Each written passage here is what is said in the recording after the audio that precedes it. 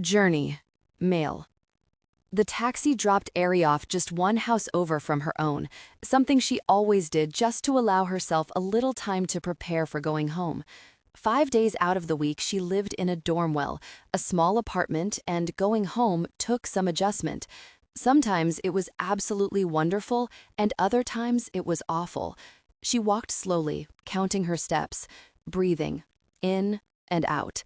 She was able to quiet her mind and not look at the patterns around her.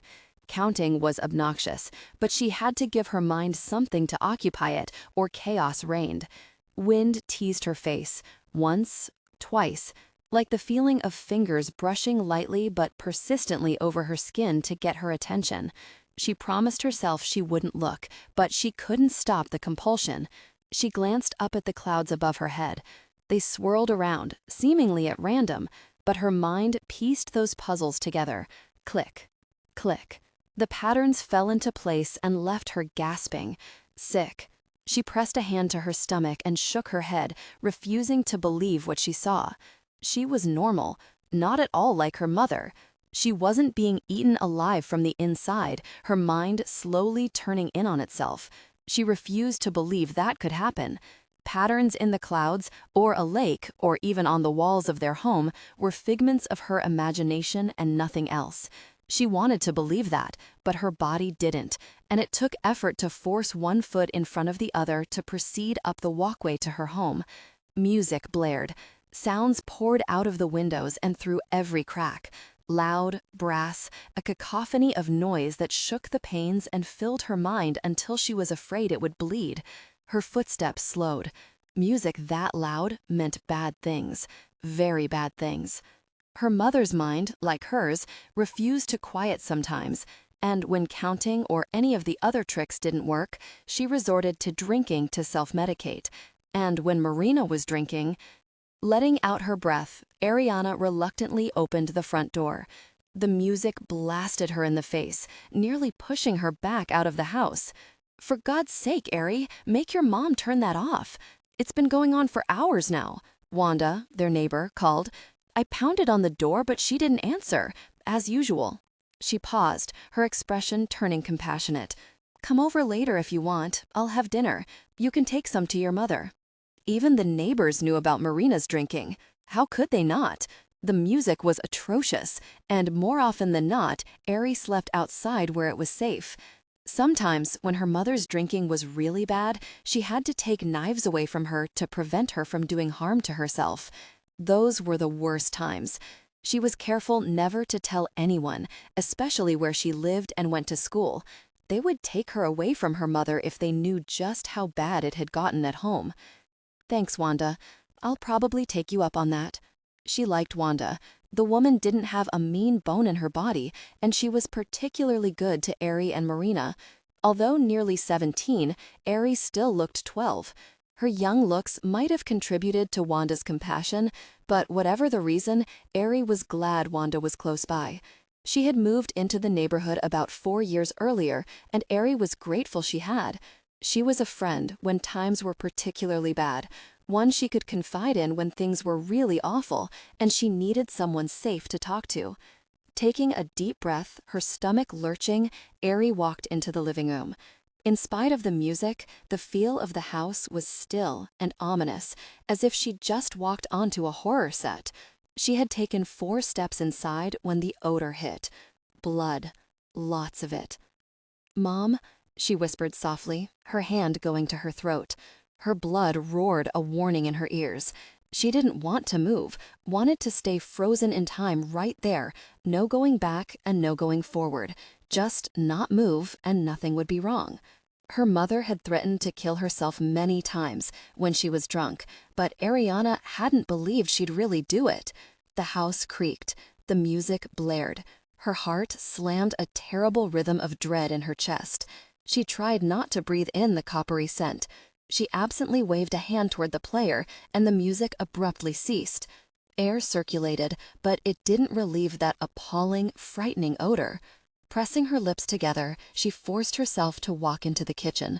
Dark coffee swirled in another pattern across the cheerful blue and white tiles, looking like a river of mud. Broken pieces of her mother's favorite mug lay scattered like white islands through the dark spill. A drawer, wide open, tipped precariously downward, and a chair lay overturned beside the kitchen table. Her mother was a neat freak. She would never, under any circumstances, have left such a disaster behind, not even if she was very drunk or suicidal. Airie's heart pounded harder than ever. "Mom," she called again, this time a little louder. Pain edged her voice. Fear. It was a child's voice seeking reassurance, when lately she'd often had to be the adult. There was no answer. She shook her head and forced her feet to move one step at a time down the hallway toward her mother's bedroom. She pushed open the door slowly. It was empty, and as perfectly pristine as her mother always kept it. The duvet was white lace, along with the abundance of pillows and shams. Marina loved white, that pure background that soothed her mind and allowed her to rest. Airiana leaned against the wall and closed her eyes. The scent of blood was overpowering now, much stronger in the hallway. When she turned her head just slightly, she could see a thin line of red leaking out from under the door of her bedroom. Her body, of its own volition, turned away from the sight, a full flight response, but her feet remained frozen in place. She couldn't move. She couldn't leave. If her mother was alive in that room, she needed help. There had been no bottles of alcohol out on the sink in the way her mother liked to arrange them. There was no blender plugged in to make the drinks her mother chose to inhale by the gallon when her mind was too chaotic and she needed a respite. There had been coffee. Coffee on the floor. Airie bit her lips so hard blood welled up. She had to check. She couldn't run like a coward to her neighbor's house and beg her to look first. Holding her breath, she made it down the hall to her bedroom door. It was slightly ajar, but she couldn't see inside. Very slowly, using her fingertips, she pushed the door open so she could look into her room. She screamed, and screamed, and screamed.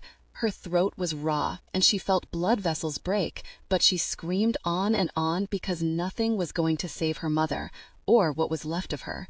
She knew it was her mother only by the dress she wore, her favorite dress, the one she wore when she wanted to do something fun with Airie, when she tried to make up for the time she had a bad time, when she was sober and determined to start all over again and this time stay sober. Airiana, Airiana. Hands shut her shoulders, gentle hands. They killed her. They tortured her, and they killed her. Airiana Ridell covered her face with her hands, sobbing like that teenager. "I know, honey. I'm here. You're safe. She's in a place where they can't hurt her anymore."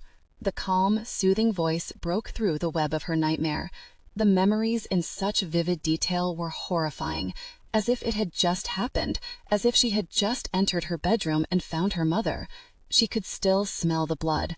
She would never get the odor out of her mind. Her stomach cramped and heaved, and her throat hurt so bad she could barely swallow. "Lissa," she gasped, pushing herself into a sitting position. "I'm sorry. Did I scream again?" Lissa Pinar sat on the side of the bed, pushing back the heavy fall of hair from Airiana's forehead. Tiny beads of perspiration dotted Airiana's brow, and her thin sweats were damp as well. Journey. Lissa looked her sister of the heart over Airiana. Airiana was short, with a slender, almost boyish figure. Everything about her was fragile. A good wind might blow her over. Her eyes were deep blue, almost cobalt, fringed with golden lashes, and her hair, damped at the moment, was a true platinum blonde. Natural streaks of silver and gold ran through the thick pelt of platinum hair, which, to Lissa, lent Airiana the ethereal appearance of a fairy. Right now, there were dark circles under her eyes, and she looked more fragile than ever. Lissa nodded in answer to Airiana's question. "You've screamed 2 nights in a row now. What's bringing these nightmares back? You haven't had them in quite a while." Lissa's 5 acres bordered Airiana's within the large acreage of the farm, so it wasn't as if their homes were close, yet the wind had carried Airiana's cries to her. Airiana glanced toward her windows. They were open, as usual. She never closed them, not even in the rain. Lissa might not be a blood relative, but she was family to Airiana, a sister, every bit as loved as one born to her mother. "I don't know why the nightmares are coming back so strong," Airiana admitted, but there was a nagging feeling in the back of her mind, one that told her the nightmares were heralding of disaster. Each of her chosen sisters had gone through something similar in their past, having a loved one murdered and feeling responsible, so she knew Lissa would understand exactly how she felt. Airiana pressed her palm to her mouth, feeling sick. "I'm beginning to see patterns in everything, like I'm losing control again." That frightened her. The thought that she'd go down the same path of madness as her mother was terrifying. "Maybe we should call Deborah Gems. I could go with you to Monterey for a consult," Lissa offered immediately. "There's nothing terribly pressing that I can't put off at work." Deborah had been the amazing counselor who had brought 6 women together in group therapy. Each of them was a victim of a violent past, and each believed she was responsible for the murder of a family member she loved. All had been at the very end of their ability to survive when they had gone, as a last resort, to Deborah, in the hopes that she could help them. "Do you ever wonder why or how we were each drawn to Deborah's group?" Airiana asked. "Each of us has a gift, we're bound to an element, and somehow we found one another just when each of us wanted to give up." The 6 women had formed a bond so strong they had decided they were better off together and had pooled their money to buy a large farm. Eventually, they were able to build a separate home for each of them. Although each had a designated space of 5 acres, they ran a communal farm and donated a portion of their outside businesses to the running, care, and expansion of the farm. "That's the part that has amazed me," Lissa agreed, "that we all came with special gifts and didn't even realize it. It's no wonder Sea Haven called to us. I think there's magic in our little village, and we just responded to it." "Do you know what's really bad?" Airiana blinked away the tears on her lashes and sent Lissa a small scowl, deliberately changing the subject to give herself a little respite. "Ilya Prakenskii married Jolie Drake and settled here. Levi is really Lev Prakenskii. That's 2 of the brothers here in Sea Haven. And then who comes along to marry our Judith? Another bossy Prakenskii, Stefan." Lissa nodded. "He can call himself Thomas Vincent or anything else he wants, but he's a Prakenskii all the way with his domineering attitude." Airiana held up 3 fingers. "And that's 3 of the 7 Prakenskii brothers right here in Sea Haven. What are the odds of that? They're here, and somehow our sisters are attracted to them, drawn like magnets, when both professed to never want to be with a man. And that, my sister, is a very scary fact." "What are you saying?" Lissa frowned at her. "Don't even be thinking the other brothers are going to show up here. Thinking it might make it happen." Airiana nodded. "Right?" The nightmare faded a bit, just enough to take the edge off, now that they were talking about the Prakenskii brothers. The 7 brothers were Russian by birth, taken from their parents and trained as agents for their government in a secret program. She was fascinated by their past because it was very close to her own, without all the brutality until her mother's murder. But the brothers had seen their parents murdered as well, and they'd been separated from each other. "You have to admit they're darned hot," Airiana said, "but dangerous as hell and just plain bossy. I do agree with them on self-defense training. Stefan and Lev know so much more than I do and are very good teachers," Lissa admitted. "I'm grateful you're all learning. I tried, but I wasn't tough enough on you." Airiana chewed on her nail. "You did just fine, Lissa. Aren't you just a teeny bit worried that the other brothers will show up and somehow will—" She frowned, trying to think of the right word. "Trapped? They have their own gifts, and we seem to just fall right under their spell. Judith was never going to marry. And Ricky? Who would have thought she would allow someone in her home, let alone on her boat? That's a miracle in itself." Lissa slipped off the bed. "Don't say it. Things happen in Sea Haven that can't be explained, and I'm not tying myself to any man, let alone one of those Prakenskii brothers. Can you imagine my personality with a man like that? So domineering. I'd shove him off a cliff. You just can't put something like that out into the universe and not have it come back and bite you in the backside. My backside's pretty small, Airiana pointed out. She swept both hands through her thick hair, breathing deeply.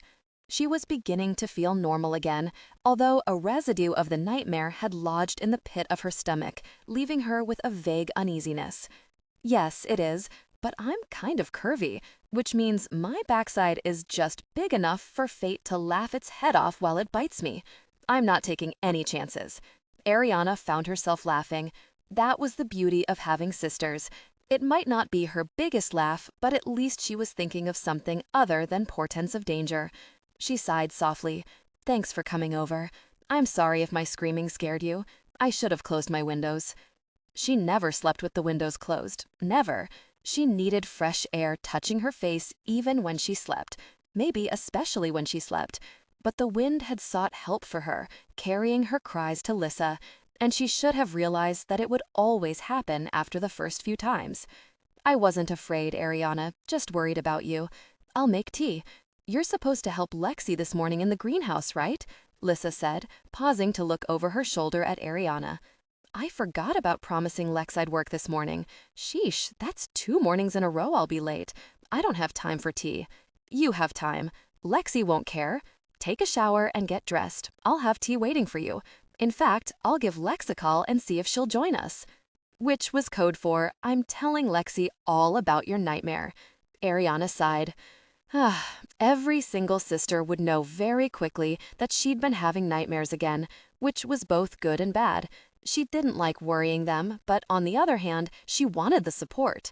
When all 6 women were together, the strength they had was empowering. Airiana always came away from a family get-together feeling strong and vibrant. Right now was a good time to get a little family boost. Maybe we could have a dinner together, Airiana suggested. A slow, wicked grin came over her face. We could ask Levi to cook for us. He's actually gotten really good at it. You are mean. It's a dive day. Ricky and Levi headed out early this morning to go after sea urchin, Lissa reminded. The sea is calm today, and they've been waiting all week for a day like today. Airiana nodded. How could I have forgotten? Ricky was very excited last night. Journey. Male. You know how she loves to be out on the ocean? Or, more precisely, in it, Lissa corrected. Ricky was another sister, recently married to Levi Hammond, or rather Lev Prakenskii, although he could never use his given name and be safe. Ricky was autistic, and the sea helped her find balance. For Ricky, any day she could dive in the ocean was a good day. I'm glad she's so happy, Airiana said, although she still won't let Levi captain the boat. They both laughed.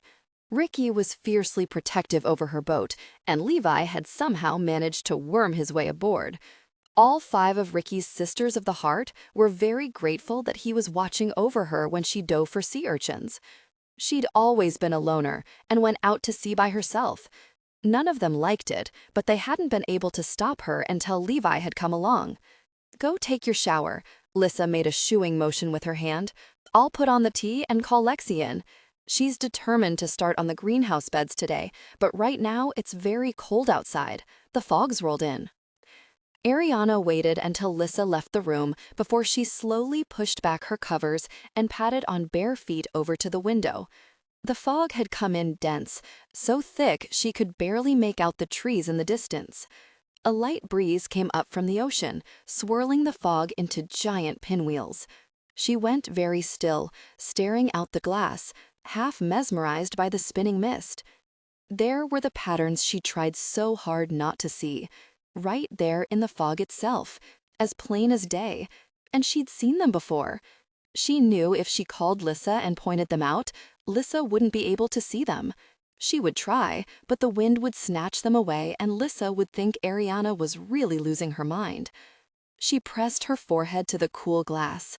Her gift was a blessing and a curse. Being bound to air had advantages, but not when her mind was so demanding.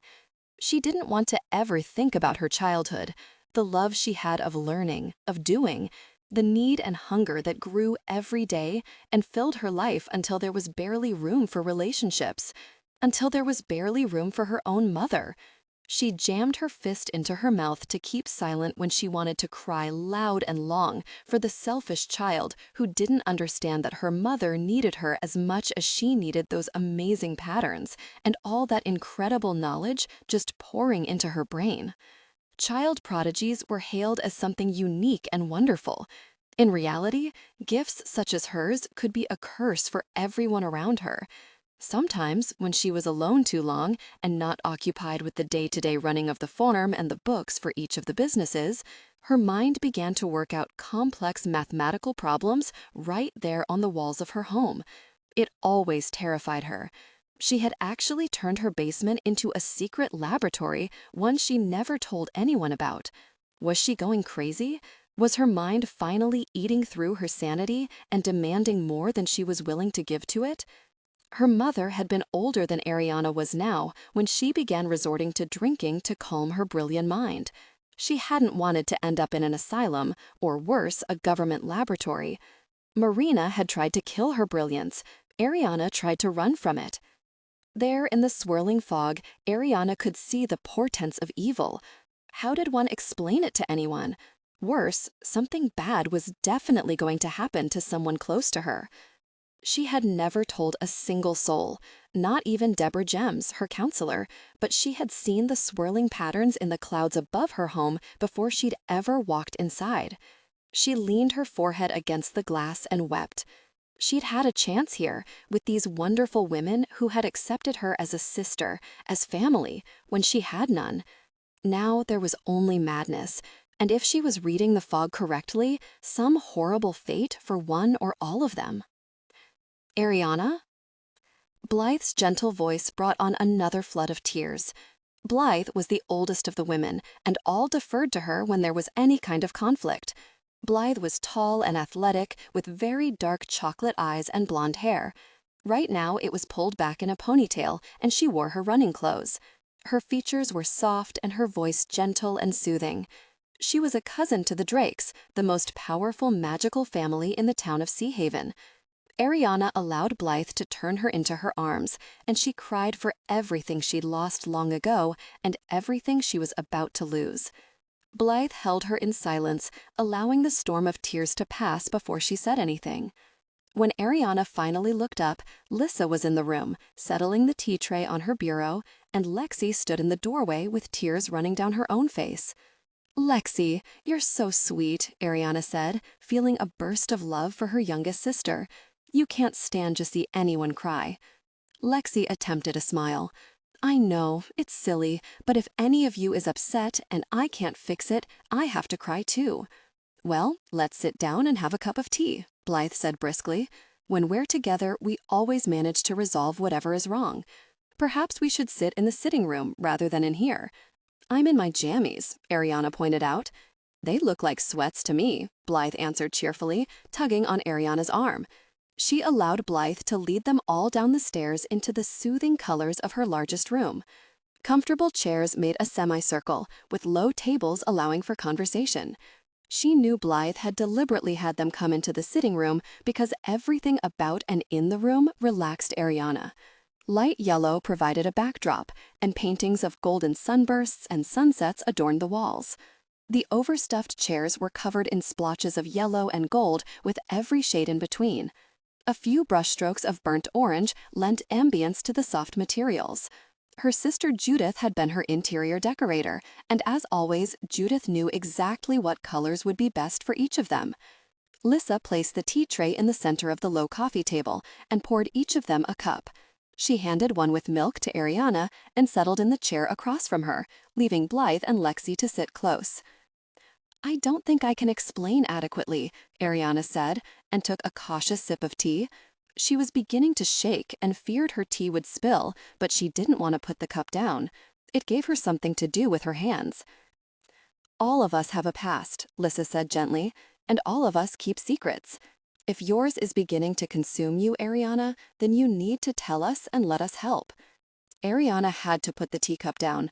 If she didn't, she knew it would end up on her floor, and she didn't want that. In more ways than she wanted to admit, she was like her mother. She preferred neat and tidy and everything in its place. "I think I'm losing my mind." She blurted her fear out fast, wanting to get it over. Lexi shook her head, and Lissa frowned. Blythe leaned toward her, looking into her eyes and gently sweeping back the mane of wild hair Airiana hadn't yet brushed into some semblance of order. "Why do you think that, honey?" Blythe asked, all practical and interested like she managed to sound. Sane. She always sounded grounded and sane. That was the reason the rest of them always relied on her. "My mind won't stop seeing patterns everywhere. I can't stop doing mathematical theories, and I see them in my head. I was like this before when I was a child, but for a time it stopped, and I thought I'd be all right. But it's come back worse than ever. I'm devouring books, textbooks, anything I can get my hands on.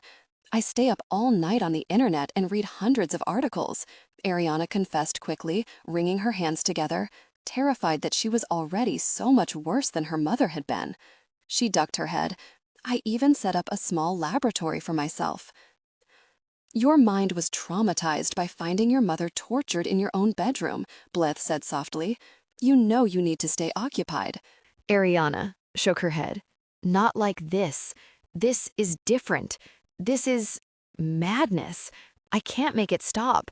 When I was young, I soaked up everything, absorbed knowledge, anything I could find or read. It was fun and exciting, and I never considered the consequences of having a mind that couldn't be satisfied. But my mother—" "You aren't your mother," Lissa said firmly, "and you have all of us to help you through this. When you were young, did it help to keep learning?" Airiana nodded slowly. "Yes. My mind would be quiet in the evenings, and on the weekends, when I went home to see Mom, I didn't have the chaos going on. The continual demand to keep working and learning abated a bit. Although, when my mother wasn't drinking, we discussed theories. She was wicked smart. So there was balance," Blythe said. "Yes, I could talk to people who were as excited as I was about all the discoveries we were making. Before Mom drank, I could always share with her, but once she began, half the time it was just impossible. The breakthroughs in—" she trailed off, shaking her head, pressing her palm over her mouth, her large eyes growing enormous. "There are things I can't talk about, for your safety as well as my own." Blythe nodded. "We understand. My cousin Sarah's husband, Damon, works for the Defense Department. There's never a discussion about his work." Airiana's heart jerked hard. Blythe was far too shrewd not to know why Airiana's mother had been tortured, not simply killed outright. In their group sessions, she had admitted to the others that she was responsible, but she had never said why. She'd never told them the kind of work she'd done back then. She had explained that she lived in a dorm house that was really small apartments in a building. The government provided for her and a few other remarkable students attending a special type of school. She couldn't tell them the type of things they were all working on. She wanted them safe. She hadn't been able to keep her mother safe. Her mother, who resorted to drinking too much to still her brilliant mind and had talked to the wrong people, people who wanted her daughter's work. Marina had taken money, or at least the frightening agents investigating her death had claimed she had. When she didn't deliver the goods to the foreign agents, she had been tortured for the information and then killed. Airiana didn't believe them. Airiana had been whisked away, back to the school in protective custody. The story didn't add up. Marina couldn't possibly have known enough about Airiana's work to sell it to a foreign government. In the beginning, she had chattered to her mother incessantly, but when her mother started drinking, she had stopped talking about her project so much. When she turned 14, she had taken an oath to keep her research secret, and she'd taken that very seriously. She had never so much as whispered about her work to her mother, even on Marina's good days. Sadly, that had been the wedge that had slowly driven them apart. Airiana nodded her head slowly to acknowledge Blythe's revelation about Damon Wilder. The truth was, she had recognized Damon the moment she laid eyes on him when he'd first come to Sea Haven, only a couple of years earlier. She had studiously avoided close contact. Damon had been aware of her, of course, but he hadn't approached her, and she knew he wouldn't. It had been years earlier that they'd met, and she'd been a child, but still, he couldn't fail to recognize her. She had a very distinctive look. At the time, he'd come to brainstorm her project with her, but until he'd shown up in Sea Haven, she hadn't seen him again. "So what can I do to keep from going insane?" Airiana asked. She felt calmer now that she'd told them. She picked up her cup of tea, and this time her hands weren't shaking nearly as much. "You said you see patterns," Lexi said. "What did you mean by that?" "The day my mother died, I felt the wind on my face, and I looked up at the clouds. I could see this amazing pattern forming, always moving, but immediately I knew something was very wrong. It was there, right in front of me. Who sees forecasts of danger or death in clouds?" Airiana pressed her fingers to her eyes. She had the beginnings of a wicked headache. "You do, obviously," Lissa said. "And why wouldn't you? Why doesn't that make sense to you? You said you felt the wind on your face just before you looked up. Airiana, everyone knows you're an air element. You're bound to air. Air is bound to you. Wouldn't it try to warn you of danger? You communicate with air. Could it be that it communicates with you?" "Well, of course, Lissa, but not in patterns. I just know things when I'm outside. I feel things in the wind. But the patterns are different." "Warnings?" Lissa guessed. "Air warning you of danger, trying to tell you what is going to happen, or what has happened?" Airiana frowned at her. "What are you saying?" "I can read fire," Lissa shrugged, looking a little embarrassed. "The way it moves speaks to me. I can tell if the flames are angry or joyous. I can manipulate fire. I just presumed you could do the same with air." Airiana shook her head. "But you do," Lexi leaned forward. 100 times a day. You blow out candles without being close to them. I've seen you lift your shoes and bring them over to you from across a room without even looking up. You manipulate air. You read air all the time. You know before anyone if a storm is approaching. You know if it's going to rain. You always let me know days in advance what the weather will be like, and I listen to you, not the weatherman. I plan my work around what you tell me. So if you're communicating with air, how come it can't communicate back?" Airiana frowned.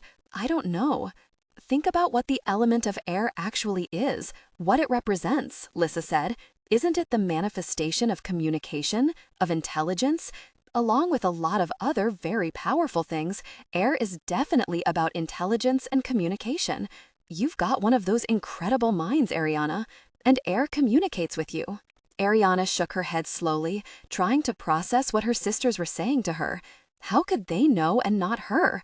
She'd been afraid her entire life of going insane because Marina had told her that her mind would eventually devour her.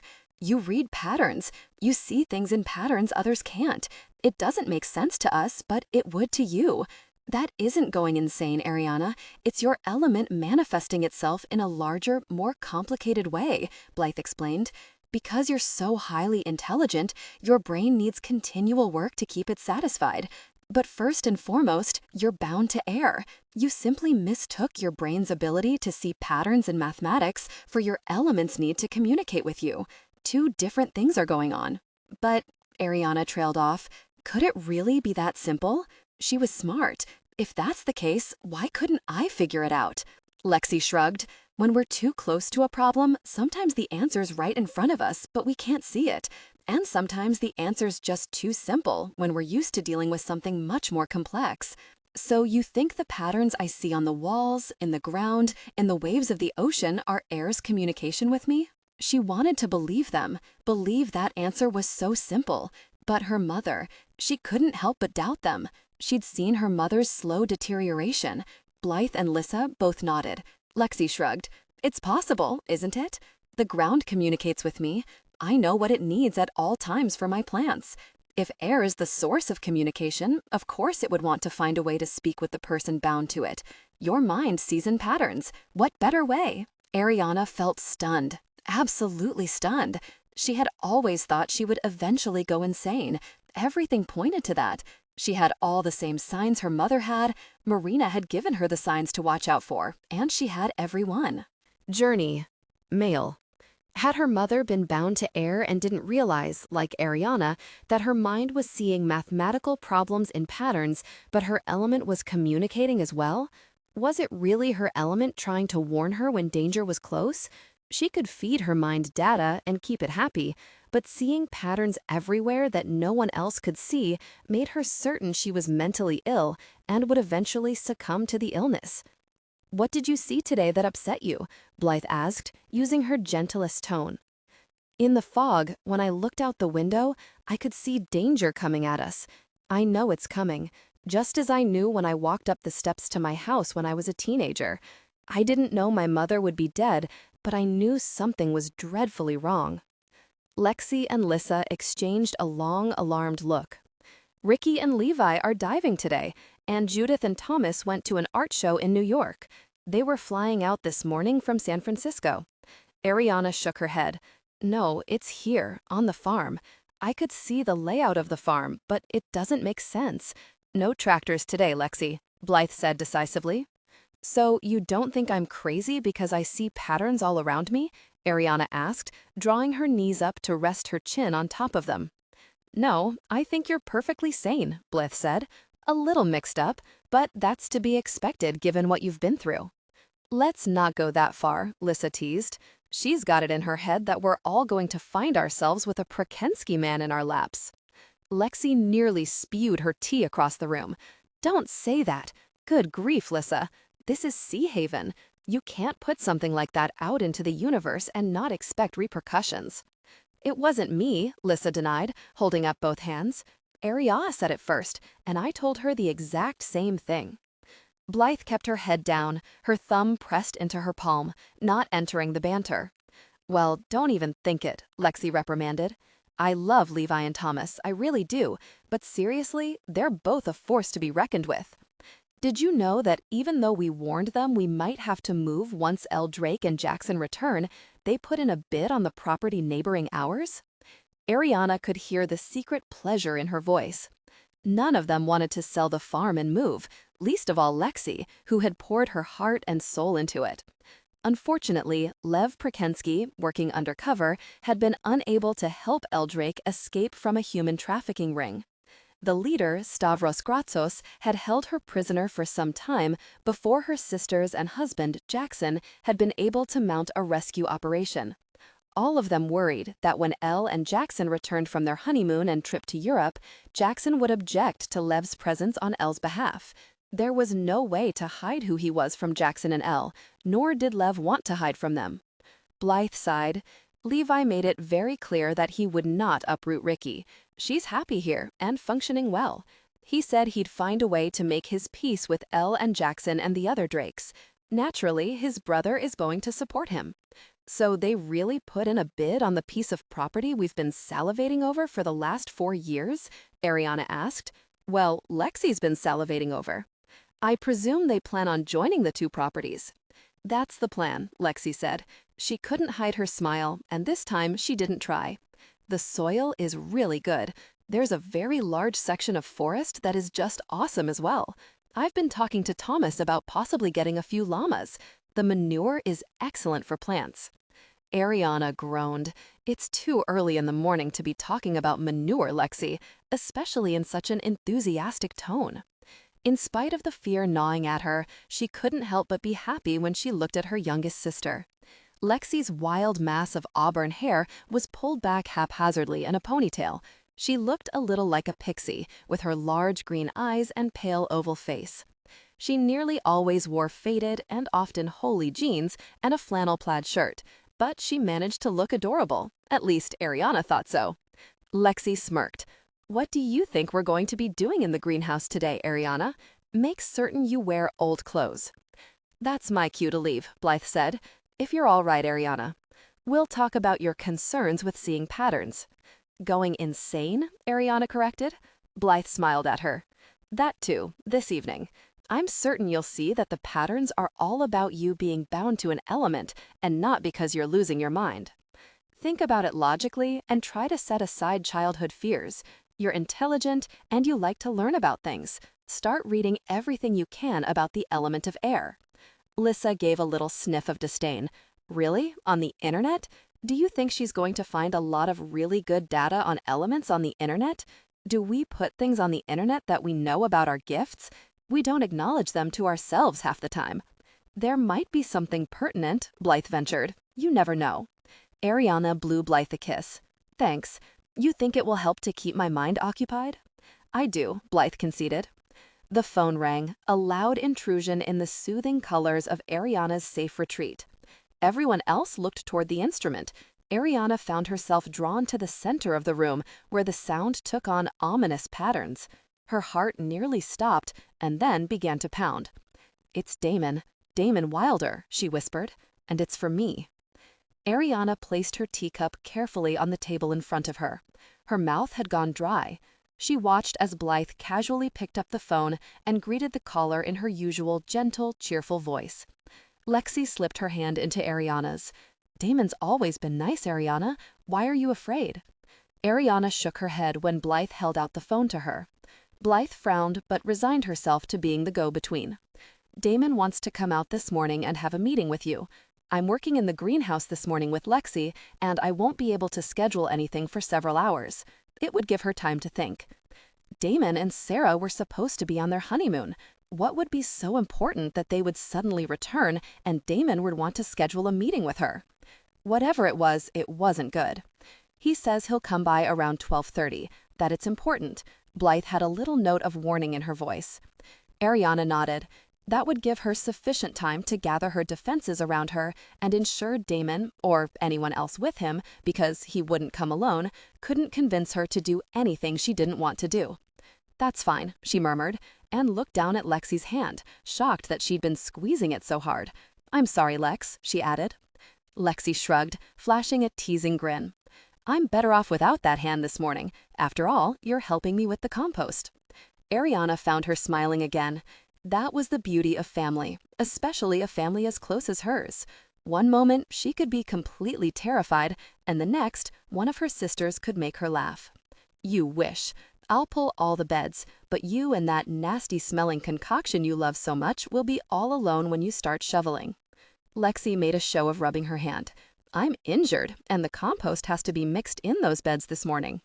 At least you're capable of sending the odor away, although, really, it isn't that bad. Airiana and Lissa both laughed.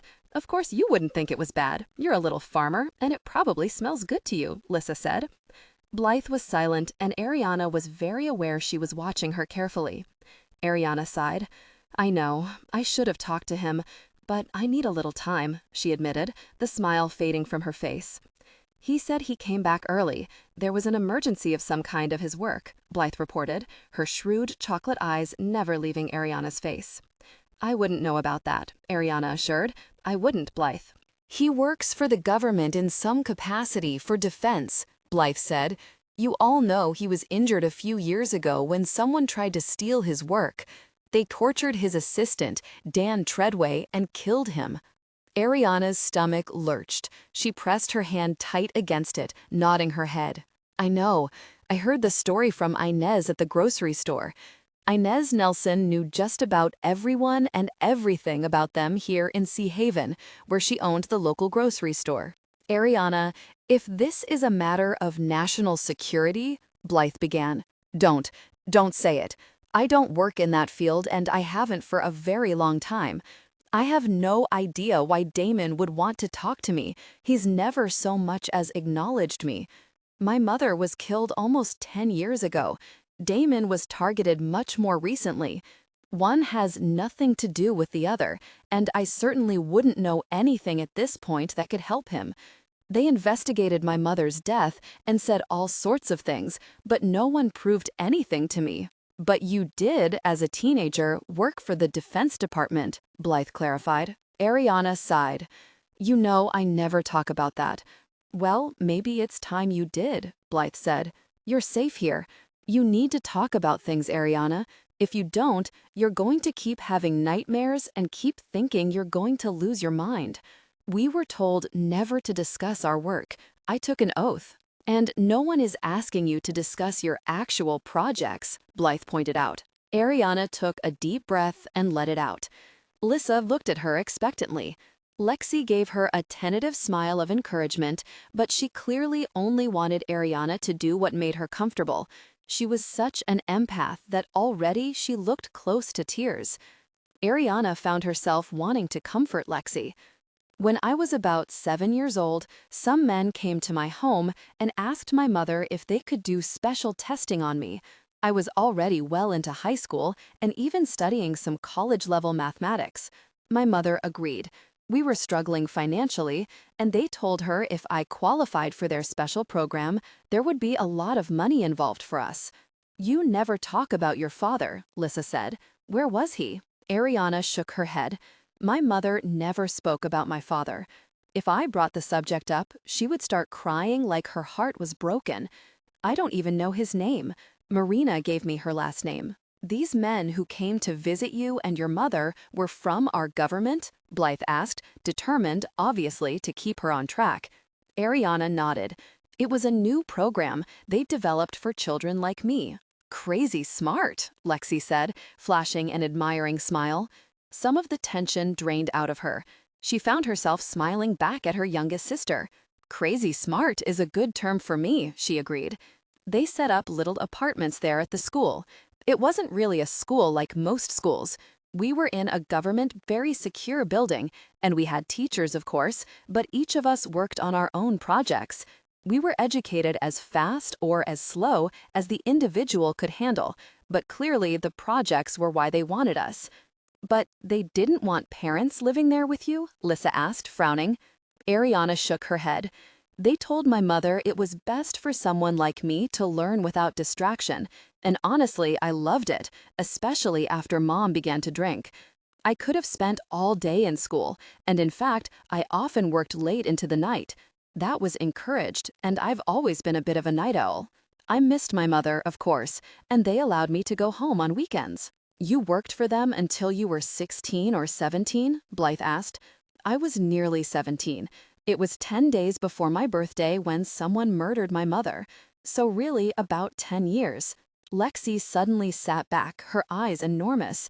"Airiana, you can't suspect that the people running the school actually had something to do with your mother's death.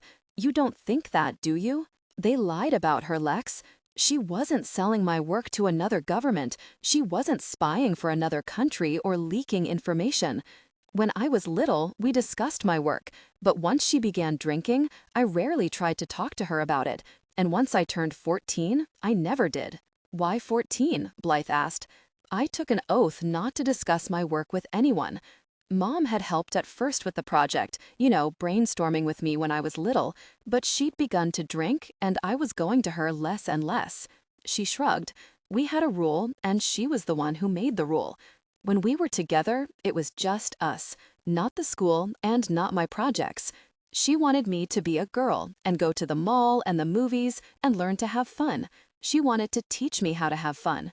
I was very serious, and she was afraid that by allowing me to go to that school, I wouldn't be a normal teen." It was the first time Airiana could really defend her mother. She had tried, but no one had listened to her. Her sisters were listening. They believed her. She could feel it, see their understanding on their faces. After her mother's death, with the help of these women in the room with her, she had learned to have fun, just as her mother wanted. Why would they lie about her? Why would they smear her name and act as if she was capable of betraying her country when she wasn't? What was the point?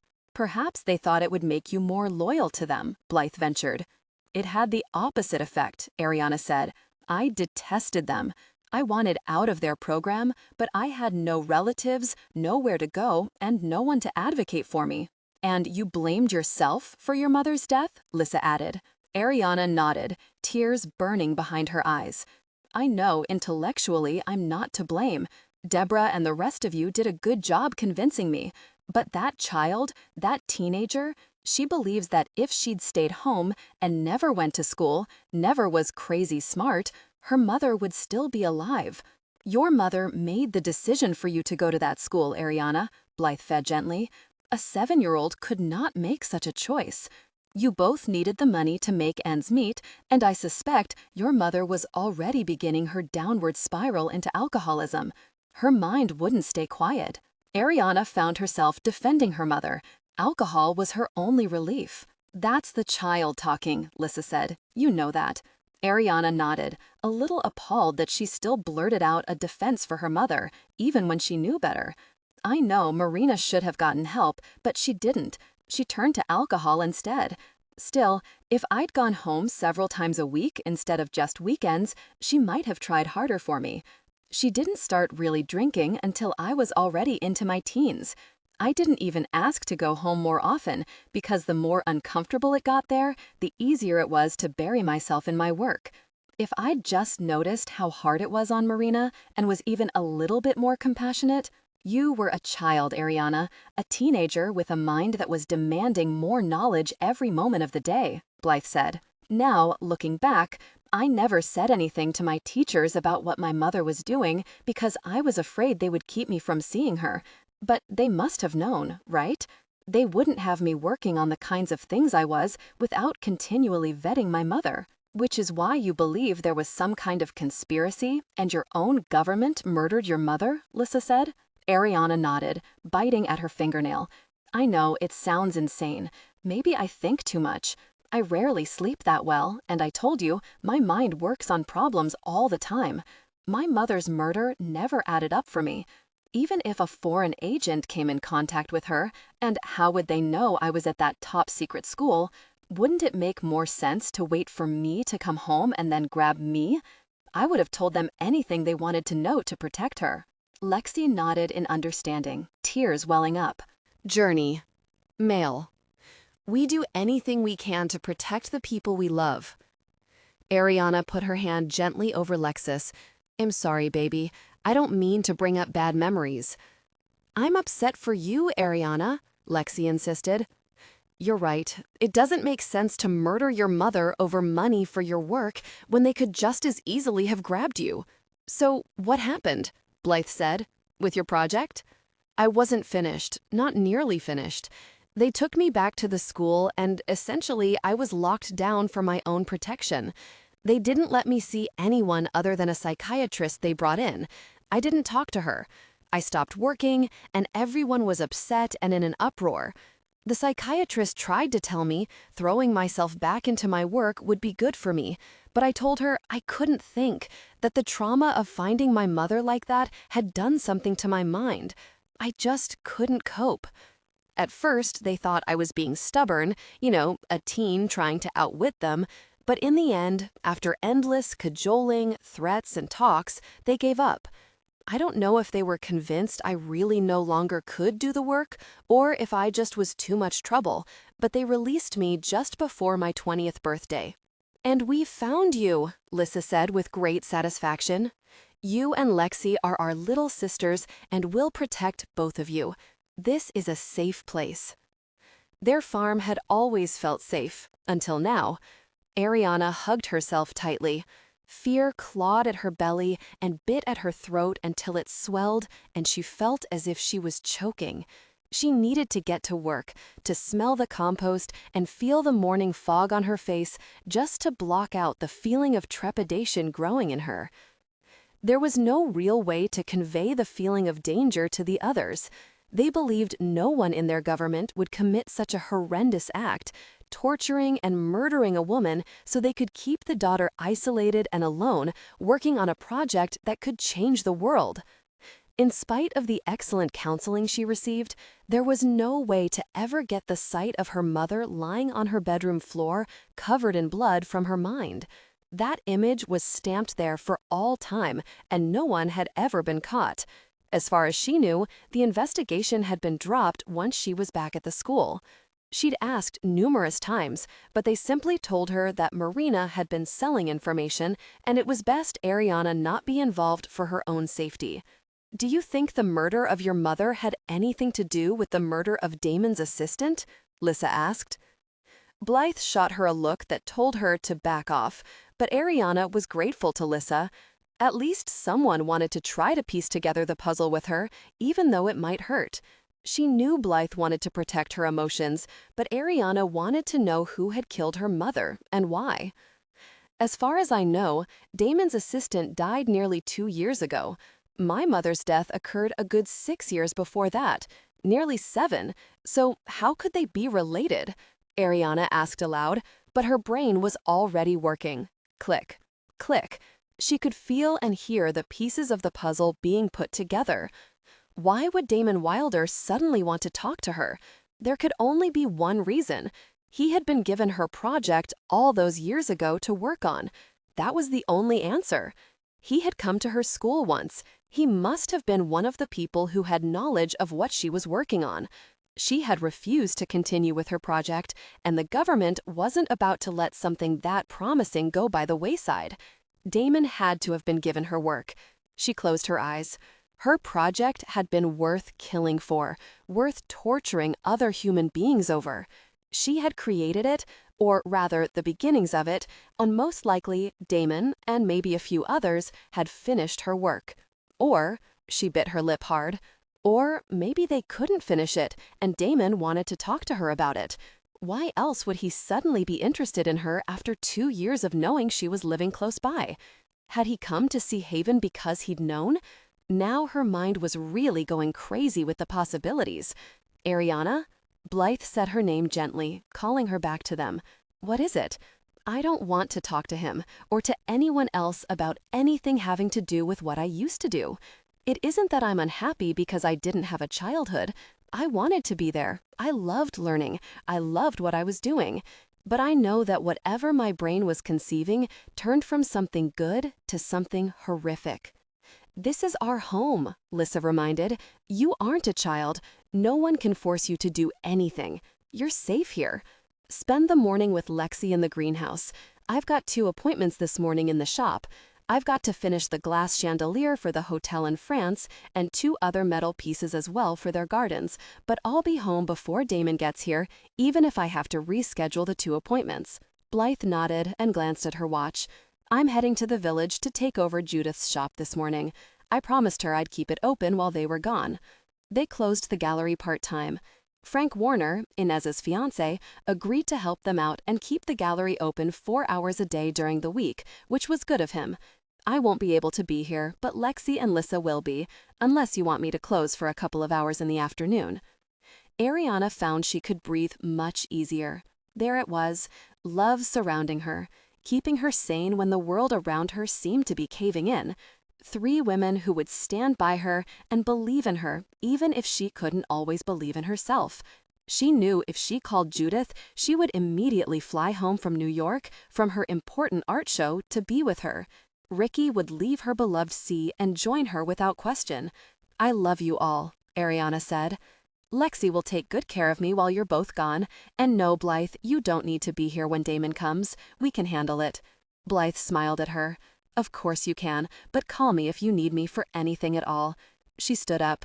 I still have to shower and change before I open the shop, so I'd better get moving. But, she trailed off when Airiana shook her head. I really will be fine, Blythe, Airiana assured. Her stomach was still in knots, but her mind had settled, and she wanted to examine the theory that the patterns she'd always considered part of the walking on the edge of madness might actually be air communicating with her. Lissa stood up as well, gathering up the teacups to put back on the tray. I will come home before he gets here, so no worries. Lissa was small but fierce. She was definitely their warrior woman, and she had no compunctions about going up against an enemy 3 times her size if need be. Anyone threatening her family was considered an enemy. Even her red hair crackled around her with her fierce energy. Airiana caught her breath. She could see patterns in the air around Lissa's silky red hair.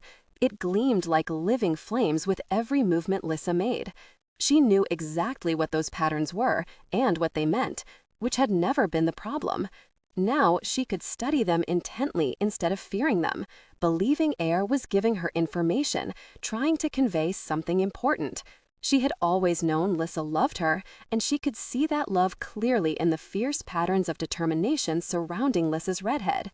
There were no dire warnings of impending doom, only her sister's deep resolution that she would protect Airiana and Lexi with her life if need be. Lissa sent her a small smile. Stop looking at me with that mushy, goofy look. You know I don't cry, and I'm not in the least bit girly. I refuse to get all teary-eyed with you. She picked up the tray and turned toward the kitchen. Lexi burst out laughing. Lissa, you're the most girly girl I know. You can try to hide in your most excellent baggy jeans and tees, but there's no hiding the way you walk. Journey. Male. Just because you refuse to be a sympathy crier like me doesn't mean the tears aren't there. That's why you're running away to the kitchen. I can pound you into the ground, little sister, Lissa reminded. We have self-defense class tonight. You can try, Lexi said with a little sniff, but I've been improving, working on my moves. She made chopping motions in the air with her hands. Airiana found herself laughing. The image of little Lexi, who had trouble killing snails, fighting warrior woman Lissa was just too funny. I want to believe you could take her, Lex, but seriously? Lissa can score on Levi and Thomas occasionally. I wish, Lissa said, and left the room.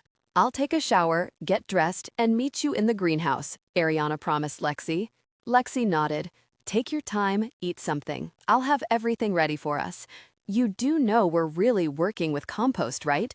And you're going to shower first? Yes, I am. I'm a girly girl, and I'm not going outside without a shower and clean clothes, Airiana declared with a small laugh. Lexi shrugged. You'll want another one when we're finished. Llamas? Really, Lex? For their manure? Airiana asked as Lexi headed toward the door. You weren't kidding, were you? There are studies done about concocting a sort of tea with their manure and using it on the plants. Airiana held up her hand. Don't use tea and manure in the same sentence, or I'll have to pound you into the ground. You're such a baby, Lexi said. It's science. You're supposed to love science. I draw the line at foul-smelling llama manure tea. Airiana watched Lexi leave laughing before she got up and made her way to the kitchen. Lissa had most of the teacups washed. Airiana leaned her hip against the doorway and watched her for a long moment. I love you, Lissa. If anything happens, I want you to know that you and the others mean the world to me. Being in our family has changed me, made me a better person. You've instilled confidence in me that I never had, and I appreciate you more than I can ever say. Lissa spun around, holding the dripping teapot against her chest. Nothing is going to happen to you. Ricky got through her crisis and came out stronger than ever. So has Judith.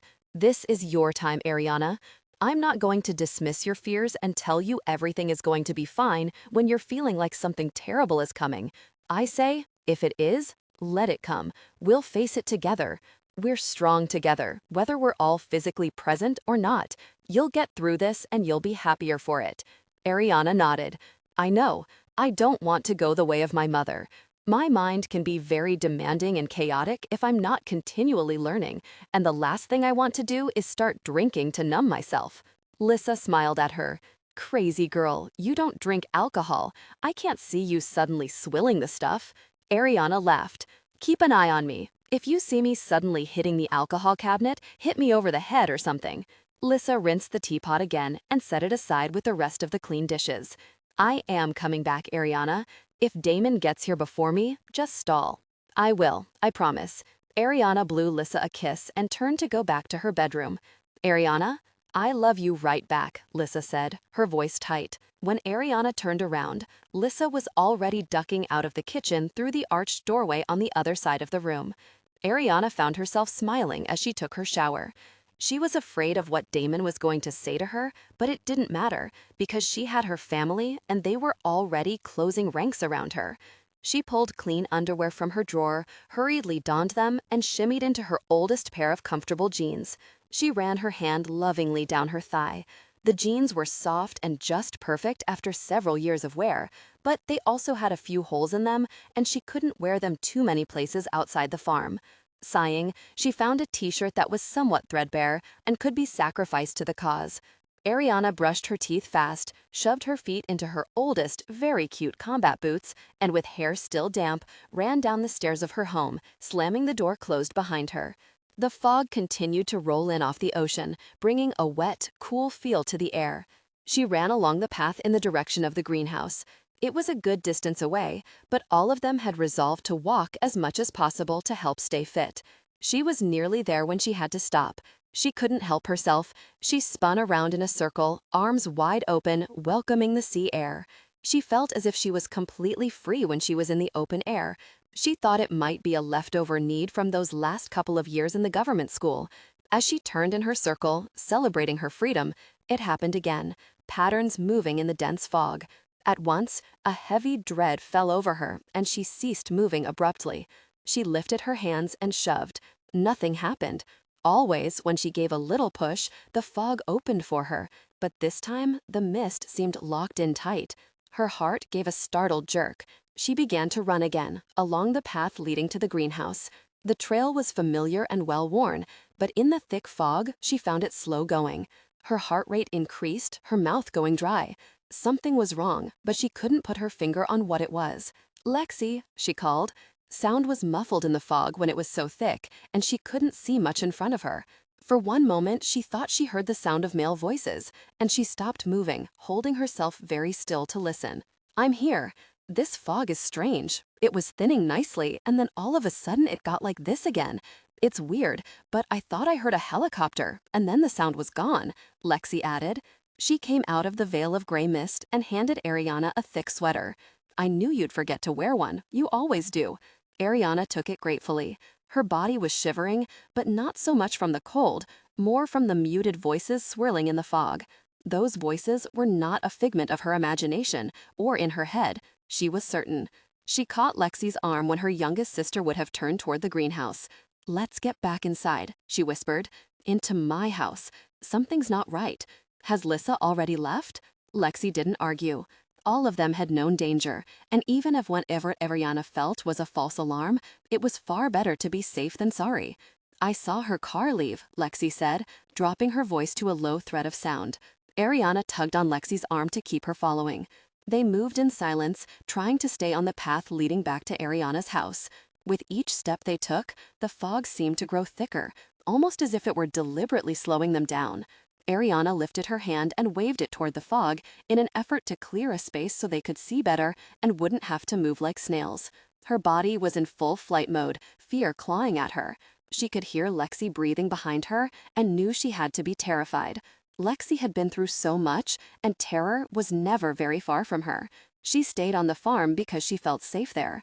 Airiana felt the edge of anger, a slow boiling that started somewhere in the pit of her stomach. She might be afraid herself, but she was getting angry on Lexi's behalf. The farm was their refuge, and whatever threatened Airiana had no business coming to their home, and she was certain the threat was to her. Something moved off to her left, something large. Her breath caught in her throat, and she tugged at Lexi's hand hard. "Move fast, run." She began to sprint, veering away from the left side but angling toward her porch. She couldn't even make out the house in the thick fog. "This isn't natural," Lexi said as she kept pace. No, it wasn't. The fog definitely pressed back at them, as if something drove it, commanded it to slow them down or stop them altogether. Journey. Her brain screamed at her to stop panicking and think rationally. Airiana took a deep breath and stopped running, dragging Lexi to a halt beside her. She leaned in close to her sister and put her mouth to her ear. "Someone is influencing the fog. We've got to get off this path and then stay very still. We can't hear them, but that means they can't hear us either. They're expecting us to run for the house. If the air communicates with me, whoever is manipulating this fog is listening to it too. We can't make noise or disturb it too much." Lexi nodded in understanding. They stayed very low to the ground, trying to slip through the dense veil as slowly and carefully as possible. Lexi touched her shoulder and indicated she would lead the way.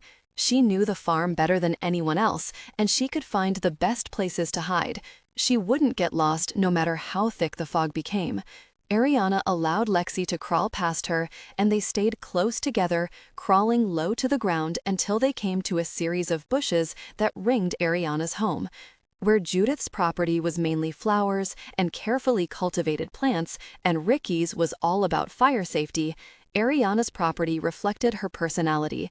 She had wild bushes and grasses growing everywhere, a virtual sea of color waving madly in the winds coming off the sea.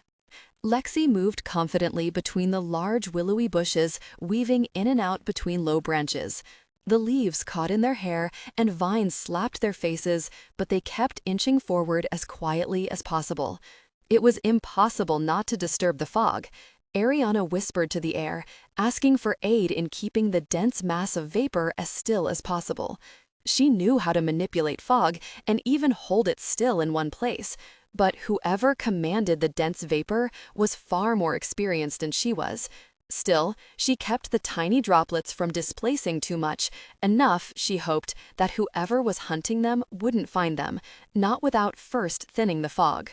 Someone cursed, the male voice muffled, but his foul words still discernible.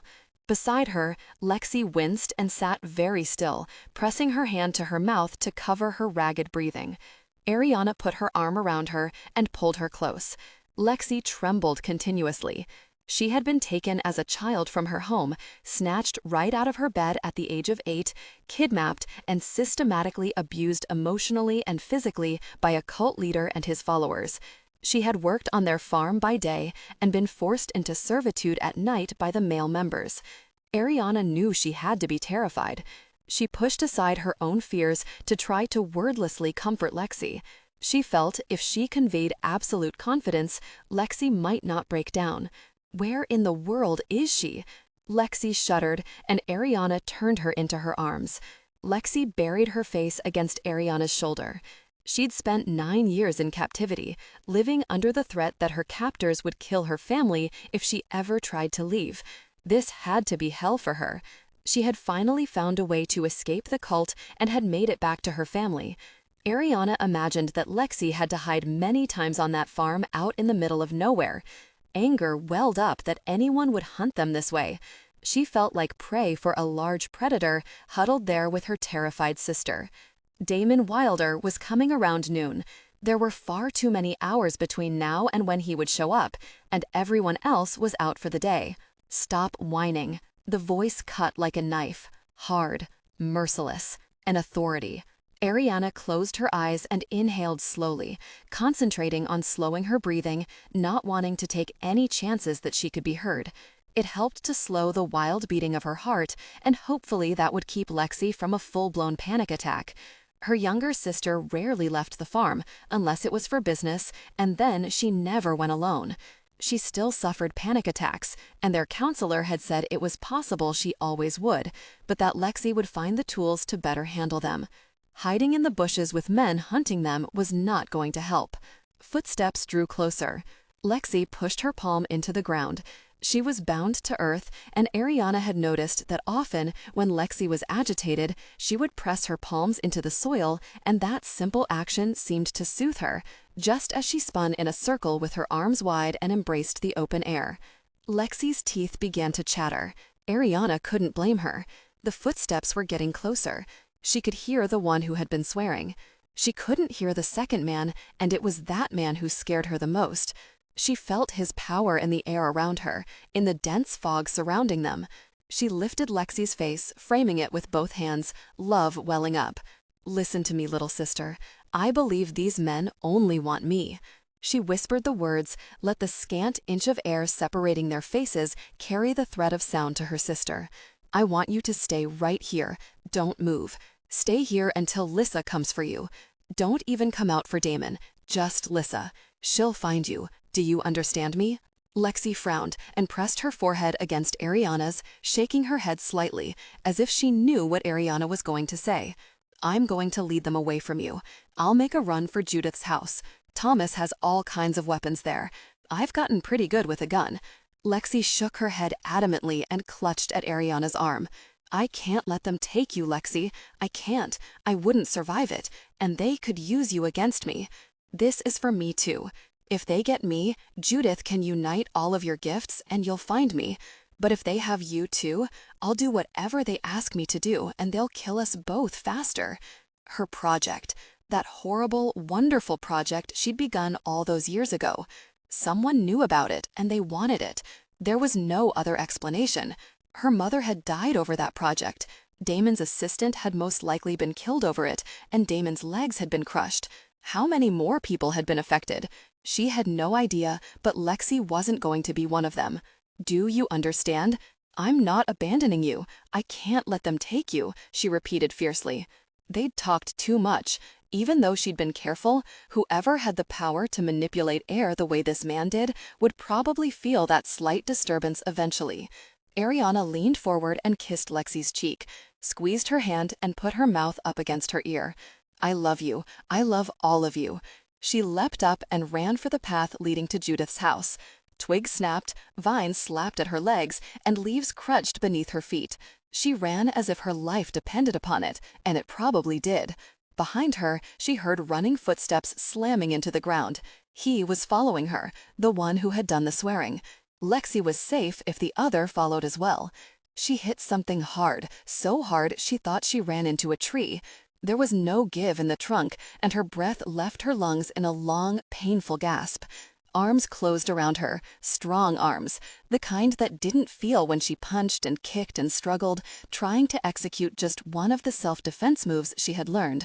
He simply lifted her off the ground, slung her over his shoulder without a word, and strode through the already thinning fog. Airiana would not go with him. Screaming would only draw Lexi out of her hiding spot, so there was little point in indulging her fear. There was no one to hear her but these men, and Lexi. Everyone else was away. She would not bring her younger sister into danger she was certain was hers. She made up her mind she wasn't going with this man. Wherever he was taking her was definitely a place she didn't want to go. She forced her mind to calm, to think. Her brain was her best defense, at least both Levi and Thomas insisted it was. To make her assailant continue to think she was panicked, she kept struggling, but her mind was already laying out the farm in grids for her. Journey. She began to weave the fog, binding it into long ropes as she pounded on his back with her fists. She timed his steps and threw a loop over his back foot as he raised it. He stumbled, nearly dropping her, forced to catch himself. Quickly, she looped the fog around his neck and head, dropping it over him like a hood. She kicked hard, driving backward, using her legs and arms for momentum as well as his forward fall to throw herself off. She hit the ground hard and rolled away from him, scrambling on all fours in an effort to make it into the brush. He threw out his hand blindly, but unerringly, probably feeling, as she could now, exactly the position of everyone around him in the fog. He shackled her ankle with his hand, a big hand. He was a big man and incredibly strong. Once his fingers circled her ankle, she felt not only his strength, but his will surrounding her flesh and bones. She also felt his shock at her fight, and his amusement. Well, he wouldn't be amused for long. She turned over as he dragged her back to him and kicked his knee hard, once again using his own force against him, driving hard with her combat boot. He grunted, and the amusement vanished. He hung on to her, knocking her leg down when she came in for a second kick. Her leg went numb with the force of his blow. She felt the burn of tears, an automatic reaction. That just made her even angrier. Fighting him physically was impossible, and his hold on her ankle seemed unbreakable. She forced her body to relax while she went back to what she was most familiar with. She could manipulate air. Sitting up fast as he crouched down, his upper body coming toward her, she shoved air at him with both hands, a burst of wind at a frightening rate of speed. Honestly, she hadn't meant to push so hard, but she was terrified, angry, and determined. The wind caught him square in the chest, lifted him, and threw him back. She was up and running again, pretending she was a gazelle and could run fast. Running had never been her thing. Blythe and Lissa could run forever and enjoy it, but she had always considered it a waste of time. Now she called on air to keep her lungs filled, to move through her body and aid her as she sprinted as fast as she could. She hit a barrier, soft this time, and knew it was a net of woven fog. The moment she encountered it, skin to fog, it wrapped around her like a sticky spiderweb. The more she struggled, the tighter it got. She closed her eyes and pushed down a sob as she once again found the control to stop moving her body when she wanted to scream and tear wildly at the bonds holding her prisoner. Taking a breath, she tested the ropes, trying to find a weak strand. He was adept, extremely skilled, but he had to work fast, and that meant his weave wasn't perfect. She tried not to admire his work, but his will was iron, and somehow he embedded sheer determination within his weave of air. She tested several strands and realized he was so certain he had won that he wasn't running to catch up with her, he was walking. Once again, she could feel his amusement. Airiana turned her attention to her assailant. With every movement he made, he displaced air and transmitted information to her. He was well over 6 feet with very broad shoulders and a thick chest. His body felt mainly muscle. He was a machine, she realized, a fighting machine. He was purposeful and confident. He knew she was small, and he felt completely in control.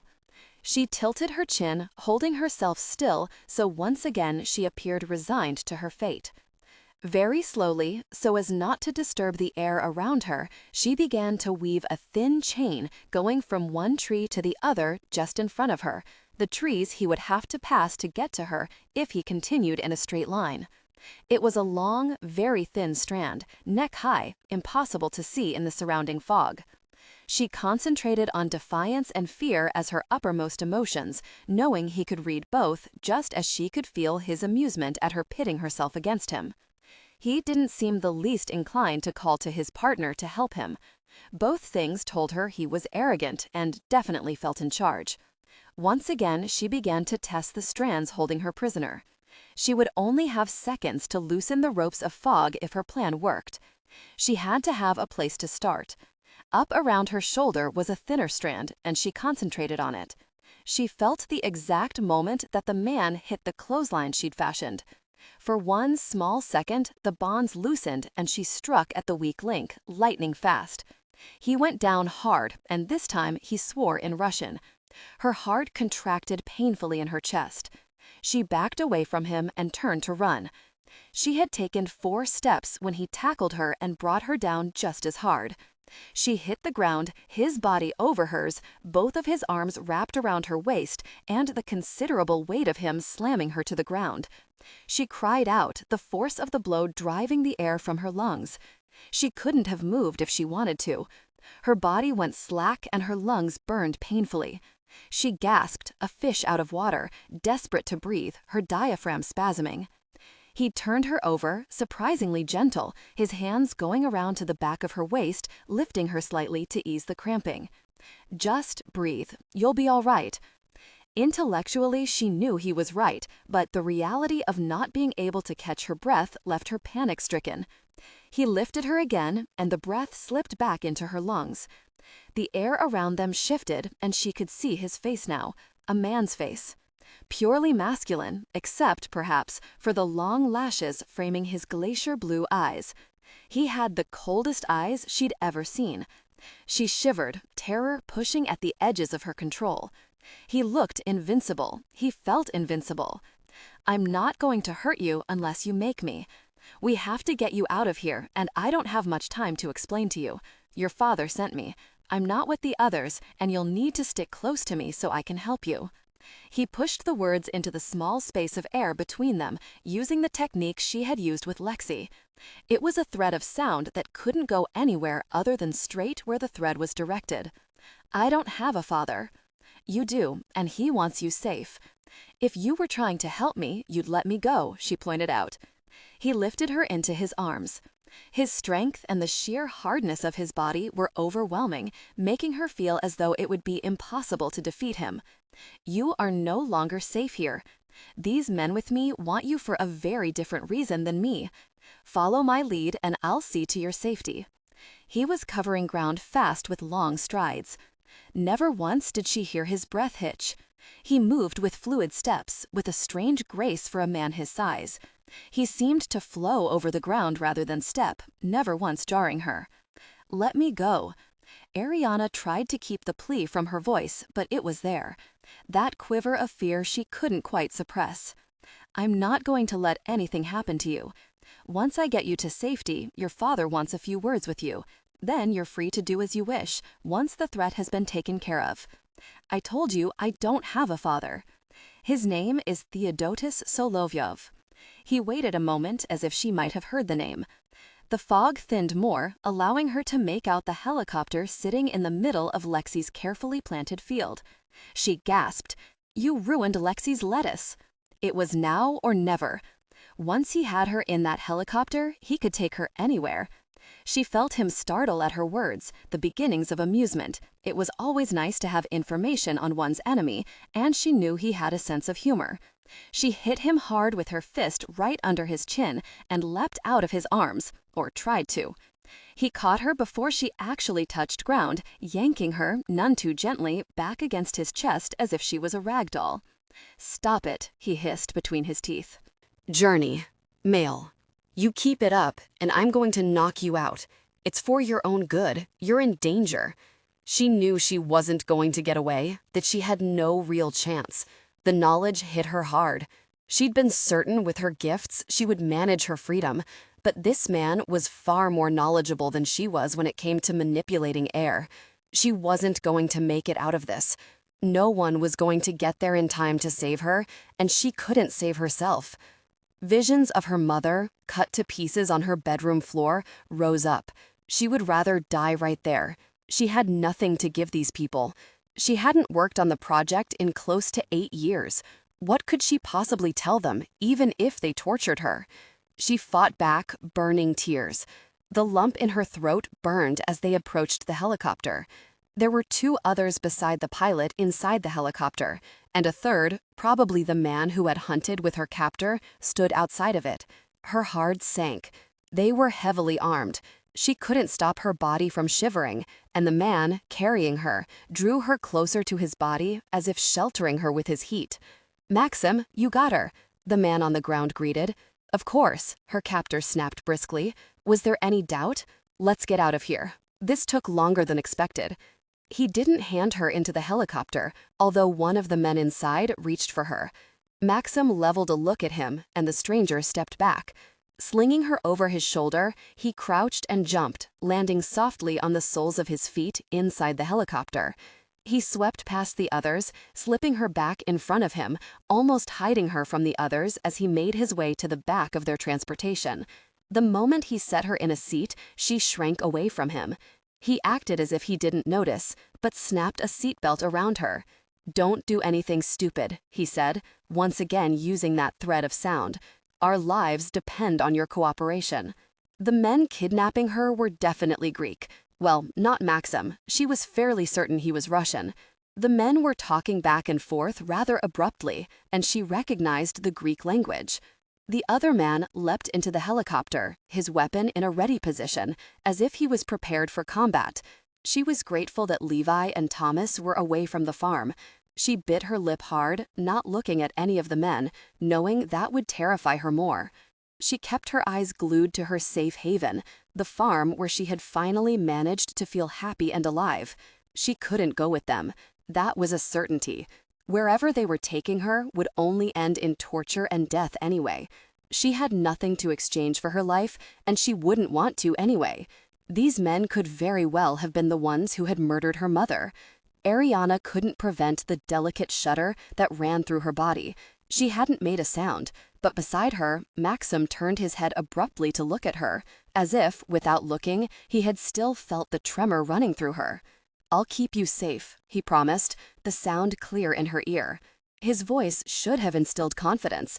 It was strong and commanding, just like the man himself, almost bordering on arrogance, but that only added to her belief that there was no hope of escaping him.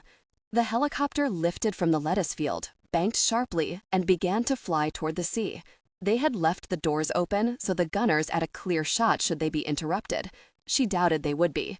The sound of the helicopter itself seemed to be muffled, rather than the loud ones she was familiar with. Whoever had hired these men to kidnap her had money, lots of it. She closed her eyes and concentrated on the air outside. Not the fog this time. A heavy wind could wreak havoc with a helicopter. She knew from the sea rescues performed by the forestry department that it was dangerous to fly in winds, especially when near the cliffs. And they were moving fast toward those cliffs.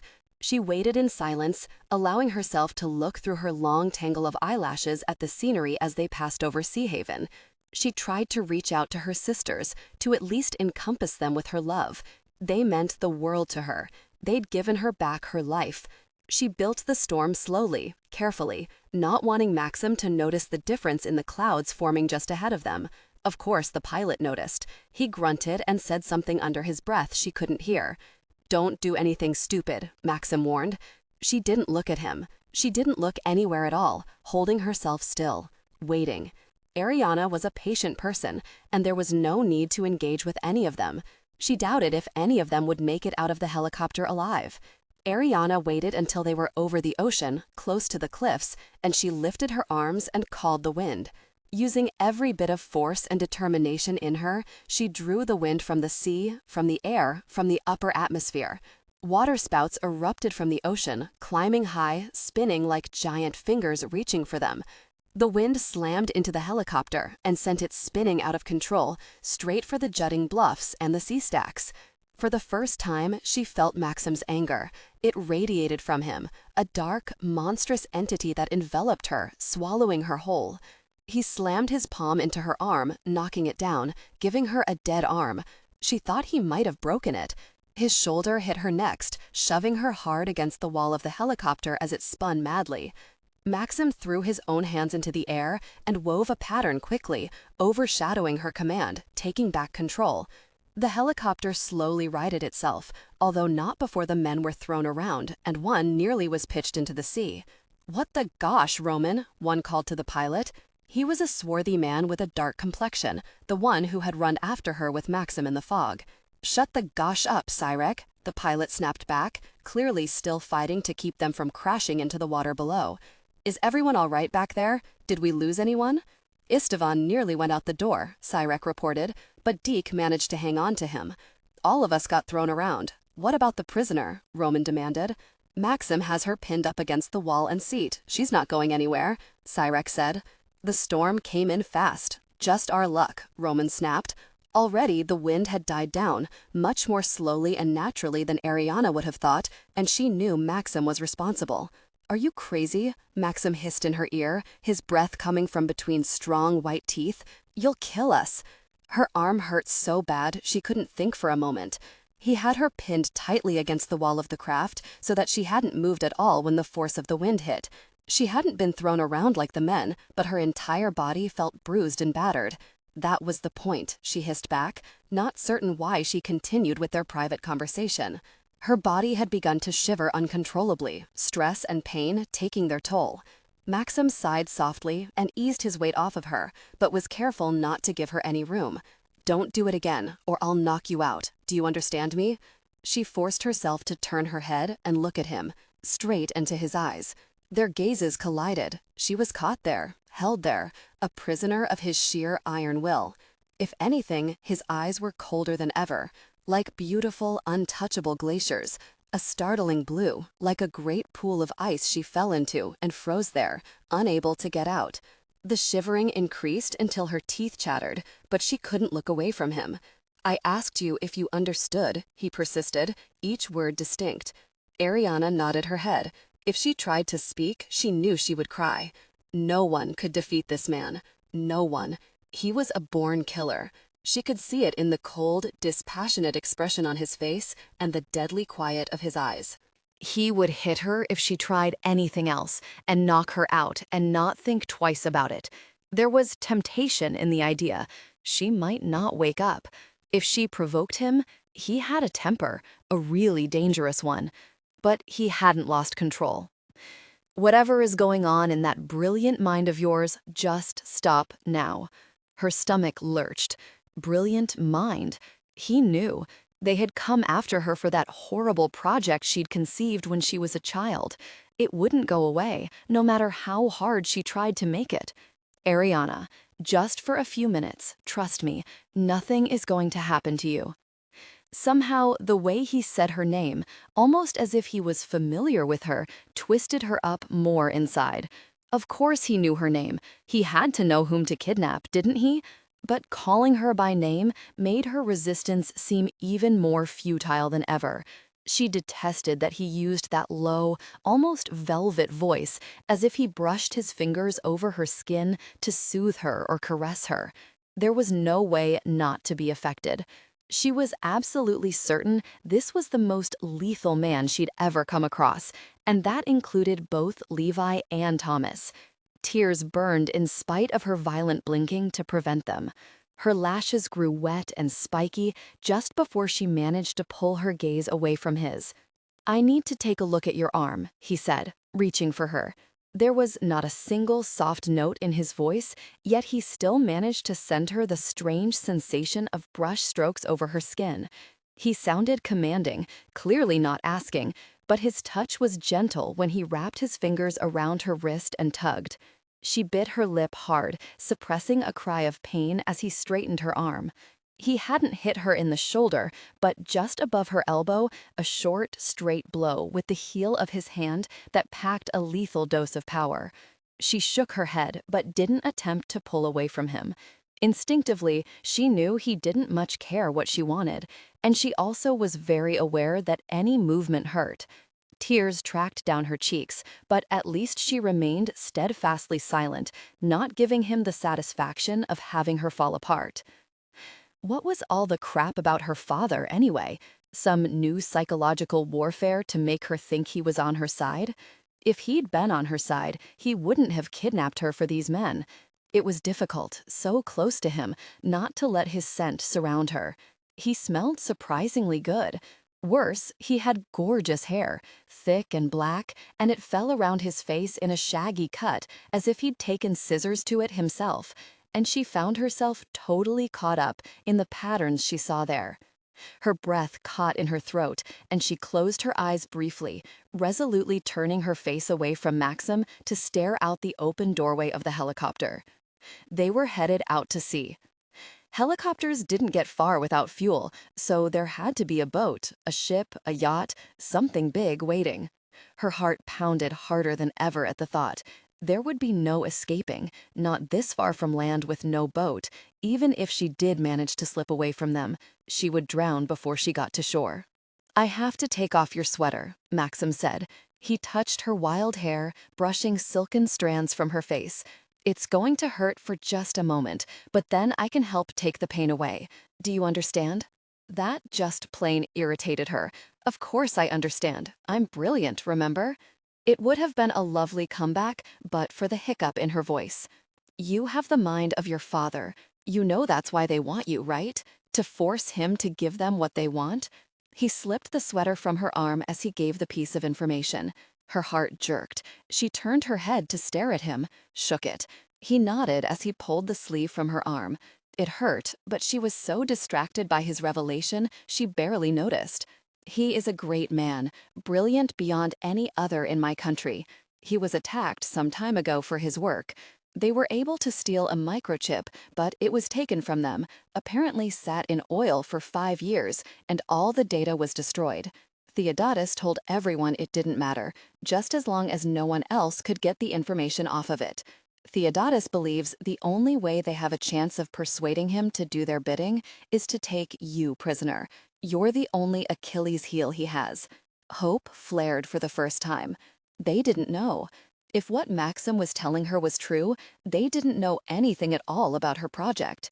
This kidnapping had to do with her birth father, a man she'd never met in her life. She still didn't altogether believe Maxim, but what could he possibly get out of lying to her? His fingers touched her bare skin. Heat flared. Sparks bit at her arm, like little fireflies lighting all over her and leaping away. The air crackled between them. He gasped and removed his hands from her skin, leaning back away from her, his eyes glittering with menace. She couldn't look away, not even if her life depended on it. His eyes were a clear, deep blue, and so icy she should have been shivering with both fear and cold, but instead her blood had caught fire and rushed through her veins with the searing heat of a fireball. "You're Maxim Prakenskii, aren't you?" she whispered, shocked, horrified, terrified. She touched her tongue to suddenly dry lips in an effort to moisten them, to get some balance. Of course he was one of the Prakenskii brothers. She should have known by those eyes. She was more afraid than when she thought he was a stranger kidnapping her. Of course he was a stranger, but he was Prakenskii. She knew 3 of his brothers, and every one of them was dangerous. Potentially, he could be dangerous on a personal level as well. His fingers tightened hard around her arm, her injured arm, to the point of bruising. "Don't use that name, do you hear me? Anyone who knows that name doesn't live very long. Do you understand what I'm saying to you? That you'll kill me if I reveal your true identity?" She didn't look away. "You've never heard of me or my family, especially my family." The grip on her arm was fierce, and it was beginning to draw the attention of some of the other passengers. "Is she giving you trouble, Maxim?" Cyrek called. "I'll be glad to come and help you tame that little wildcat." The man who had nearly fallen from the helicopter, Istvan, laughed nervously, but the other one, Deke, looked down at the ground. That told her a lot about Maxim Prakenskii. He was considered a man not to mess with. Cyrek had been careful to use a playful tone, one he hoped to garner an atmosphere of camaraderie with. Airiana nodded her head ever so slightly. Prakenskii was clearly not part of this group, yet they wanted him to be. Like his brothers, he'd been taken at birth and trained to be used as a tool for the government, and she knew the brothers were highly skilled in weapons, hand-to-hand combat, even intimate arts. More, they were all gifted with psychic abilities. She knew the brothers were used for assassinations and undercover work. They all spoke multiple languages. Maxim wasn't hiding the fact that he was Russian, so whatever cover he had included his own nationality. The Prakenskis were true operatives, able to shed one skin and easily slip into another. Just because she knew his brothers, his family, didn't mean he was any less dangerous to her. If anything, he might decide to kill her outright to protect their new identities. She was positive she was right about him, yet not enough that she would ever mention Levi, who was supposed to be dead, or Thomas, who had changed his identity. The third brother, Ilya, lived openly and comfortably with his own name. He had been an Interpol agent and had much more easily transferred his life to the States, to Sea Haven more precisely. And it would stand to reason that she would know him, since the village was quite small. Maybe that would keep her alive. She couldn't help but know of the man married to such a famous singer as Jolie Drake. Everyone knew of Ilya Prakenskii. Journey. Maxim looked across the helicopter at Cyrek, and the Greek shrugged his shoulders the moment those icy blue eyes stared a hole through him. Maxim wasn't the friendly type, that much was made clear. Once again, Maxim took her arm, the pads of his fingers moving over her bruised skin. Each stroke seemed to ease the pain, but her heart only pounded harder. She should never have tipped him off that she knew his identity. Of course he would kill her. How could she not? So far, she hadn't seen a single real expression cross his face. Had she not caught that brief glimpse of his temper, she would never know he could be human. She swallowed hard, fighting back tears all over again. Her gaze was drawn to his fingers against her skin. His hand was large enough to wrap around her arm and then some, yet he didn't seem disproportionately large. She guessed it was the way he moved that made him seem leaner. He looked rough, scary even, although she suspected much of that was because she was terrified. She had made a terrible mistake, blurting out that he had to be a Prakenskii. "Please, please believe me, I don't have a father. I've never met anyone, spoken to, or received even a single piece of mail from someone claiming to be my father," she whispered, remembering at the last moment to keep the thread of sound between them. "Your mother, her birth name is Marinachka Venediktov, was a student at the Moscow Institute of Physics and Technology when she encountered Theodotos Solovyov. He had gone there to consult with a distinguished professor and friend who happened to have Marina in his classroom. My last name is Ridell. I don't know any Theodotos Solovyov, or for that matter, Marinachka Venediktov. You have the wrong person." Her arm had gone from a throbbing pain deep in her bone to a dull ache, like a nagging sore tooth. When he released her, he took the warmth of his touch with him. Who would have suspected that a man so cold could radiate so much heat? He said, "If you were truly his daughter, you would deny it without proof. I saw his proof, and he's waiting to show it to you. There's a Greek ship out at sea, and the Gratzos family owns that particular line of cargo ships. I'll keep you close to me. Don't make a run for it. Don't draw undue attention to yourself. Just stay quiet and let me handle things." So far, no one else had come near her, and he wasn't asking her questions she couldn't answer. He wasn't asking her any questions at all. Maybe they really did have the wrong person. It was possible the woman Marinachka he was talking about wasn't her mother, and someone had simply mixed things up. She nodded her head that she understood as he carefully eased her sweater, Lexus sweater, back over her arm. The thick, familiar sweater gave her comfort, and she pulled it closer around her. She put her nose against the threads and inhaled Lexus scent to drive away Maxim's. Solovyov was married to a very wealthy woman with friends in high places. She enjoyed being the wife of the most intelligent physicist in Russia. She wasn't a particularly nice woman, and he was gone a lot working, which was just fine by her. She liked drinking and parties and men. Mostly, she liked her status, and nothing was going to change that. Certainly not a young college student, no matter how bright and promising she was. Airiana felt eyes on her, and she glanced up to see Cyrex staring at them. Something in the way he looked at her sickened her. This was not a man who would treat an injury gently on any woman, let alone one he'd kidnapped.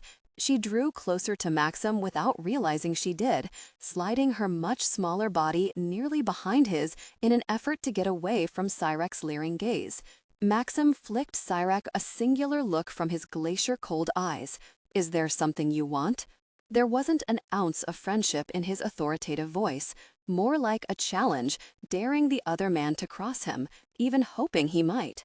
"Just hoping you're going to share the goods," Cyrex said. Mr. Shackler-Gratsos said he didn't care what shape she was in as long as she was alive. He made a crude gesture, indicating his predatory interest in her. "I don't share," Maxim replied in a low, slashing voice. "I will cut you into little pieces and throw you to the sharks if you attempt to lay one finger on anything that belongs to me. I brought her out. She's mine. When I'm finished with my arrangements for her, I'll take her to Mr. Shackler-Gratsos myself. That was the deal I made with him." Cyrex swore in Greek and turned away. Again, none of the other men looked up, unwilling to go against Maxim. Airiana let out her breath slowly. Maxim sounded like he was standing up for her, but he certainly had made some kind of deal with Mr. Shackler-Gratsos. She recognized the name. How could she not? Stavros Gratsos had drowned off the coast of Sea Haven the very day that Ricky had pulled Lev Prakenskii out of the sea and saved his life. Gratsos had been a billionaire, a shipping magnate, and he had a brother. She didn't recall the brother's name. He was far less well known, but he had to have inherited everything. This helicopter and the ship they were taking her to were owned by the Gratsos Shipping Company. What had been far less known about the Playboy shipping magnate was that he operated a human trafficking ring as well as running arms to terrorists and anyone else who could afford his prices. Her heart began to pound as she tried to recall the facts she knew about the Greek brothers. It wasn't much, but she knew L. Drake had suffered terribly at their hands.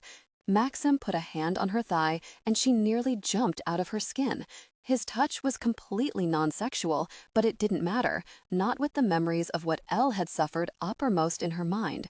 "Evan Shackler-Gratsos will not get his hands on you," he said. "I'm taking you to your father." She didn't look at him. That implacable, merciless face, those ice-cold eyes. It didn't matter that his voice was low and persuasive, or that his touch could be gentle. She didn't trust him. She knew that as a Prakenskii, he'd been trained in the art of persuasion as well as killing. He probably knew how to charm the birds out of the trees and a dozen different ways to kill each of them as they flew to him. She kept her head down, refusing to acknowledge him any more. The only thing left to her was to wait until she boarded the ship and hope there was a chance to find a way to escape. She should have paid more attention when Ricky talked about her boat. There had to be lifeboats. Her mind began to try to formulate a plan. "Airiana, look at me." Maxim's voice was so compelling, her gaze jumped to his. It was a mistake. She found herself drowning in his eyes. Her breath caught in her throat, and something deep inside her, something feminine and rebellious, connected with his penetrating stare. "I will take care of you. I don't trust you." He nodded his head slowly. "I don't blame you. How could you? I'm the man who put you on this helicopter and took you from your home, but you weren't safe there, and there was no other way to get to you. You have to trust me. You don't have anyone else." Airiana kept her head down and her body close to Maxim Prakenskii as they walked past the leering men on the cargo ship.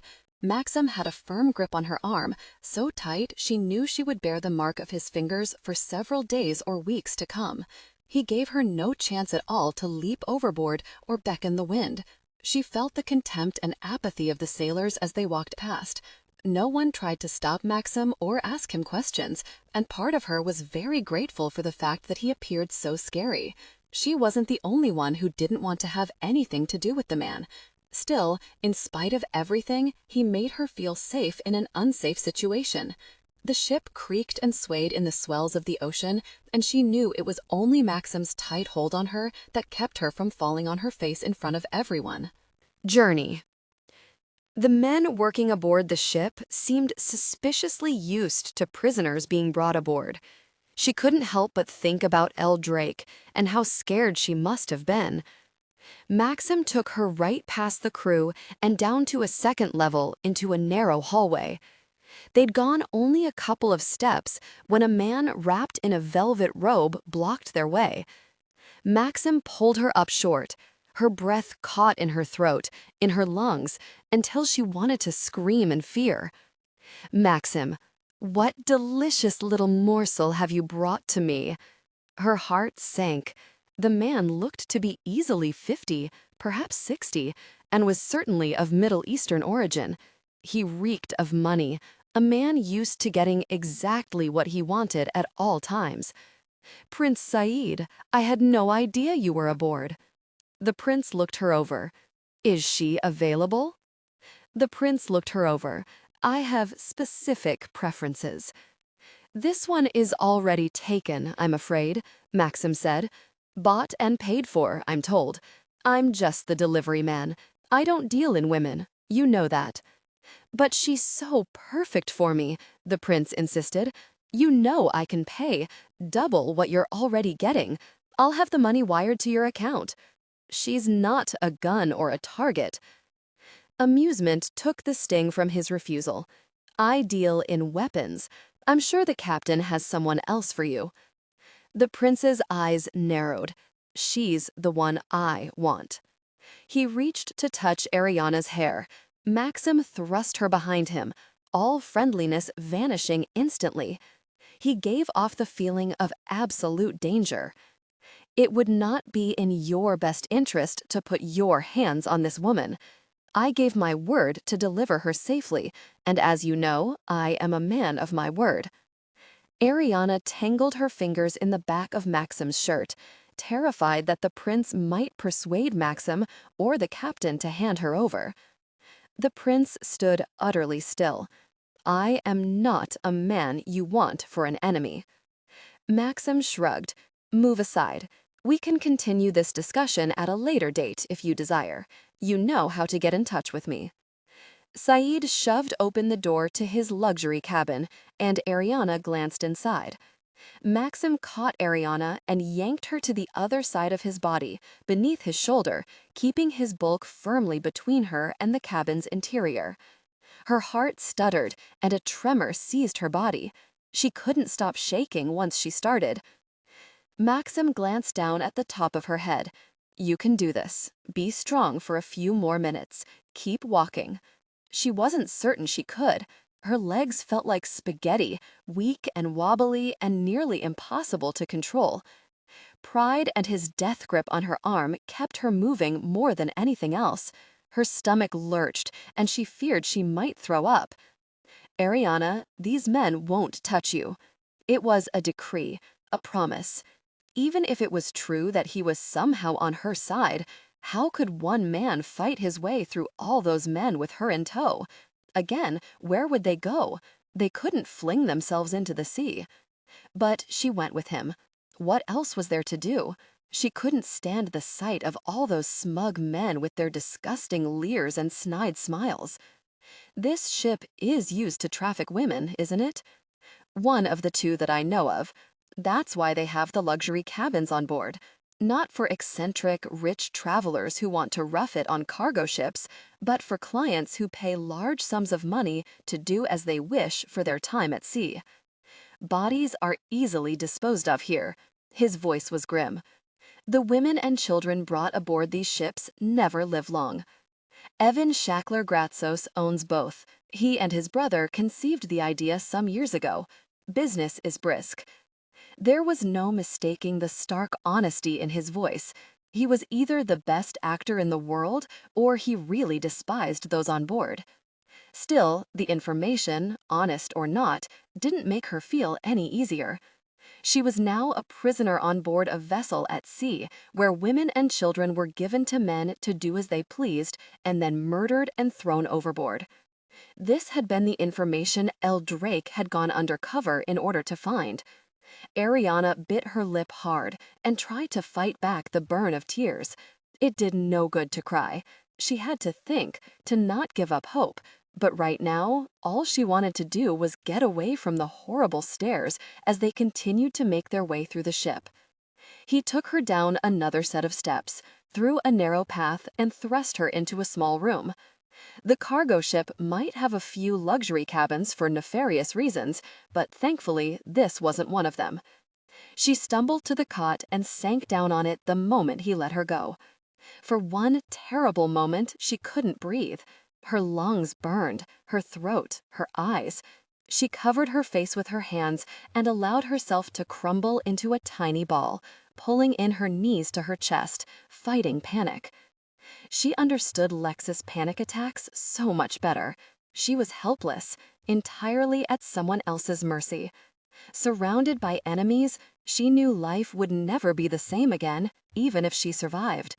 She'd been taken from her home, and she'd never feel entirely safe again, just like her youngest sister.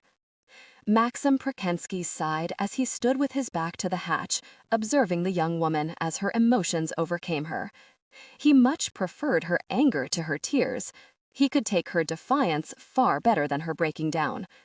He knew it was momentary, Airiana Solovyev, and whether she liked it or not, that was her legal name, had backbone. She wasn't going to stay down long. She was. Unexpected. Clearly, she was an element bound to air as he was. He had a plan for getting her off the ship, but she wasn't going to like it. She didn't believe that her father had sent for her, and he couldn't really blame her. It didn't much matter if she believed him or not, he would take her to Solovyov and be done with it. But gosh it all, just gosh it. He hadn't expected to like the woman, or feel like a first-class jerk for hitting her. He had done so for her own safety, and yet he still felt like a bully. She would have killed all of them, which was a gutsy move he admired. And why the freaking did she have to be so small? She was a toothpick, barely there, which made striking her equivalent to hitting a child. "Gosh, woman," he snapped, "stop crying. Are you hysterical?" "Maybe."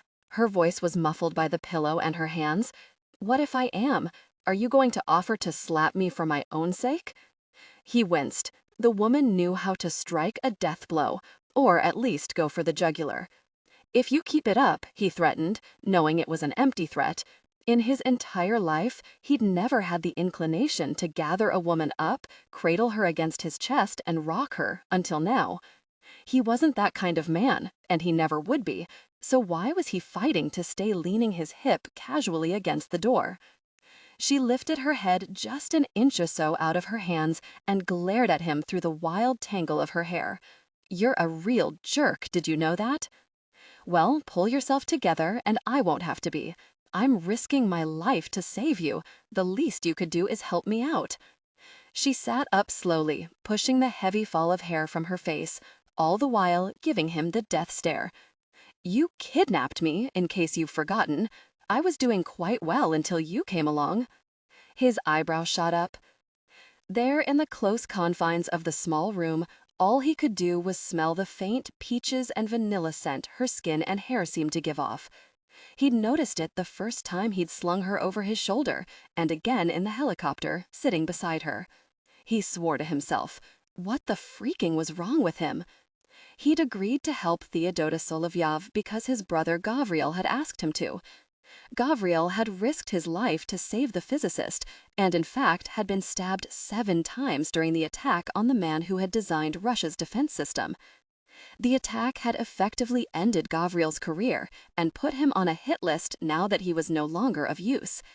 Gavriel actually liked Solovyov, and Maxim had come to understand why. Journey. Mail. When the physicist had gotten word to Gavriel, the only man he trusted, that he was in trouble, Gavriel had sent for Maxim. Maxim had gone in his older brother's place.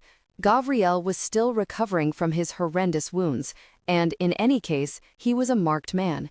He didn't dare go anywhere near Solovyev. The Prakenskii brothers had learned to trust no one outside of each other. There was always the chance that Solovyov might help set Gavriel up for the kill. Maxim had no compunction about killing Solovyev if the man had betrayed Gavriel, but instead he found himself on a mission to save the physicist's daughter, a daughter who had no idea who she was. "Do you really believe that if I hadn't been with the others, you would have gotten away from them?" Maxim asked. She sat up straighter. It didn't help. She looked small, fragile, and bruised. Beautiful, ethereal. He vowed to himself again. His fingers itched to push those few stray strands of hair she'd missed from her face. What in the world was wrong with him? He didn't notice every detail about a woman the way he did her. Somehow, maybe their common element, or the fog, had bound them together, because he felt her inside of him, stamped into his bones. Just like the air filled his lungs and seeped into her pores, she had come with it, twisting her way inside his brain and his body. "Yes, I think I could have eluded them," Airiana said truthfully. "They couldn't have manipulated the fog, or read it. They wouldn't have known where we were." "And what then, Airiana? What do you think they would have done next?"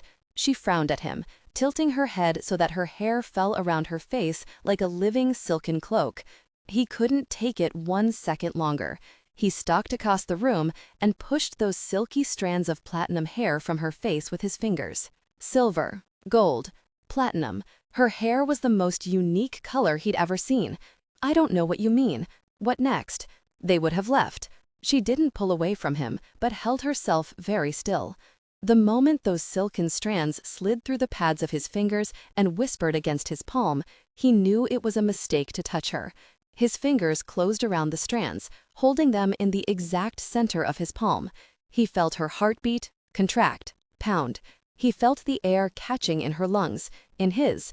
He stared into her eyes, so blue he felt as if he might be pulled into them and be lost soaring through the skies. A frisson of awareness, of alarm, traveled down his spine. Abruptly, Maxim opened his hand, allowing her hair to drop away. He stepped away from her, dark suspicion rising. He didn't feel for others. Emotion had been taken from him long ago. He was a machine, not flesh and blood. He couldn't be hurt, couldn't feel compassion. He suppressed even the flashes of anger that had never quite been beaten out of him when he was a child. This made no sense, and anything that wasn't logical to him was dangerous. "You can't believe that. They would go into town, snatch one of the women sharing your farm, and hurt them until you begged them to come get you." His voice was harsh, far crueler than he meant it to be. He knew she had found her mother cut into pieces, tortured, and left on her bed for her to discover. He had just conjured that vivid nightmare up for her all over again. He could see it on her face. Maxim was disgusted with his behavior. Nothing threw him, and yet this small slip of a woman had done so without even trying. She hadn't acted seductive or flirtatious. She had fought valiantly, even managing to score a couple of times against him. He found himself inexplicitly drawn to her. Worse, when he was close to her, like now, he could barely think straight. He stepped backward until he was once again resting his hip against the door. He knew he wouldn't give himself away with his facial expression. He looked confident, cool, and casual leaning there, but every instinct he had was on full alert. Every cell in his body was coiled and ready for a fight. Tears swam in her sky-blue eyes, and his heart squeezed down like a vice. It took every ounce of discipline he possessed not to press his palm over his chest.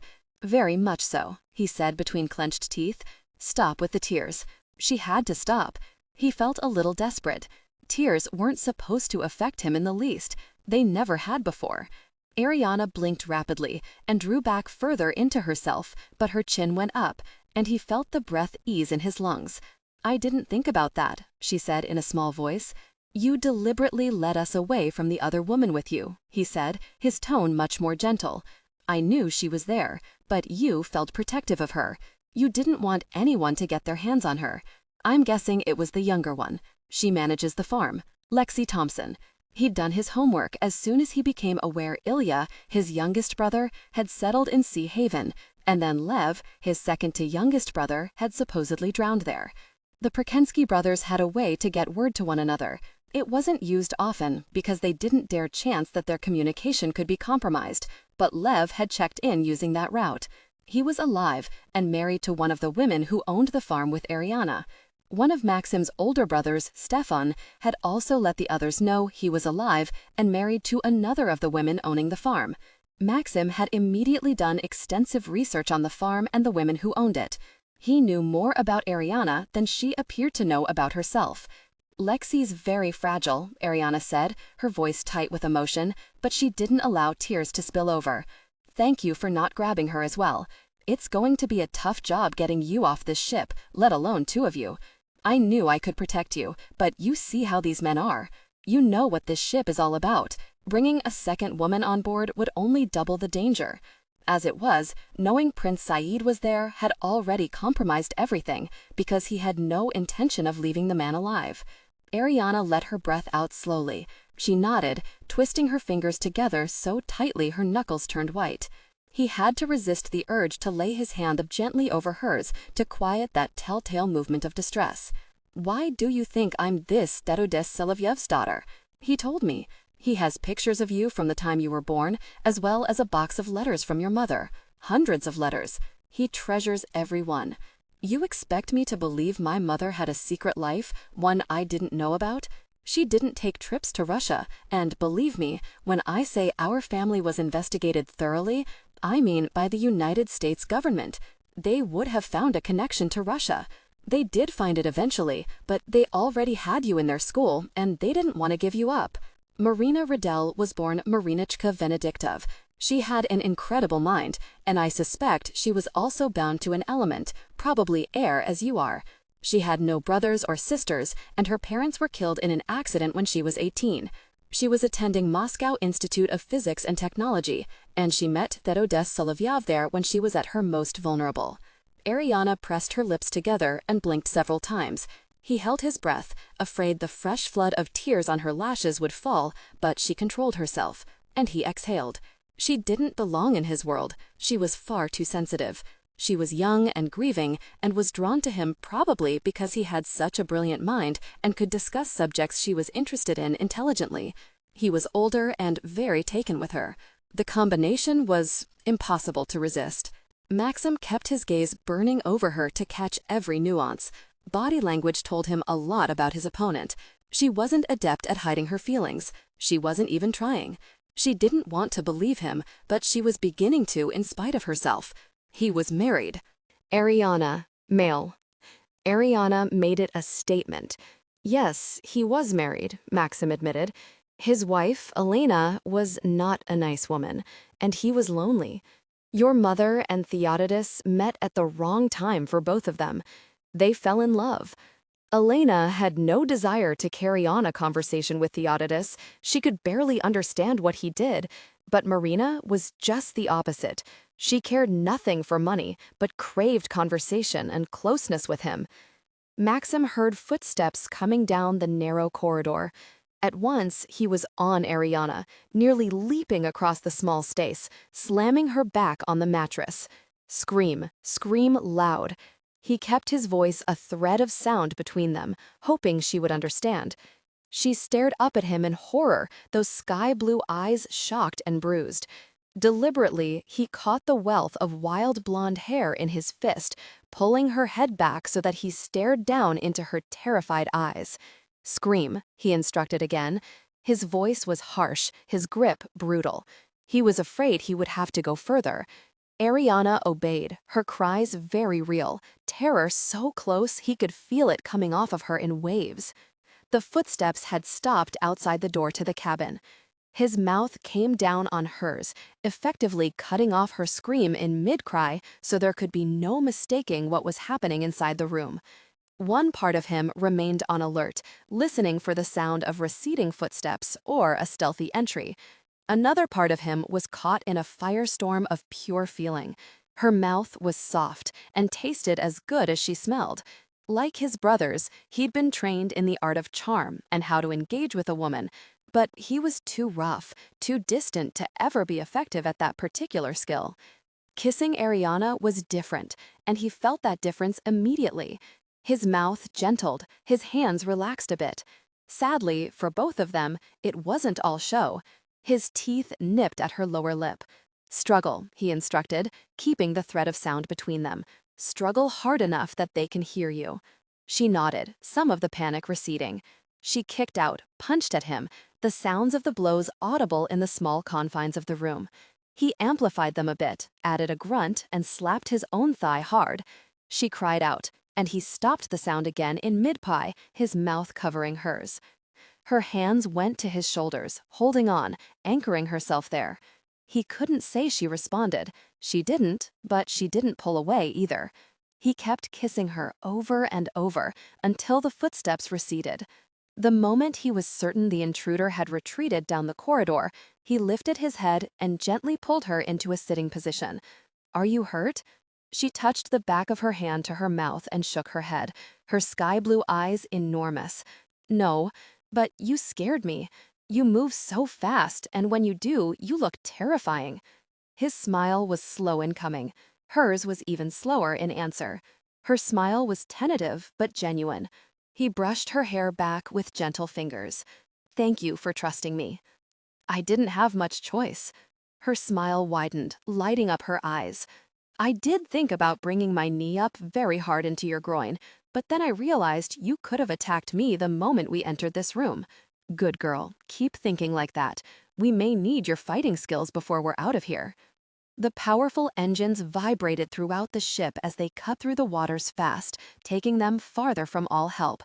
"That little girl was dead, wasn't she?" Airiana asked, sobering. "The one in Prince Said's room. She was dead." Maxim nodded his head slowly. "I'm sorry you had to see that. Said's been a problem for everyone, and unfortunately, he has enough money to buy several countries, as well as just about anything else he wants. There's always going to be someone willing to get children for him as long as he pays what they want. That's sick." "Yes, but men like Said find places like this ship and men like the owner who provide for him. How does he know you?" "I'm an arms dealer, and he buys weapons and ammunition from me." She rolled her eyes.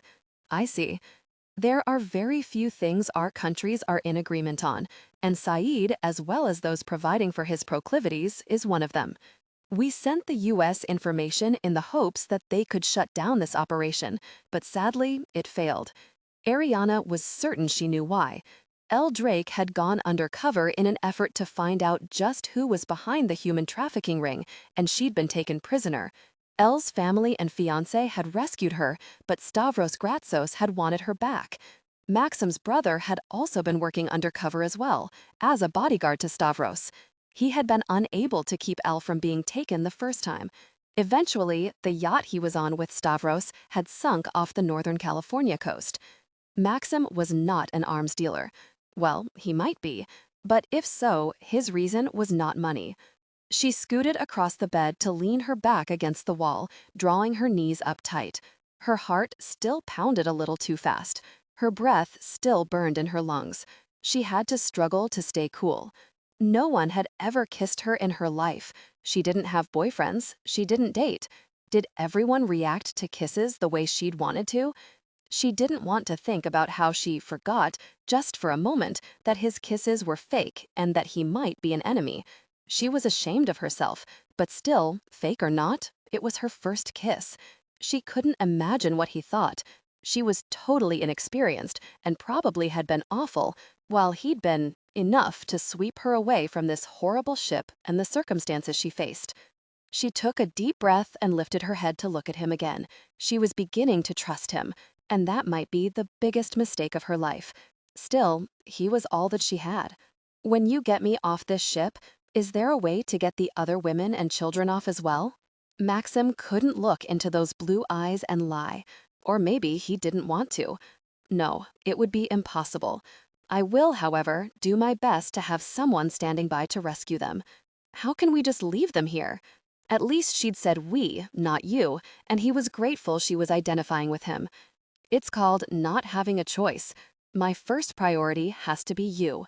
He had plans. Saeed had been a target for a long time. Twice he'd met with the man in the hopes of creating an opportunity to kill him, but Saeed surrounded himself with too many bodyguards to make a clean exit possible. Saeed's presence aboard ship was unexpected, and Maxim was not going to pass up the opportunity to execute him, especially after seeing the young girl dead in his room. No doubt he already had another one. The thought was sickening. The way we're leaving the ship, it would be impossible to take anyone else with us. We're diving and meeting a small sub. Her head jerked up. Both hands went to her hair, shoving it from her face, horror in her eyes. She began to shake her head. No, no way. I can't dive. I don't know how to dive. Ricky dives. I just sit and admire the ocean from shore. Water is not my friend. He found himself smiling again at the absolute resolution in her voice. Water is not your friend? Did you just say that?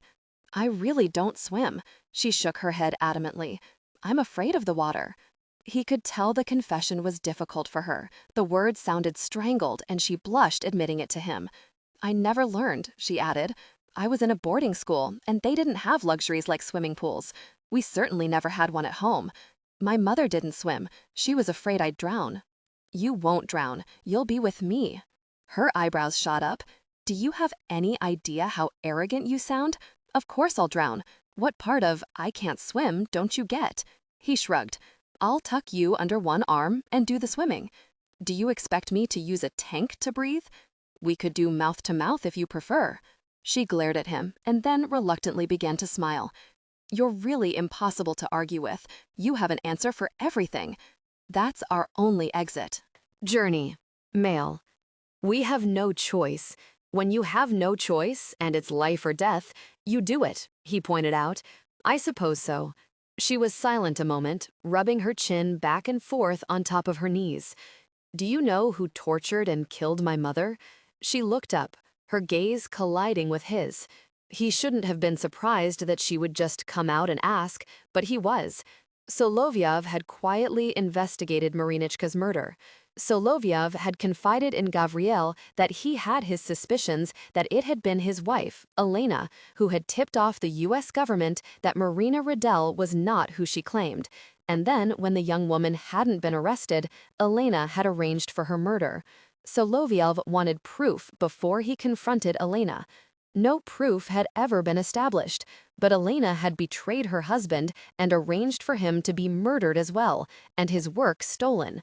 Fortunately, Gavriel had saved Theodotus's life, but Gavriel had nearly died. Stefan, another Prakenskii brother, had found Elena. There was no asking her questions now. There was no proof, but your father's wife was suspected. She sewed a microchip containing his work into his coat and then arranged for him to be ambushed. Did anyone question her about this? She's dead. Airiana twisted her fingers in one of the many holes in her jeans while she thought that over. Why didn't he contact me after his wife died? Why wait until now? Of course she would ask the pertinent questions. She was too intelligent not to. But she was very nervous. She had to have a lot of questions running through her mind, and he doubted if he could answer most of them. He was tipped off that you were in danger, and he asked me to come and get you. He watched her face carefully. Her fingers continued to pluck nervously at the white strings around the holes in her jeans. I want to go home. He nodded. That's understandable. But you won't take me there. I promised your father I'd take you to him first. He wants to meet with you. She brought the pad of her thumb to her mouth and bit down with her small white teeth. He wished he could read her mind. The middle of his palm itched, and he rubbed his hand down his thigh to rid himself of the persistent and very annoying irritation. So my father, and you, believe my mother was tortured and killed because my father's wife was jealous? A storm gathered in her sky-blue eyes. That's what the two of you want me to believe? Gosh, why did she have to be a smart woman? He shrugged, keeping his features expressionless. As I said, there was no proof, but certainly Elena was capable of such a thing. Theodotus was devastated both for himself and for you.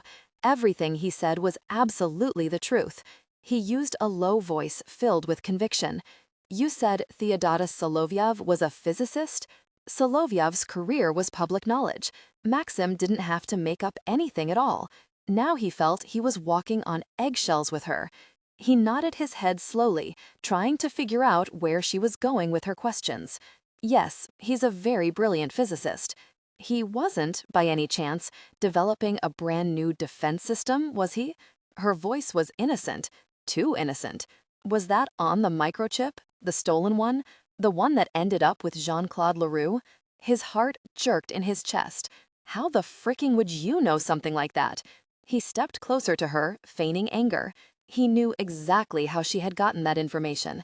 Stefan had sent the chip back to his handlers before he disappeared, and had become Thomas Vincent, the art dealer. Stefan was married to one of the women on the farm. Information like that could get her killed. Her lashes fluttered. She shrugged. This man, Solovyov, he kept no other records, did he? He wiped out everything to protect his work. It was too important. And now it's gone. What are you implying? You know exactly what I'm implying. This whole thing is an elaborate setup. Do you really think I'm so stupid I'd buy into it all? My father suddenly surfaces after all these years and sends you to protect me? Wow. His jealous wife, after waiting 16 years, hunts down my mother and murders her? Why wait all that time? She woke up one morning and decided, hey, today might be a good day to murder my cheating husband's mistress from 16 years ago, even though she's in America and hasn't seen my husband in all those years. How very neat and tidy for you and dear old dad. She had a sharp tongue on her, but he still couldn't help but admire her. It didn't happen quite like that. No, of course it didn't. Marina was brilliant, as is Theodotus. Their daughter inherited their intelligence. It's well documented. Marina was proud of you, and she sent your accomplishments to your father. What mother wouldn't? He has pictures of you from every year of your life, as well as various letters from universities anxious for you to attend their school. Don't you dare accuse my mother of betraying her country. Now the storm clouds swirled turbulently. She would never take money from anyone. She wasn't like that, and you'll never, not in a million years, get me to believe she did. She wasn't a traitor. There was never any money. She was a citizen of Russia, not the United States. Her loyalty was to Russia. You're right, Airiana. There was never any money in exchange for information. She sent your work to your father for love. Loving you. Loving him. For pride. Her pride in you. She wanted him to feel that same pride. She didn't believe she was doing anything wrong. She was a mother who loved her daughter and her daughter's father. That same father who sent me to protect you from Evan Shackler-Gratzos. She closed her eyes, but not before he saw the blow he'd struck her. She had been convinced Marina had never sent her work to Russia. If he was telling the truth, then Marina had betrayed the United States. So, who murdered her? Airiana asked again in a low voice. There was a long silence. Maxim sank down onto the bed beside Airiana. He reached out and covered her nervous fingers with his palm, unable to stop himself. He knew each time his skin touched hers, he was going down a path there might not be recovery from, but he couldn't stand the way she seemed so alone and frightened. He was systematically destroying her world. Airiana didn't pull her hand away. Instead, she lifted her long, spiked, tear-wet lashes. I'm crying again. I know. I'm not happy about it either. Neither am I, she admitted. I can't seem to stop. He slid across the bed, his back to the wall, and drew up his knees as well. He kept close, his shoulder and thigh tight against hers. That's all right. This one time, I'll let it go. Thanks. She turned her face toward him and rested her head on her knees. Is Theodotus really my father? I have proof. I happen to know what family you come from, although I know I'm not supposed to know, and I'm certain you can manufacture proof of anything you want. That's true. I can. But I didn't. You're really his daughter, and you really are in danger. I give you my word, once you speak with him, I'll take you back to your home if you really want to go back. That was a promise he would probably regret making, but he'd keep it. When are we getting out of here? We'll leave the ship around 3 in the morning. He felt the small shudder that ran through her body and resisted the urge to put his arm around her. The less physical contact he had with her, the better. Don't sharks feed at night? You really do have a thing about swimming, don't you? He kept his voice gentle. She was holding on by a thread. The tears still streamed down her face, but she was weeping quietly. Yes, I know it's weird when I live on the coast and I actually love the sea, but I don't even put my feet in it. He sighed. Baby, if you don't stop crying, I'm going to have to hold you. That could be bad for both of us. She kept looking at him with her eyes that reminded him of the sky at night during a summer rain. All right then, he surrendered to the inevitable. Journey. Male. I'm not going to be responsible for anything strange that happens between us. He simply picked her up. She didn't weigh much, and it was easy enough to pull her onto his lap. She fit nicely into the shelter of his chest. Airiana's head rested against his chest, right over his heart. He was fairly certain his heart was pounding hard enough for her to hear. How the hell did a woman so small, and weepy at that, affect him the way she did? Had shut off his emotions far too many years earlier. There was no other way to survive in his business. Go to sleep. At least rest. I'll hear if anyone tries to come into the cabin, he advised, one hand going to the nape of her neck, his fingers massaging the tight muscles. You think someone will, don't you? Her lashes fluttered, dropped down, and some of the tension eased out of her under the soothing pressure. Prince Saeed doesn't like to be told no. I suspect no one has ever done it before and lived. He'll send his bodyguards. He didn't bother to keep the satisfaction out of his voice. You want him to send them. He won't have brought very many aboard ship. When you're killing children, I don't care how much money you have, you don't advertise it much. He'll keep his guards to a minimum. She lifted her head to look up at him. You're going to kill him. Very right I am. There was no apology in his voice.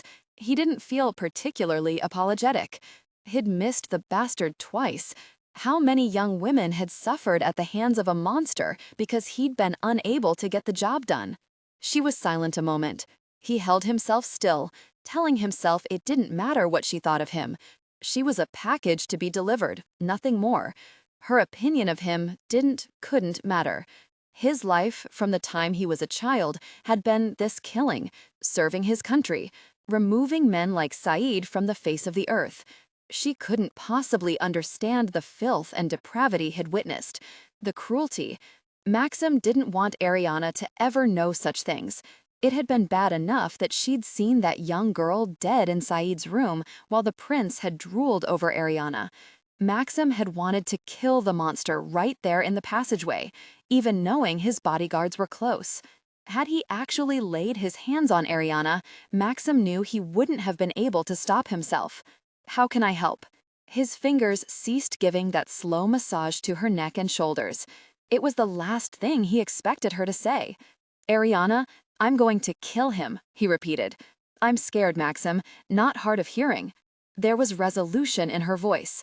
He tortured and killed that girl, and he's probably doing the same to another one right now. I sat here thinking that could have been me, or Lexi. It could be any child he takes a fancy to. I don't want to give him that chance, not ever again. Maybe it's wrong, but I don't care if it is. She was like a broken toy to him, nothing at all. He'd already dismissed her and was looking for the next one. He allowed himself a breath, a deep inhale, taking her scent into his lungs, feeling it fill him, spread through his system, penetrating every cell in his body. He was making the effort to console her, and in some strange way, she was comforting him. She'd found a way of getting inside of him. She'd slipped in when he wasn't prepared, breaching his every defense before he knew he even had chinks in his armor. He hadn't realized he was vulnerable. She actually made him feel naked, completely exposed. It was an uncomfortable feeling and one he didn't like. Killing someone isn't easy, Airiana. His voice was gruff, harsh even. I can't imagine it would be, nor is it supposed to be. She lifted her head to look him directly in the eyes, and he felt the jerk of his heart in response. Her tears were gone. Her eyes were dark blue now, like a midnight sky. Steady, soft. She turned him inside out with that look of complete understanding. He very well didn't need her understanding or approval. Still, there was no getting away from her eyes. He'd lost his soul a long time ago, forgotten he even had one. But she found it there inside of him, the last little piece he'd thought long gone, and she'd claimed it for her own. Somehow, those blue eyes in her perfect face looked right inside of him and found Maxim Prakenskii. "I'm going to kiss you." She blinked, frowned. "Why?"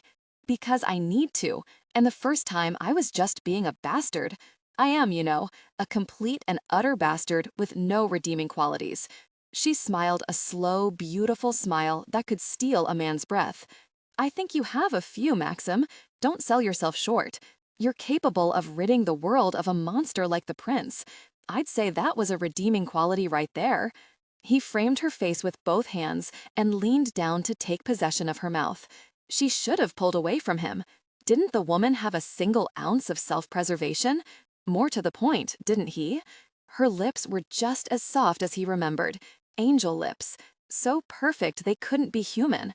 He wanted to feel something real. Just for a moment, for this small, stolen instance of time they shared. Kissing her was absolutely inexcusable and inappropriate.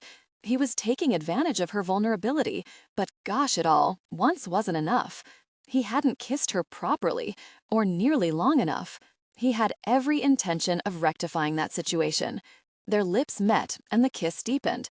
It was a powerful connection, sweeping him away from his past and the ugliness of his life. She took him to a place he'd never even imagined or fantasized about. He hadn't known he could be gentle, not like this, not bordering on tender. He was a rough man, so much so that he'd never really been asked to seduce a woman, when he knew every trick there was. Emotion burst through him, as if somewhere deep inside a dam had burst. She was small, inexperienced, yet he felt as if she'd taken a battering ram to his heart. He was actually shaken by her touch. In that moment, as their lips met, he felt as if no one in the world could possibly feel such intensity of emotion as he did. She was building a firestorm in him, and that was dangerous to both of them. Reluctantly, he lifted his head, knowing he had to stop. He stared down into her face for a long time, fighting to find that place of stillness in him. His heart raced, his breathing was ragged. She affected him as no one else had ever done or could ever do. He was certain of that. "Why did you let me kiss you?" he asked, still shaken. A small, mischievous smile curved her lower lip, the one he was far too intrigued with. Her blue eyes had gone smoky, sexy, a little glazed from his kisses. "Well, we're probably going to die trying to kill Saeed and his friends. Or if we make it off the ship and into the ocean, the sharks will finish us off. Even if you survive, my chances are fairly slim. I'm sure you noticed I don't have a lot of experience. In fact, you're the first man to ever kiss me. So, since we're going to die, it just seemed like a good idea." He stared down into the amusement in his amazing blue eyes. He found himself smiling with her. "You're first?" She nodded. "Yep, probably my last as well. As kisses go, it rocked, just in case you wanted to know." She pulled back, slipping off his lap, hugging her knees to her again, back against the wall. "I suppose if I have to die, at least I can check that off my list." His eyebrows shot up. "What else can I help you with on that list? Surely a kiss isn't the only thing you're looking forward to doing before you die." A small laugh escaped her throat, soft, amused. A thread of sound, no more, but his insides did a crazy slow somersault and his palm itched like hell. She was killing him without trying. For a moment, he entertained the idea that she was the enemy agent, trained in the art of seduction, because he was the one being seduced. "I think we'll leave it at a kiss. Have you forgotten those sharks? Great whites feed here." "Really? I thought they fed in coastal waters mainly." "We're far from coastal waters and moving fast." He sighed. He had to do something about that. He glanced at his watch, surprised Saeed hadn't made his move yet. The man had been furious that Maxim, a lowly arms dealer, would dare deny him a woman he wanted. "They'll be along any minute. They'll be coming in hard and fast, trying to kill me to take you. I'm going to give you a rifle, an MP5. It's a semi-automatic and shoots 9mm cartridges, so it has a low recoil. That means you're going to fire one round at a time if necessary to save your life. Only if absolutely necessary. We don't want to draw attention to ourselves and bring the crew down here. The magazine has the standard 30 rounds, but if we need it, we have more. I'm familiar with the weapon, Airiana said. I've been working with various firearms. Thomas and Levi, my brothers-in-law, have insisted all of us know how to shoot.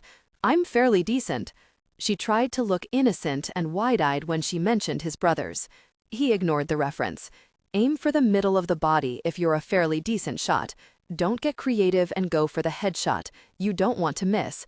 Remember, shooting at a human being is different than shooting a target, and you can't hesitate. Airiana nodded, watching as Maxim opened a locker and pulled out a fairly large war bag. He handed her a small stack of neatly folded clothes. She took them reluctantly. They were all black, thin, warm.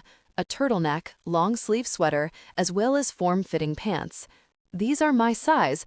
I suppose you went shopping. You'll need to change right now, he instructed, his voice once more brisk and impersonal, as if he still wasn't reeling from his close contact with her. He kept his back to her. He didn't need to see bare skin, and he wasn't about to answer her loaded question. I've got soft-soled shoes for you and a wetsuit. You won't need the wetsuit until later, but get changed. He could hear the whisper of clothing and was grateful she didn't argue with him. She was aware of the danger and definitely had made up her mind to aid him. Maybe the fact that she knew he was a Prakenskii was an advantage.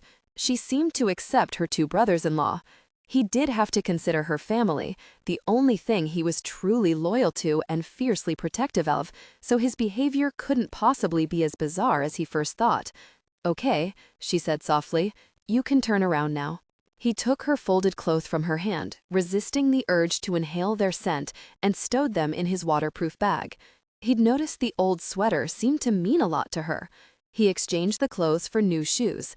Her combat boots would be too loud, too heavy, and clumsy where they were going. He didn't dare leave her behind in their room while he took care of Saeed as he'd intended. It was too risky. He'd seen the way Cyrek had looked at her and knew it was only a matter of time before the man got stupid and came demanding to take her. In any case, he doubted if Airiana would have been satisfied being left behind now that she'd thrown her lot in with his. Knowing that the cargo vessel was really part of the Gratsos floating human trafficking operation made his mission far more encompassing than he'd first thought. He had to make certain what was on the ship came to light. "We're going to have to do something about your hair. It's too blonde. The color was highly unusual. Does it glow in the dark? Haha. And I'm not dyeing my hair black." She looked a little hurt, although he'd been attempting a joke.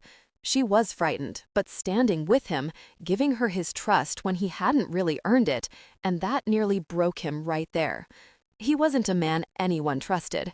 He caught strands of her wild hair in between his fingers. Pure silk.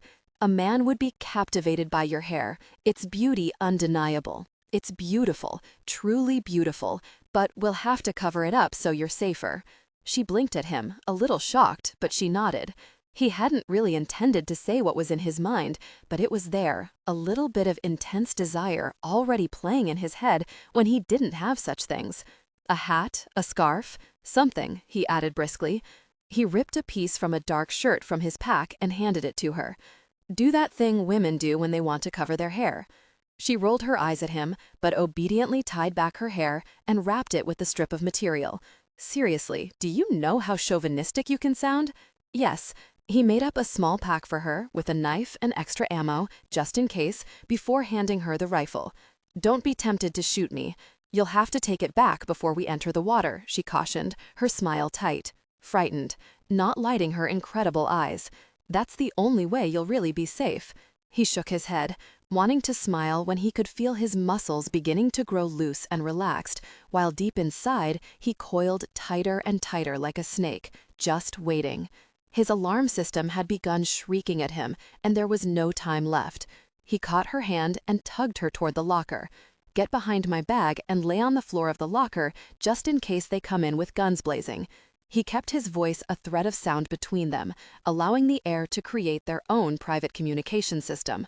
I doubt they'll do that because they won't want any undue attention drawn to them any more than we do. Airiana glanced at the locker. It was very small. She could fit, but she didn't much care for closed-in spaces. Where will you be? Where I can see them coming at us, but they can't see me, he said. No matter what happens, Airiana, you can't make a sound. Do you understand? How will I know it's you when I hear someone trying to open the locker door? The fearful note in her voice turned his heart over. You'll know it's me. He reached out his hand to her. Get in now. Instincts were kicking in, his radar warning him the enemy was close. If you really stop them from taking me, Airiana ventured, won't the crew try to kill you as well? And if they think you'll tell someone about what really happens aboard this vessel, won't they just kill the women and children immediately?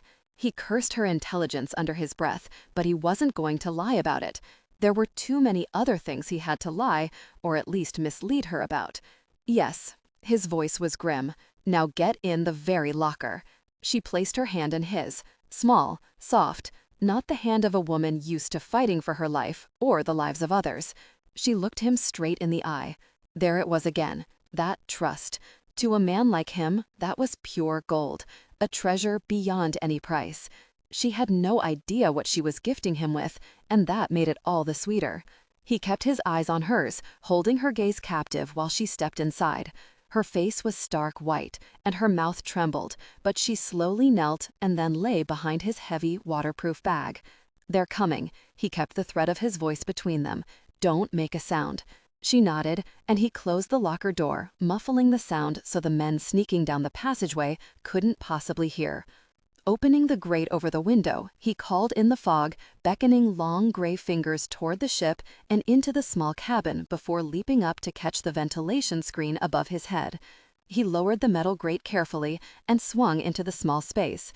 For a big man, he was flexible and used to closed-in compartments.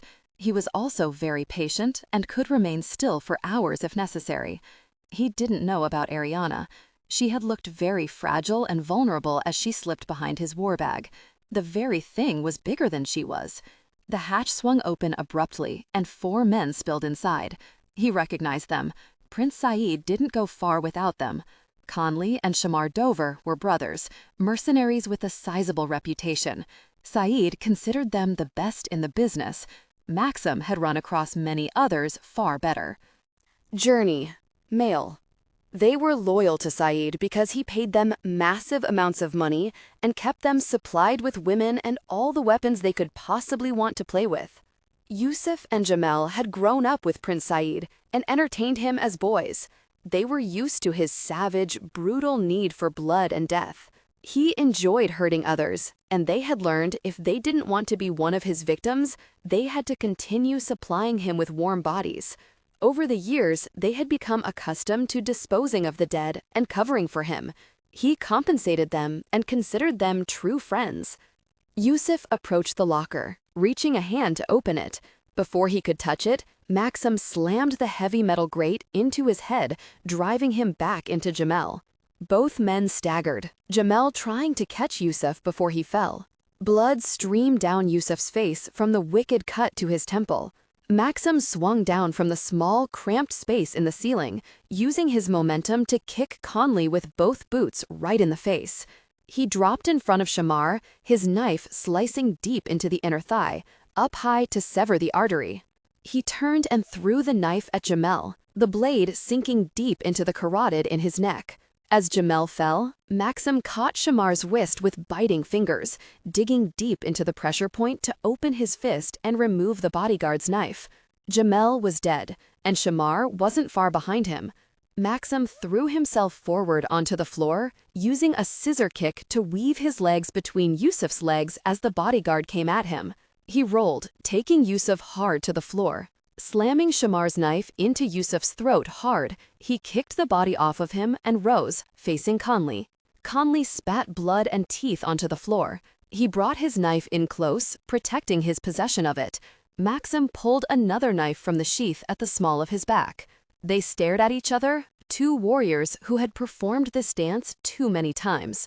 "You son of a jerk, you killed my brother," Conley hissed between his broken teeth. His eyes glittered with anger and the need for revenge. He was a first-class, pompous jerk, and a harm and murderer. No one's going to miss him much. Maxim kept his voice pleasant. Your own mother put out a hit on the two of you. She knew you were scum. He had no idea if the woman kept in contact with her sons, but she'd certainly come under investigation, and she seemed decent enough. Conley had a temper. He liked to beat his opponents to death with his hands. He held a couple of boxing titles and had competed in martial art events when he was young. Riling him up shouldn't be too difficult. Conley spat more blood on the floor, aiming for the toe of Maxim's boots. I'm going to cut you into little pieces and feed you to the sharks, he snapped. The bodyguard followed his threat with action, coming in hard and fast. He was good with a knife, but not nearly as fast as his brother had been. Maxim had disposed of the most dangerous threats as quickly as possible. Maxim met Conley halfway, their hands moving with blurring speed. Deliberately, Maxim blocked several attacks and cut small slices into Conley's arms and chest. Swearing, Conley kept coming. You always did think you were better than us. I've always known it, Maxim replied softly. He sidestepped the bodyguard, shoving at the man as he went past. The hard push sent Conley stumbling, and Maxim was on him like a large jungle cat, thrusting his knife deep into the right kidney and twisting to get the maximum damage possible as he pulled out to do the same to the left kidney. Conley dropped hard, choking. Maxim kicked the knife out of the fallen man's hand and crouched down beside him. Go to hell, Conley. It's where the two of you belong. He cut the man's throat. Shamar held up his hand as Maxim approached. Just let me die in peace. Like all those children you let your boss harm and murder, did they die in peace? Maxim asked, his voice low, keeping the words between them. What's his body count, Shamar? 500? More? He's been harming and killing for years. Little children, and you helped him. You're just as guilty as he is. So just let me die. What difference does it make? Maxim's radar went off. He forced a smile. Stall tactics, and not very good ones at that. He watched Shamar's eyes, and sure enough, the tell was there. A small narrowing, just enough to let Maxim know he was right in his assumption that the four men hadn't come alone. Shamar didn't want to die in peace. He wanted to make certain the bastard who killed him died as well. There was at least one other in the passageway waiting to ambush Maxim should he come out alive. He cut Shamar's throat without another word. Very carefully, he moved toward the hatch, blowing softly into the middle of the room so that more fog began to swirl around. He took up a position just to the side of the hatch, staying low, prepared to wait while the fog built in density. He pressed his thumb into the very center of his palm where it itched. He knew the meaning and knew what he had to do to give himself some relief. But if he put his mark on Airiana, his claim bound him just as it did her. That face, those eyes, the trust she'd given him when he'd ruthlessly taken her from the sanctuary of her home. He didn't know women like Airiana existed. Certainly they didn't in his world. She didn't belong with him, no matter what his body or his head said. It would be impossible. Men like him didn't have wives or families. Loved ones were liabilities and could be used against him. He'd learned that rule when he'd been a boy and his parents had been murdered in front of him. He directed the fog in small, tiny fingers to slip through the slightly open door, just a touch, enough to pique the curiosity of whoever waited for him. Into the silence, he threw Shamar's voice. You weren't so tough after all, were you? Out in the passageway, someone heavy moved. A second pair of footsteps, much lighter than the first, moved closer to the cabin. The heavier man took the left side of the hatch, while the lighter man took the right. We're clear, Maxim called out, sounding annoyed, his voice the exact pitch of Shamar's. He hid the girl. He can't have hidden her too well, the heavier man began, walking into the cabin. He halted when he saw the density of the fog. What the hell is this? He had the vent to the outside open, Shamar's voice came from across the room. I think he pushed her into the cubbyhole up above. She could fit there. Maxim waited for the man with the lighter footsteps to enter, but he didn't even come to the hatch. If anything, he'd shifted away from the cabin. Maxim didn't wait. If this man's partner was becoming suspicious, he needed to kill them both and be done with it. He came up behind the heavy-set man fast, his arm locking around his throat, his knife stabbing him deep into the chest, right in the heart. He used the same twisting motion as he withdrew, the one ensuring as much damage possible, but just for good measure, he lowered the body silently to the floor and cut his throat. Using the fog to guide him, he somersaulted out of the room right to the feet of the last bodyguard, slashing across his thighs fast and deep, coming to his feet as he slammed his knife under the man's arm. Then he brought his weapon up high to slash down across his neck. The bodyguard staggered back, gurgled, and toppled before Maxim could catch him. The last thing he wanted was for anyone else to come down to the cabin and discover a pool of blood, not before he was ready for them. He dragged the fallen man into his cabin and hurried to the locker. "Airiana, don't shoot, and don't look. Just stand up and look only at me." He pulled the door open, blocking the view in the room with his body and the fog. "How many?" she asked. "Saeed sent 6. He meant business," Maxim said, reaching for his bag. He shouldered it easily and then caught her up with one hand, swinging her around to his back. "Hang on." Journey. And close your eyes until we're out of here. Airiana clung to him, burying her face against his back. He was grateful she didn't struggle. He stepped over 2 of the bodies and skirted a third. He felt her sudden inhale, a kind of gasping shock, and knew she had seen the 2 bodies nearest the hatch. "I said not to look," he snapped. "Just do as I say. You need to obey me when I tell you to do something. I don't just say it to hear myself talk." She pressed her face into his back without speaking, and he found himself sighing softly. Once into the corridor, he closed the hatch, took her a few more feet away from the blood splatter, and set her down. "Are you all right?" She didn't look at him. "Yes, I'm sorry. I didn't try to look, not like you think. I wasn't curious. It was more confirmation." It cost her to admit the truth. She needed to see a body to know he had actually fought off Saeed's men, and it wasn't some kind of elaborate game he was playing with her. She was actually embarrassed that she had doubted him for a moment. No harm done. I would have done the same thing. Of course, he was a skeptical man and didn't believe a third of what anyone said to him. "The weird thing is, I trust you, and that scares me. I don't trust so easily, and it's hard for me to get to know anyone or even talk very much to outsiders. But the more I'm in your company, the more I feel comfortable, and that's just so strange." He saw that she kept a grip on her assault rifle. "I understand. I'm having those same strange feelings. It's the situation. We only have one another to rely on." Which was a great line of bullshit, but he delivered it in a reasonable tone. Some of the panic left her eyes, and she nodded. "I guess you're right. The situation certainly is unusual and very intense. Where are we going now?" "I'm killing Saeed. I've been after him for over 5 years, and I've never had a better chance. I'm not missing the opportunity. He'd be damned if he made apologies either." She said she wanted to help him, but she'd seen the blood on the floor and bodies lying in the cabin. "Are there others on board? Others like Saeed?" She stayed right behind him as they moved toward the stairs. "I studied the layout before coming aboard. There are 7 luxury cabins, so potentially that could be 6 other sexual predators aboard. They will all have bodyguards, although I suspect not quite as many as Saeed. Did you know this was a floating human trafficking vessel? I suspected. There was no way to know until I actually got aboard ship. I wasn't told about any special passengers, only that sometimes the rich and famous are bored enough to pay lots of money for the privilege of traveling on a cargo vessel." They kept their voices projecting only to each other, that thin thread of sound that connected them. He found he wanted that connection with her, even there, in the middle of a very dangerous situation. "How many crew?" "Including the cooks, 21, and there is a security force that Evan keeps aboard. There are 8 of them." "Great, we might be a little outnumbered." "No problem, baby, that's my specialty." She touched the back of his shirt. He knew she didn't mean for him to feel the barely there brush of her fingers, but he did. He felt the impact all the way to his bones.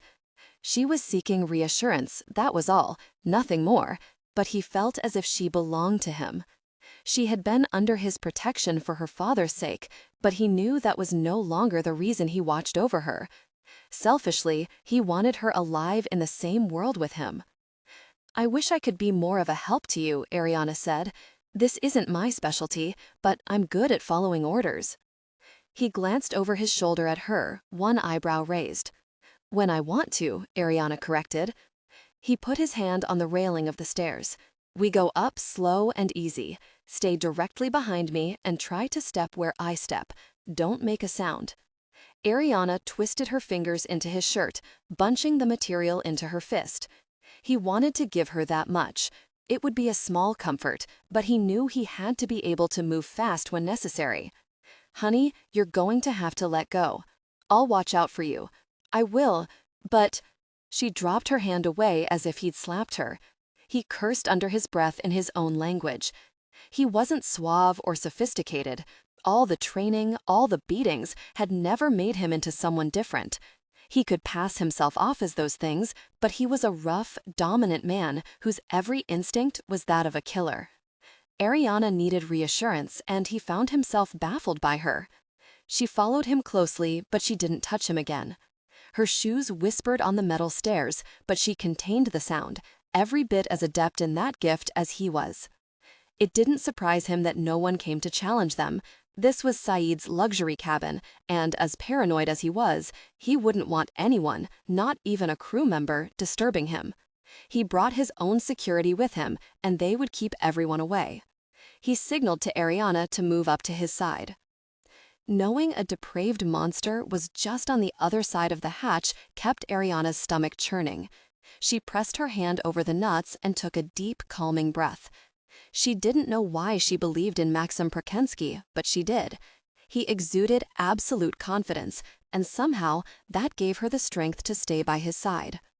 Maxim took the MP5 from her hand and laid it on top of his war bag, just to one side of the hatch, so when the door opened, no one could see it.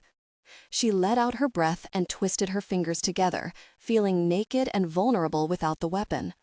Maxim caught her hand for the briefest of moments. Her fingers trembled inside of his, and he pressed his thumb into the exact center of her palm. She felt the touch over her heart. Startled, she looked up at him, her gaze colliding with his. He had amazing eyes, brooding and hooded, sexy, dangerous. He was all those things and more. He lifted one eyebrow. Are you ready for this? She nodded her head. Who could ever really be ready to face a monster? Maxim called on the air surrounding them. He blew out his breath in a circle around their bodies. Instantly, she felt the difference, as if the air was heavier, much denser in the passageway. She actually could see it shimmering between them, distorting his features until he looked a little shorter, more compact, and his shaggy wild hair was glossy and polished. He tapped on the hatch, a 1-2 signal repeated 4 times in rapid succession. Clearly, he knew the right code, because the hatch began to creak and groan as someone inside slowly opened it. Maxim didn't move aside, but stood firmly in the center of the opening, transferring his hold from her hand to her arm. The others are dead, Saeed, but I brought her to you. Maxim spoke in a perfect replica of Shamar's voice. Saeed's robed figure filled the doorway. He rubbed his hands together gleefully, leering at Airiana, not even looking at his bodyguard or acknowledging that the men who had served him for years were dead. She shuddered and forced herself not to move closer to Maxim for protection. Bile rose. The prince was disgusting, his face pure evil. She was afraid if she looked at him too long, she'd throw up. She gave her brain another problem to work on, pushing out fear to try to mathematically understand how Maxim had managed to distort the air until his own features resembled those of another human being. The voice was easy enough, but to be able to change appearances, that was exceptional. She kept her head resolutely down, working the probabilities in her mind, trying to find a theory that would explain how he'd done such an incredible feat. Anything to keep her mind away from what might happen to her if Saeed actually got his hands on her. Chuckling, pleased with his victory, the prince turned his head to look over his shoulder. All is well, Sasha. You can have that little one and leave me alone for a few hours. He sounded smug and magnanimous. Journey. Maxim. thrust Airiana behind him and struck fast, a blur of movement, whipping a garrote around Saeed's throat as he spun him around to face the inside of the cabin. He twisted the thin wire mercilessly while the prince thrashed and fought. Sasha rushed to his aid, dragging a child of about 10 in front of him, holding a gun to her head. She cried continually, terror on her face and bruises on her body. There were thin knife cuts across her small torso. "I'll kill her, Maxim. Let him go." The child called out in Italian, "Let him kill me. Don't let that pig go." Airiana felt the breath leave her lungs in a burning rush, terrified for the little girl. The garrote continued to cut off the prince's airway, his wild struggles only making it tighter. Maxim never moved. His face was set in hard, implacable lines. His ice-blue eyes had gone dark, a turbulent storm of absolute resolve. He whispered in Italian, the thread of sound going straight to the child. "This pig will never harm you again." Saeed made horrible gurgling sounds, his face purple and his eyes bulging. His efforts to escape became feeble as the garrote tightened relentlessly. Maxim continued to look at the man he obviously recognized, his gaze unblinking while he strangled the prince in front of the bodyguard. "You know I'll kill her," Sasha warned. Airiana was standing almost directly behind Maxim. He moved so fast she didn't actually catch the blurring motion as he whipped his hand behind him and withdrew a pistol, pulling it forward around the prince's body and aiming all in one movement. The bullet hissed out of the chamber and smacked into Sasha's forehead. A hole blossomed there, bright red and ugly. The child screamed and twisted out of the Sasha's slackening grip. His gun fell to the floor. The prince was entirely limp now, and Maxim allowed his body to fall as well. Grimly, he bent down to ensure Saeed was dead, using his knife to finish the job. To Airiana's horror, the child picked up Sasha's weapon and turned it on herself, putting the gun to her head. "No, no, you're safe, don't." Maxim was only a foot from the girl, crouched on the floor by the prince's dead body. He reached out slowly, his hand closing over the child's, his finger preventing the gun from firing. He was extremely gentle, every movement easy and unhurried. "He is dead. Both of them. They can't touch you again." His voice was so gentle, so compassionate. Airiana's eyes burned with tears. In his company, she knew him as a lethal, dangerous, and mostly rough man. He could be kind, but this was an entirely new side she hadn't experienced. "Find her something to wear. I've got a couple of shirts in my bag," Maxim said, without turning his head toward her. "A dark color." Airiana hastened to do so. When she turned back, Maxim had the child in his arms. She sobbed against his chest, her black mop of long curls hiding her face. Maxim took the shirt from Airiana and pulled it over the little girl's head. "Tell us your name," he encouraged. "Misha." The girl's voice was muffled. She didn't lift her head, her arms around Maxim's neck. He picked her up and rolled the prince's body completely into his opulent cabin with his foot and then closed the hatch firmly. "Nisha, we have to be very quiet. There are other men on board like Saeed. Bad men. Is there a place with other women or children where they kept you?" Nisha nodded. "How many women? How many children?" Maxim asked. The terrible shaking that threatened to break the little girl's bones apart had lessened, but she clung to Maxim as if he was the only thing in her world. "My sister Lucia, my little sister Sienna, and my brother Benito. I think Sophia, my twin sister, is dead. Sasha and another man came and got her last night, and she never came back." She began to sob all over again. They both had seen the body of the child Saeed had killed. Maxim stroked the child's hair and rocked her gently. "I'm sorry I didn't get here in time to save her, Nisha," Maxim said, "but we're going to do our best, all three of us, to save the others. Will you help us?"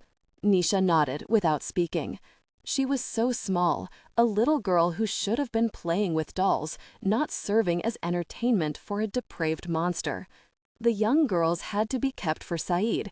He had an insatiable appetite, and they would have brought more than one child aboard for him. Eventually, he would have murdered all the girls. Could they have brought the boy and the teen for him as well?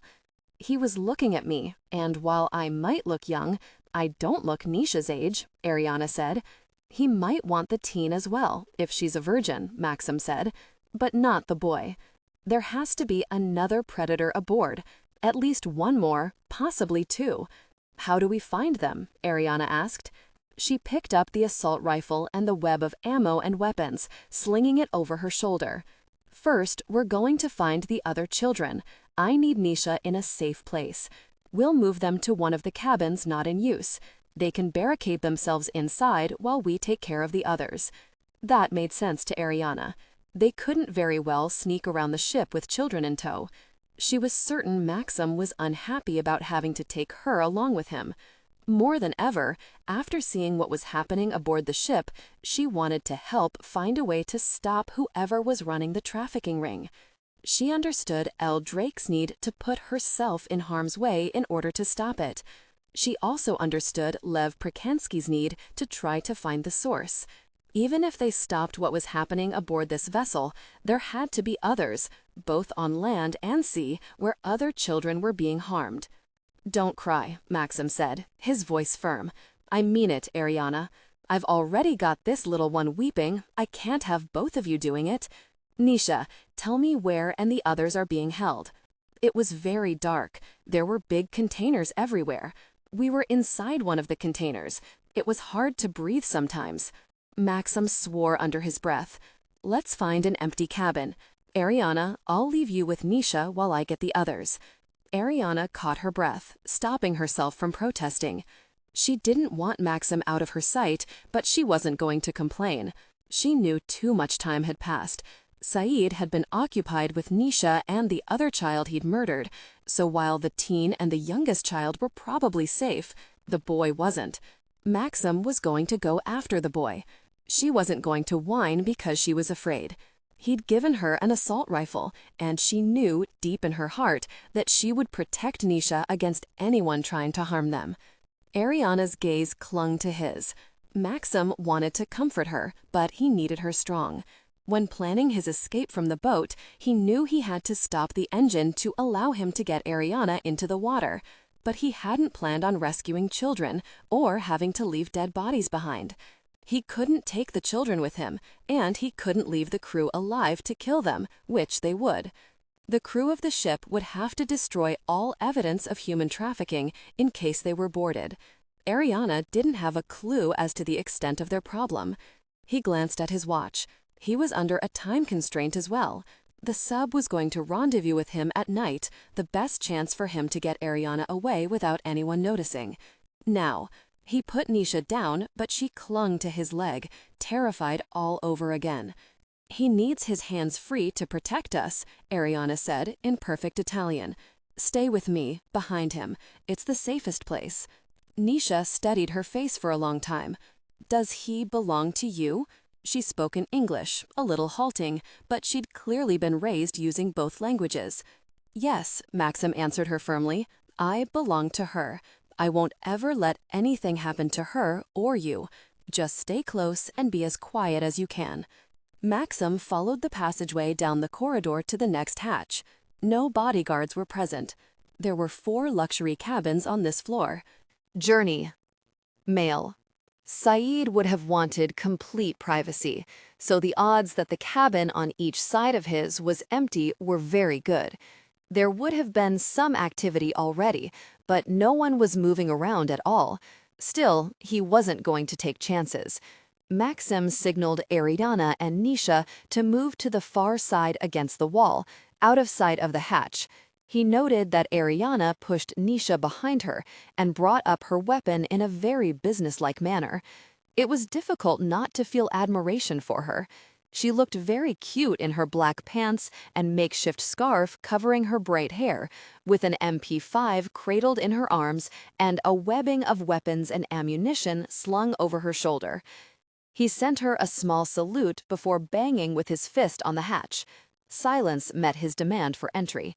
He quickly spun the lock and stepped back to swing the door open. The cabin was empty. Relieved, he signaled to Airiana. She took Nisha's hand and they went inside. The room was equipped with a large bed, mirrors, a closet, and drawers that locked in place. There was a private bathroom. "I'm sorry, honey, I can't do anything about the room," Maxim said. "But you'll be safe in here. No one will know you're here. I'm going to leave some extra ammo, a knife, and a couple of grenades, just in case. I should be back soon." Airiana nodded her head, but she didn't speak. Tears were already welling up in Nisha's eyes, and he had the feeling that Airiana wanted to cry right along with her. Nisha took the nearest chair, sinking into its luxury and drawing up her knees beneath Maxim's shirt, unable to control the shivering in her body. He knew it wasn't from the cold. She was terrified of him leaving. Airiana immediately tucked a blanket around her. Maxim turned to go, but couldn't do it. Not like this. Not without giving her something. "Come here, Airiana," he ordered softly without turning around. He stood facing the hatch, away from the room. Puzzled, she stepped around him to stand directly in front of him, tilting her head to look up at him. Her eyes caught him like they always did. Sky blue eyes that could signal sunshine or rain, a coming storm or a hurricane. He caught her wrist and lifted her palm straight up, facing him. "In my family, there is a small thing a man does when he belongs to a woman, when the woman belongs to us. We have to feel it, not with our bodies, but deep in our soul. Mine was ripped to shreds a long time ago, and there isn't much left, but whatever remains belongs to you. I'll come back for you. No matter what, I'll come back." He pushed air at her palm. More than air. Something deep inside him rose to rush toward her. He felt it rise, a connection that would be unbreakable. He was giving himself to this woman, not knowing if she could accept him as he was, rough and scarred and very lost. He didn't know if he would even come out of this alive, but he had to do this one thing. The need, the compulsion overcame everything else. He belonged somewhere, with someone. Airiana Solovyav was his someone. He heard the sound of the air hitting her palm, an electrical charge that actually zapped her. Two intertwined circles flared into life. A brand, a tattoo. The rings blazed a bright gold and then slowly faded into her skin, disappearing entirely. Airiana yelped and tried to jerk her hand away, but he held her wrist firmly and brought the injured palm to his mouth. He gently soothed the exact spot where the two rings had sunk beneath her skin. He traced each one, feeling the brand of Prakenskii, knowing it was on his own hand, trying to soothe the ache she felt. Her eyes widened and she gasped, heat flaring between them. "What have you done?" she whispered. He allowed her hand to slip away from him. She rubbed it down her thigh, her gaze clinging to his. "I gave myself to you.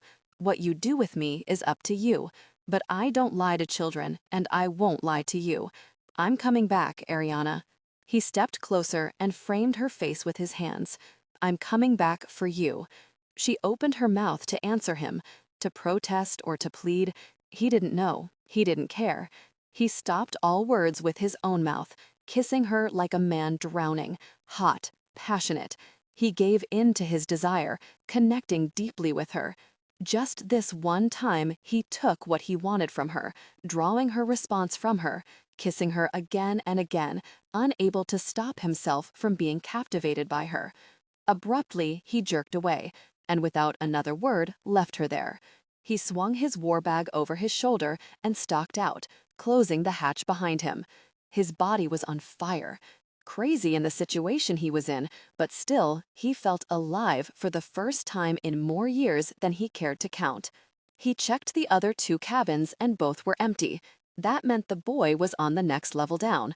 There would be more bodyguards and probably a crew member or two. There would also be a despicable deviant who would torture and kill a small boy just because he could. He had no compassion for any member of the crew who had signed on to work this cargo vessel.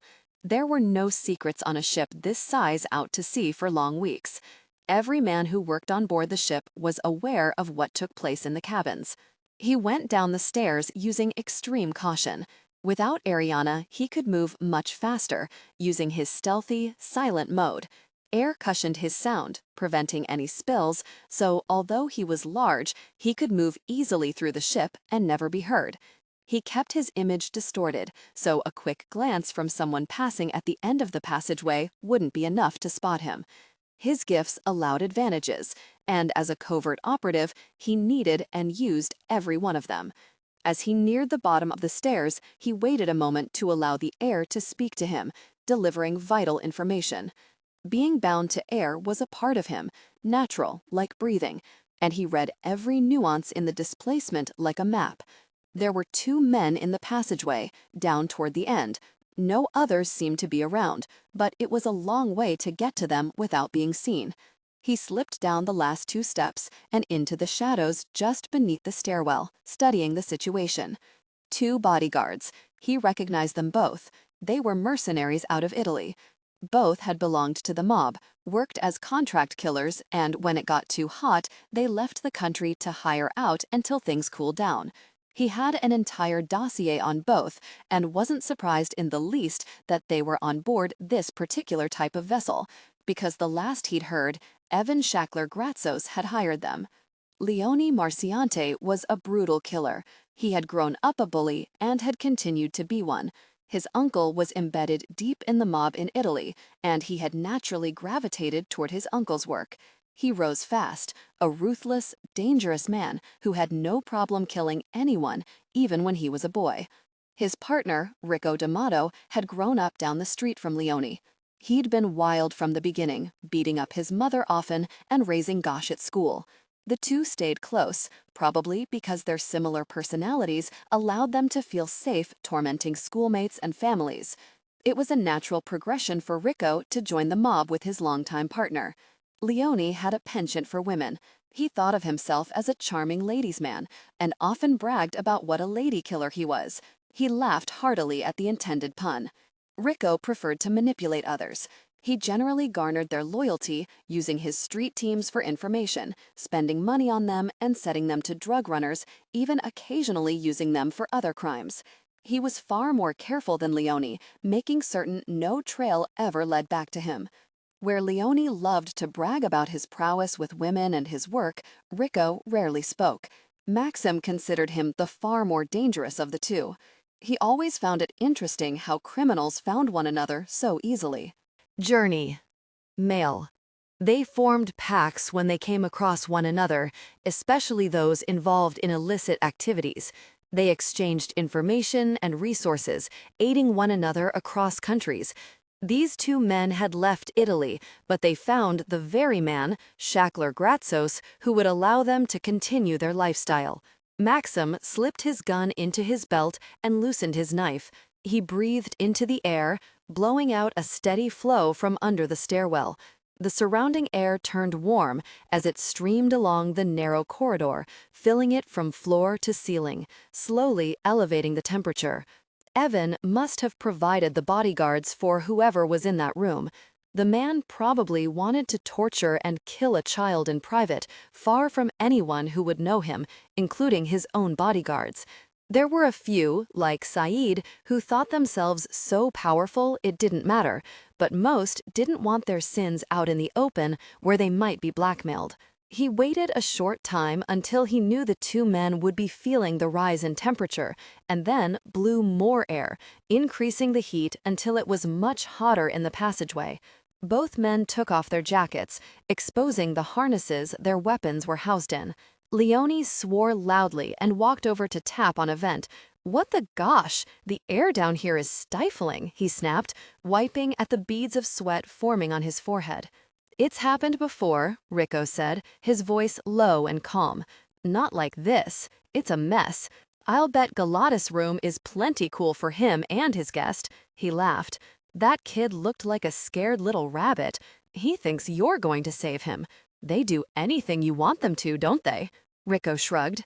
"He's a smart kid, but once they're aboard this ship, there's nothing to be done but get rid of them. I tried to steer Galatas to another, but he chose Benito.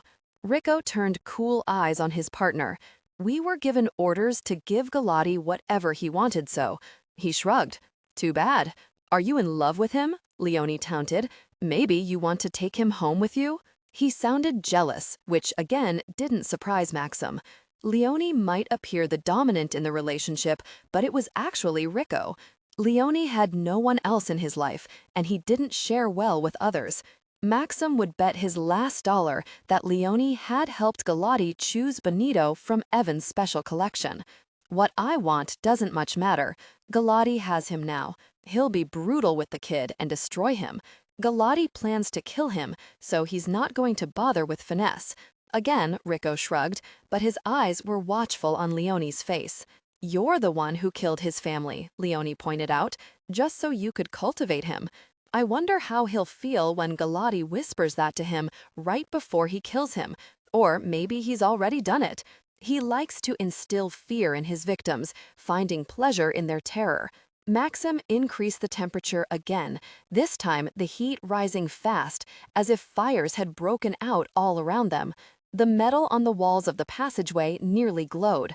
Both men's shirts were damp, sweat running in rivers and pooling on the floor. They began to look uneasy, tempers increasing along with the heat. This is a mess, Leone said, kicking at the wall. Rico said nothing, but he tested the temperature of the wall, using the flat of his hand. It was hot, but not excessively so, despite the fact that it nearly glowed. A trick, maybe, to the eye. I think the ventilation system stopped working is all, he said. I don't care what happened, Leone snapped. Someone needs to fix it. Maxim added a whisper of condensation, so fine it could barely be seen, but the water in the air increased, hot now, turning the passageway slowly into a steam room. Again, it was a slow process to fill up the corridor, and at first neither noticed until the long fingers of haze began to creep around them as if they were in a sauna. I'll go check and see what's going on, Rico said abruptly. The gosh with that! I'm not staying here to burn to death, Leone protested. I'm going too. No one's going to disturb Galati, and if it's getting hot in there, he can boil for all I care. Rico shrugged and started down the passageway toward the staircase. Leone followed, grumbling every step of the way. Maxim let them come within several feet of him before he fired 2 rapid shots, aiming for the kill, a bullet right in the middle of the forehead, his signature shot. Both went down simultaneously. Neither ever saw Maxim and probably didn't know what hit him.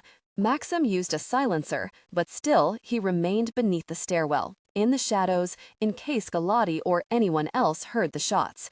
He was patient, taking his time, ignoring the 2 bodies lying on the floor. He allowed the temperature in the passageway to cool just a little, although it didn't affect him. He kept a bubble of cooler air surrounding him, but he didn't want Galati to get spooked and maybe kill the boy. He found it difficult to think about the boy locked in a room with a man who intended to harm him and then kill him. He couldn't allow his mind to go there, not and be of any use to the kid. He'd been taken from his home and become a prisoner of the state, beaten and trained, shaped into a killing machine, so he knew, more than most, what it was like. He could identify in many ways with the boy. Maxim was grateful Ariella wasn't with him. He had no idea what he'd do to Galati or what condition he'd find the boy in. Like little Nisia, the boy would be traumatized for life. To have a woman witness such a terrible circumstance would only make it worse. Nothing moved. No one came to investigate. He slipped out of the shadows, nudged Leone's body aside with the edge of his foot, and padded silently down the passageway.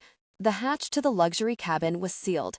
He couldn't go in with guns blazing. He needed Galati to voluntarily open the door so that he was away from the boy. He had to heat the room through the ventilation system. Doing so could spread the heat throughout the ship, but still, even if the crew became alarmed, they wouldn't think to come to the cabin as the source. They'd be checking the engine room first. He located the shaft in the passageway and manipulated the air once again, sending both hot air and condensation into the cabin. The room, although good-sized for a cabin on a cargo vessel, was small in comparison to the passageway, and it warmed fast. He could feel the heat radiating from the hatch. He stayed to one side of it, pressed against the wall, allowing the air around him to distort his image. The lock spun, and the hatch swung open. Galati, naked, sweat dripping from his body, leaned out to take a breath. Maxim yanked him into the corridor and threw him up against the wall. Galati's head hit first. Maxim's strength was enormous enough to nearly knock him out. Only self-preservation kept Galati from falling, although he staggered and grabbed his head, trying to focus. "What the hell? Hell has come for you," Maxim snapped, and slammed the knife deep into Galati's throat to shut him up and get it over with fast. He twisted the blade, withdrew it, and then stabbed into the carotid artery for good measure. His temper had surged forward, a volcano erupting, when he'd been taught to stay in control. He was tempted to do a little torture of his own, and he knew more ways to cause pain than Galati had ever thought of. But he never wanted to be that man. He wanted to execute fast and dispassionately. The problem was, he detested men like Saeed and Galati who preyed on children. Maxim let the man drop to the floor and left him there, sprawled out naked and dirty, lying in his own pool of blood. Stepping over the body, he hesitated at the doorway, steeling himself for what he might find. The boy looked to be about 12 or 13. He was tied over a rack in a kneeling position. His body was covered in whip marks and bruises. Journey. Tears ran down his face, leaving tracks. But his eyes were defiant, furious, filled with hatred, which told Maxim the kid had a chance at recovery. "He's dead," he announced. "I've come to get you out of here. Nisha is alive, and I've left her with my woman in a safe place. I'll take you there and get the others." He spoke softly, seeing the distrust on the boy's face. He cut the ropes, digging into the boy's wrists. His hands were swollen and bruised, nearly purple. Galati had deliberately used a harsh rope to hurt the boy more. "Flex your fingers to get the blood back into your hands," Maxim instructed over his shoulder as he went to the hatch to watch down the corridor. "Shake your arms out. When you can hold the knife, I want you to cut your ankles free. We could have company any minute." He wanted to give the kid something to do to help himself, and at the same time, by giving him a weapon, show he was no threat. Still, he kept an eye on the boy. "He has 2 bodyguards," the boy said. He spat onto the bed several times, and then reached for the knife. "They'll kill you for him." "He's dead, and so are they," Maxim said, "and we have to get the hell out of here. Do you have any clothes?" "My name's Benito," the boy said, and tried to stand. He groaned and nearly fell. Maxim didn't make the mistake of trying to help him. "When we get to the safety zone, remind me. I have some ointment that will help in my bag. My clothes are on the sink." He said he likes to keep them for a memento. The boy turned 2 old eyes on him. "He was going to kill me." "I know." "He's dead," Maxim reiterated for the 3rd time. The boy was in shock, but trying to fight his way back. His alarm system nagged at him. They weren't going to get a clean exit. The boy could barely walk. Benito staggered over to the sink and turned on the water, rinsing his mouth repeatedly and spitting. Maxim pretended not to notice the tears still tracking down the boy's face. He wanted to kill Galati all over again. He thought of himself as a monster until he ran across men like Saeed and Galati and those who supplied them. "We're going to have company in a minute. Get dressed," Maxim repeated, keeping his voice low and confident. "Keep that knife close. You may need it, but don't do anything unless I give the okay. Do you understand? We still have to get the others free. I need you to stay quiet and obey me." For the first time, he looked the boy in the eye to show he meant business. Benito dragged on his clothes, or tried to. Clearly, every movement caused pain. Maxim had no idea how long the boy had been tied in that position, but judging by the swollen purple bands around his ankles and wrists, it had been a while. The boy had been caned and whipped, the cuts deep. Pins and needles had to be horrendous, but he valiantly struggled into his clothes. Maxim nodded approvingly when he picked up the knife. "You'll do, Benito. Stay close to me no matter what happens. Behind me," he added. We'll get out of this alive, but I might have to kill a few people for that to happen.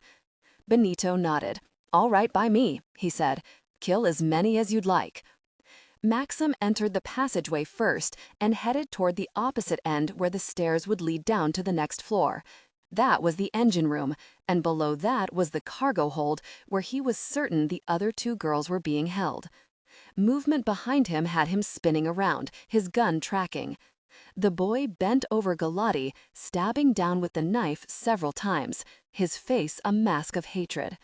Maxim remembered rage. Deep down, he still felt it, and in certain situations, such as this one, it welled up like a volcano, impossible to suppress. He understood rage. He moved up behind the boy and gently caught his wrist, stopping the movement. He's dead. Not dead enough, Benito said, and spat on the body. Dead is dead. You're indulging yourself, Maxim kept his voice harsh. I need you 100% if we're going to get those girls free. If you can't control yourself, you're of no use to me or them. Benito straightened up slowly, wincing as he did so. I'm with you. Maxim nodded and slowed his pace. They were going to get caught. The air was moving again and sending him all kinds of messages, none of them good. He had planned to take the boy to Airiana and leave him in the relative safety of the empty luxury cabin, but Benito needed action to bring him back. Good. We're about to have company. They're coming down the stairs now, and we don't have time to reach the stairwell. Hug the side of the wall and let's make it to that passageway just ahead. Benito tried, but there was no way he could double time it. Maxim glanced toward their destination, saw they wouldn't make it, and he signaled Benito to halt, waving him against the wall. Maxim took up position in the center of the passageway, once more distorting his image to look vaguely like Rico. The two crew members ascending the stairs would see who they were prepared to see, at least until they got close. He walked fast, covering the distance quickly now, bending air continuously so that it shimmered in waves, the distortion all around him. He needed to kill these men silently. They were from the engine room. He could smell the heavy fuel oil on them. The air carried the scent of sulfur clinging to their clothes. Evan Shackler-Gratzos didn't believe in saving the environment, just in adding more money to his coffers. Evan had complete deniability, of course. He owned the ships. He didn't run them. He'd recently inherited them from his brother. Nothing Maxim had found could tie Evan to the human trafficking ring. Not yet. Maxim continued toward the stairs and the two men coming up them. Maxim had scoped out the engine room the moment he'd come aboard, knowing he would have to stop the ship. Both men had been working there. The blonde, sounding Swedish, had talked incessantly about having the captain provide company for them on their journeys. The other, who looked as if he might be from Indonesia, hadn't spoken much. It was the Indonesian man who spotted him at the top of the stairs. The Swede was still talking and hadn't even looked where he was going. Maxim kicked the Indonesian hard in the face, and as he went down, he shot the Swede. The Swede fell hard, rolling on the metal stairway, landing on the Indonesian. Maxim followed up his advantage, shooting rapidly to prevent the Indonesian from calling out for help. He dragged both bodies down the stairs and shoved them out of sight in a small storage closet. He didn't bother wiping up the blood, but called the boy down to him using a thread of sound. They passed the engine room and went straight for the cargo area. It was huge, with containers everywhere. Benito took the lead, hurrying up to one of the containers and thumping on it, anxiety on his face. A heavy lock on the door prevented them from opening it.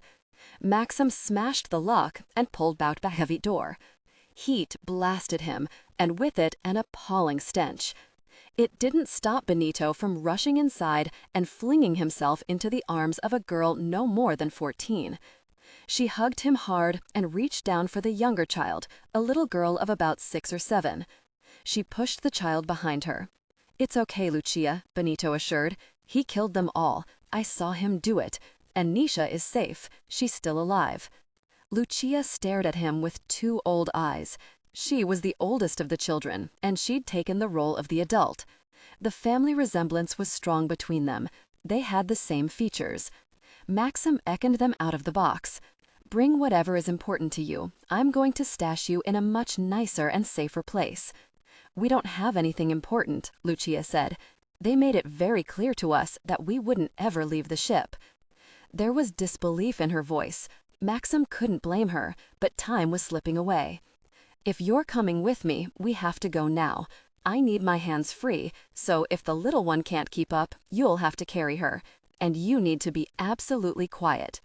"Do you understand?" He used his most commanding, intimidating voice. The children nodded.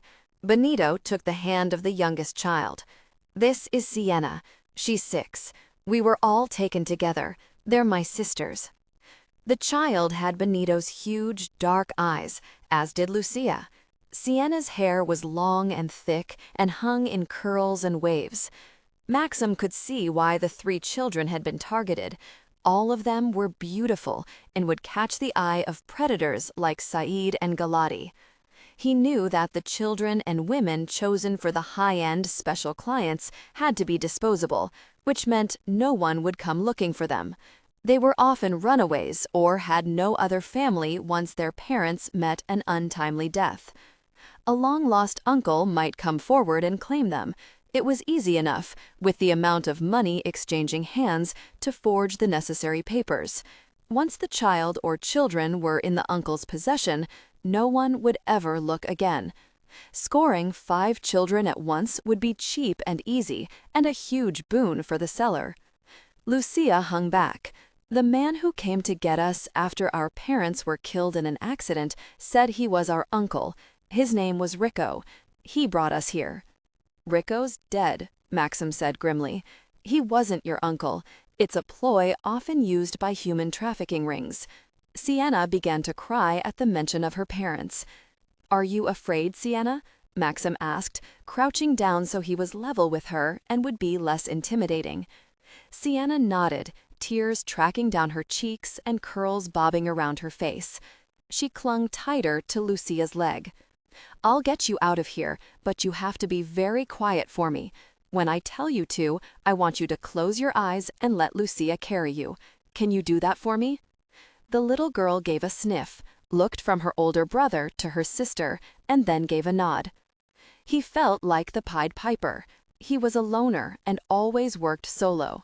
More than 3 people were a crowd to him. He didn't deal with children. He didn't know how. He was too gruff and far too rough, yet all 3 were beginning to look at him as if he were a hero, their savior. He was uncomfortable in that role. He didn't want any of them admiring him, especially Benito. "Let's move. Stay right behind me, single file. Lucia, when I tell you, pick Sienna up and carry her, but only until we're past whatever obstacle we find." "He means the dead bodies," Benito said. Maxim pinned him with a steely eye. "Your little sister doesn't need to be any more traumatized than she already is, right?" Benito ducked his head, but he didn't look remorseful. Maxim couldn't blame him. The kid was purple from head to toe and had a few open wounds. His clothes might cover up what had been done to him, but nothing was going to ever take it away. Maxim couldn't do more than see to it that they were safe. It was going to cost him this time. The body count would be high. If he left a single person aboard alive, the first thing they would do would be to hunt down the children, kill them, and throw their bodies overboard to remove all evidence. He would have to leave a ghost ship behind. He signaled to Lucia to pick up Sienna when they approached the stairs where the bodies of the 2 men who worked in the engine room were. "Keep your eyes closed very tight, Sienna," he instructed. He tried not to notice Benito kicking the body of one of the men as they stepped around them. Lucia hissed a reprimand at her brother, but the boy shrugged, unrepentant. Maxim remembered that feeling of rage, of helplessness, of knowing a bigger, stronger, and much more ruthless man could do anything and get away with it. He'd been beaten and caned. He still carried the scars from whips and even a chain. He took them up the stairs past the floor where Galati had held Benito, wanting to avoid that particular place. Lucia would know what happened there. She might guess, but seeing the bodies of Galati and his bodyguards would only make Benito's shame and embarrassment deepen. He stopped the little parade at the top of the stairs. This was the floor where he'd left Airiana and Nishia. He pushed air down the passageway and circulated it back to him, needing information. Pressing his thumb into the center of his palm, he reached for Airiana. "Are you okay? Has anyone disturbed you?" She felt Airiana's shock. He should have warned her they would have a telepathic connection, but he had other things to worry about. Now he had the children. He still wasn't certain what he was going to do with them all. It's been quiet. Nishia is very worried about her sisters and brother. Maxim wanted to curse. Rico had killed their parents to acquire the children for the sex trade. He must have received a fortune from Evan Shackler-Gratzos, who had to be the head of the organization. He was a billionaire, and little ever touched him. "I'm bringing them in. Don't shoot us." He almost wished she would. What in the gosh was he doing with these kids? He sighed again and signaled them to follow him. They made it down the passageway without incident, and he opened the hatch, blocking the entrance just in case. He was like that, always wary, ready for anything. Well, almost anything. Airiana was an exception. Her sky-blue eyes jumped to his. He'd never had anyone look at him like that, welcoming, happy. She jumped up and flung her arms around him. His hand, of its own volition, came up to cup the back of her head beneath the scarf as she pressed her face against his chest. The silk of her hair slid over that sensitive spot in the middle of his palm, teasing his senses. "I'm glad you're safe," she whispered. He could hear the truth in her voice. He was bound to air, and one of the many gifts was the ability to read sound. She was truly happy he was safe, not for herself, but for him. He leaned down and brushed a kiss on top of the silly scarf, made from his own shirt, feeling a little foolish under Benito's smirk. He gave the kid a glare and waved them all inside before closing the hatch. "Airiana, this is Lucia, Sienna, and Benito. Kids, this is Airiana." The children nodded at her shyly. She gave them a smile of reassurance. Rico killed their parents and posed as their uncle, their only living relative, to acquire them. He sent Airiana the information privately. "You mean they really have no other family?" She had no trouble using their telepathic connection to communicate. It was simply another form of sound and air. No, they would have been thoroughly investigated before they took them. It was easy enough to orphan them and then step forward to claim them.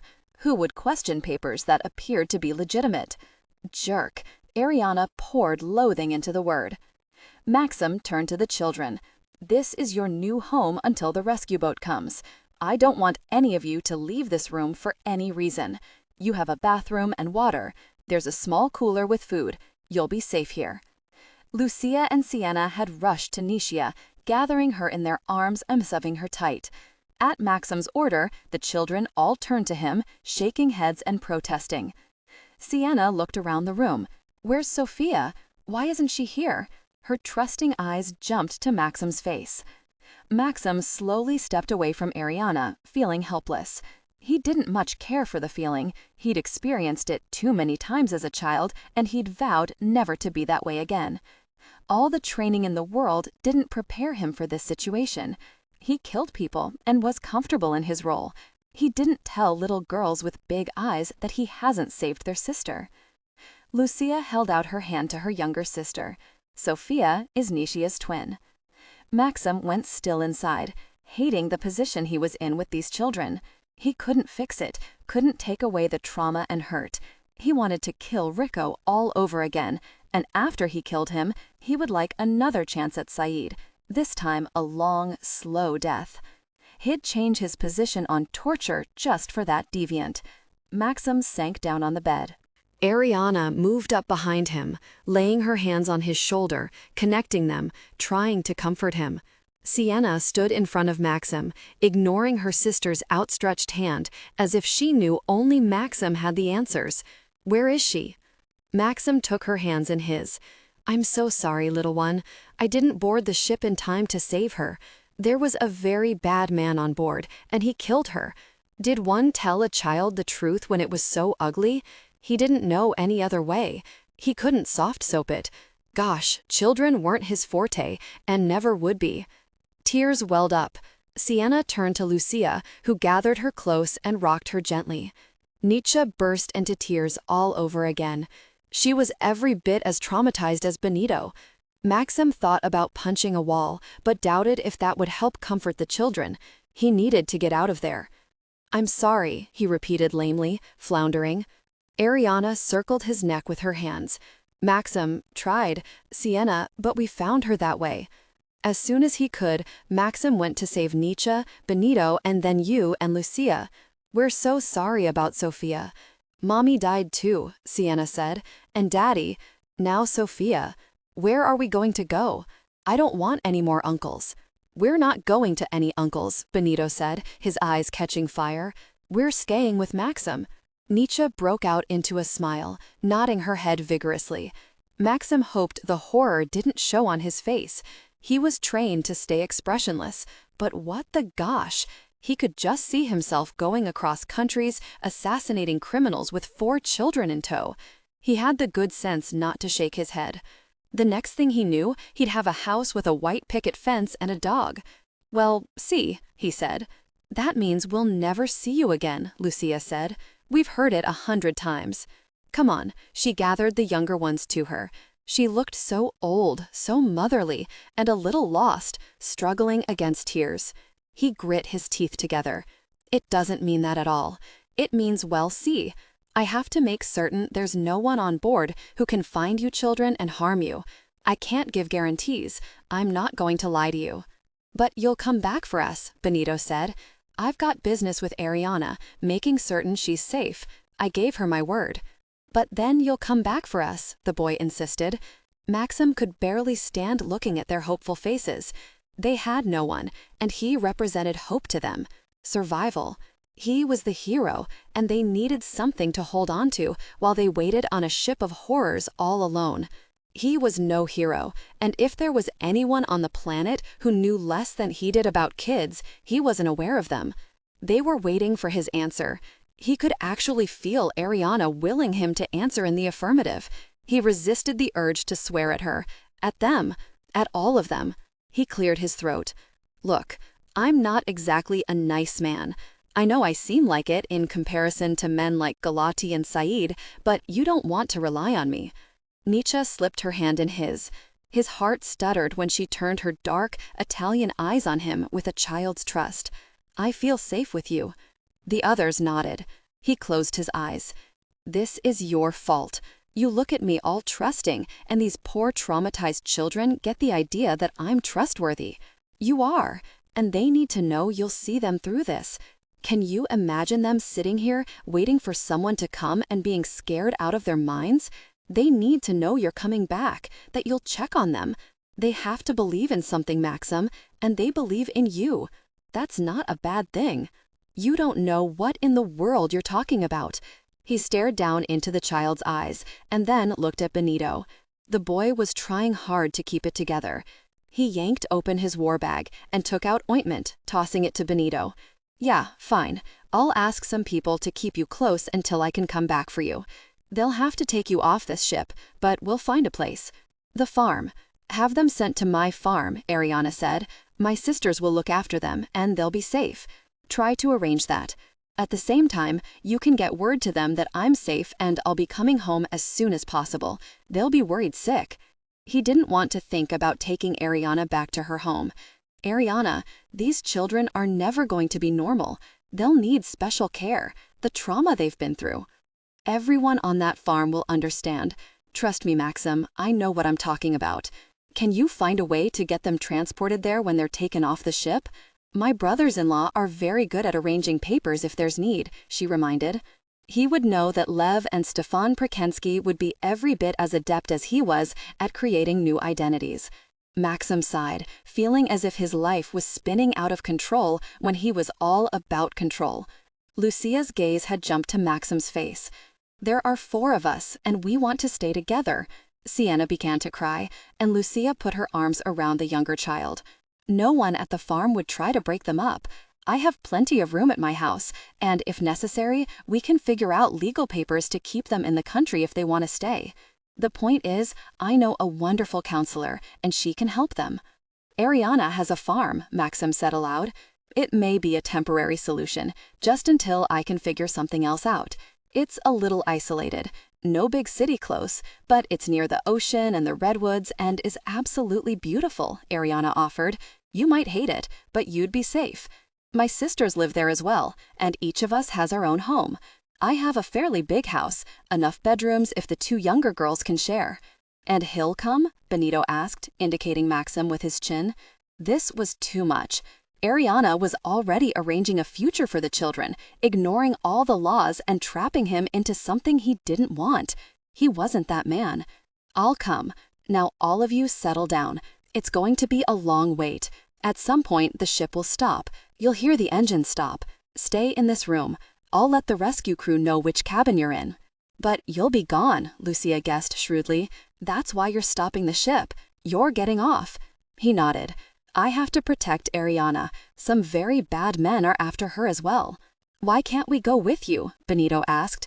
I can't take all of you with me while I clear this ship. It would be too dangerous, Maxim explained. And then I have to get Airiana to someplace else fast. That's dangerous as well, and there's no way you children could make the journey. But I keep my word, and I said I'd come back for you to make certain you're safe and in a good place. I have a couple of men I trust who will come for you. They'll say nutmeg grows in odd places. If they don't say that, Benito is going to shoot them. Are you crazy? They need that. It helps to make them believe they're safe. But giving Benito a gun? He's a child. Not anymore. Galante made certain of that. Lucia clutched the blanket on the bed so hard her knuckles turned white. There is no safe place. Tears welled up in her eyes. Nietzsche and Sienna crying was one thing, but Lucia had been struggling so hard to be grown up and take care of her siblings. Seeing the tears spilling down her face was too much. He took both of her hands, gently prying open her fingers. You have no reason to trust anyone, least of all me, Lucia, but we don't have too many choices left. I'm running out of time. If I want to clear the ship for you, I have to do it now. I'm on a time schedule. Airiana's farm is the best we can think of. Otherwise, the authorities will ship you back to Italy. I'll look for you, but I have far less control over what happens to all of you once you're there. You'll be safe, Airiana added. Everyone on the farm has been through... She trailed off, searching for the right word. Horrific circumstances. They'll help you with the younger ones. Maxim looked at his watch. Time was slipping away. He had to get to the engine room. We have to go now, Airiana. Journey. Lucia straightened her shoulders, her gaze clinging to Airiana's. You'll come back? Both of you? Airiana nodded. If we're alive after all of this, we'll meet you on the farm. If not, you'll be in good hands. Lexi, my youngest sister, will be particularly understanding. She'll help all of you. We'll come back as soon as possible. Maxim stood, reaching for Airiana's hand. We have to go now, honey. We're running out of time. He tugged until she went with him across the room. Airiana looked back at the 4 children huddled together. Be patient, stay strong, and don't leave this room. She tightened her fingers around Maxim's, just as reluctant to leave the children as he was. He opened the hatch and resolutely stepped through into the passageway. Airiana glanced back, but she didn't say a word. Maxim's eyes met Benito. The boy was holding himself very still, but his body vibrated with fear. I'm coming back for you, kid, Maxim promised again before he could stop himself. I know everything in your life has been turned upside down, and you haven't been able to count on anyone else but one another. I'll find you. Do you understand me? Tell me the password. Nutmeg grows in odd places. Maxim nodded. Shoot anyone else who tries to come in. You keep your sisters safe and together. Benito nodded, his gaze still clinging to Maxim. Maxim swore and slammed the hatch closed. I want to kill those awful people all over again, he admitted to Airiana, pushing down the rage threatening to take over. I wish you could too, Airiana said. We have to do something for those kids. I know you think I was being impetuous, but I really thought it through. All of them are traumatized. They'll need special help to see them through this. Just the murder of their parents would be enough to traumatize them, but their sister as well? At the hands of a sexual predator? And then Benito and Nisha, the terrible experiences she had with Saeed. She talked to you about it? Maxim asked. He led the way to the stairs. The engine room was his next target. I think she had to. She was so scared and so grateful that you found her. Benito looks as if he worships you. Lucia and Benito knew they were going to be killed probably the moment they were brought aboard the ship, Maxim said. Nisha said Lucia and Benito told her to do whatever the man said so he wouldn't hurt her. She did it, but he hurt her anyway. Maxim heard the anger in Airiana's voice, anger and despair. He stopped just at the top of the stairs and put his arm around her, pulling her into the shelter of his body. We can't save them all, but we saved these 4. For now, that has to be enough, honey, or you'll end up going crazy. When we moved to the farm, Airiana told him, I thought we were done with violence. We live pretty simply, and it's beautiful there, and so peaceful. It sickens me to know that this is still going on right under our noses. Airiana had used the word still. He didn't question her, but he knew she was referring to her youngest sister, Lexi. Of course, the moment he knew Lev and Stefan were involved, with 2 of the women living there, he'd investigated all of them. We'll take care of those kids. I don't know how, Airiana, but we'll get it done. Right now, I need you to put everything else aside and give me 100% right here and now. What we're doing is dangerous. We have to disable the ship, but there are going to be men down in the engine room. If possible, we'll round them up and put them in the cargo container they put the kids in. If not, we'll have no choice but to kill them. Do we know they're a part of this? They know what's going on aboard this ship. They're paid to keep quiet, and they have, in spite of the fact that women, boys, and children are brought here, used, and murdered. They aren't innocent. In any case, once we're gone, those children will have no protection. If I don't get to everyone, they'll be in danger. Airiana nodded her head several times. Okay, I understand. I just wanted to be certain. I'm sorry about all this. It was supposed to be simple, snatch you out from under the noses of Evan's men and get you off ship to a waiting sub and to your father where you would be safe. The children complicated things. I would much rather have been here where you could help those kids, Airiana said firmly. Her blue eyes were a little cloudy, but steady.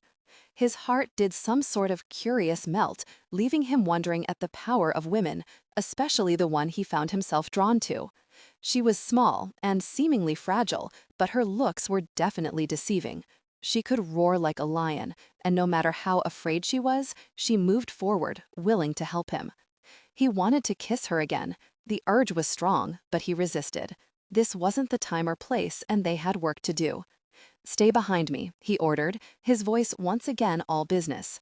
She flashed a small, secretive smile that made his insides tighten, but she obediently dropped back to do as he said. She had the assault rifle and the webbing over her shoulder, while he carried his war bag over his. They moved down the stairs in silence. He muffled the sound, but realized she was automatically doing so as well. She learned fast, and he appreciated that. Once more he shifted into stealth mode. He couldn't afford his mind to be anywhere but on his mission. The flight of stairs led to the engine room, and below that was the cargo hold. Airiana walked in his footsteps, directly behind him, so quietly he wouldn't have known she was there, other than the fact that her scent was so alluring to him. Everything about her was, and he very well wasn't going to lose her. Voices drifted to him. Very that Swede. He was supposed to be right back here. I'm not taking his nonsense anymore. Go find him, Lance, and get him back here. He's probably in the galley. He spends more time there than in here. I swear, he puts on 20 pounds every time we go to sea. Lance laughed. Really, Cahill? You need to see the humor in the situation. I don't find it so funny, Cahill groused. Not when we have to do his work. We have to do his work when he's here, Lance said. He doesn't belong in the engine room. He doesn't know what the gosh is doing. I think he's a hired gun. Half the crew doesn't know what they're doing, but the pay's good, and we occasionally get a woman for a while. What more do you want? Someone to help out, Cahill snapped. It's never going to be the Swede. Lance laughed. If you want to find him, go yourself. Maybe you'll come back in a better mood. Maxim held his fist up, a signal for Airiana to stop moving. He slid his war bag from his shoulder to the floor. Stalking Lance was easy. He'd begun whistling, giving his position away. Cahill had fallen silent after his outburst, but Air told Maxim he was moving through the machinery, heading straight for him.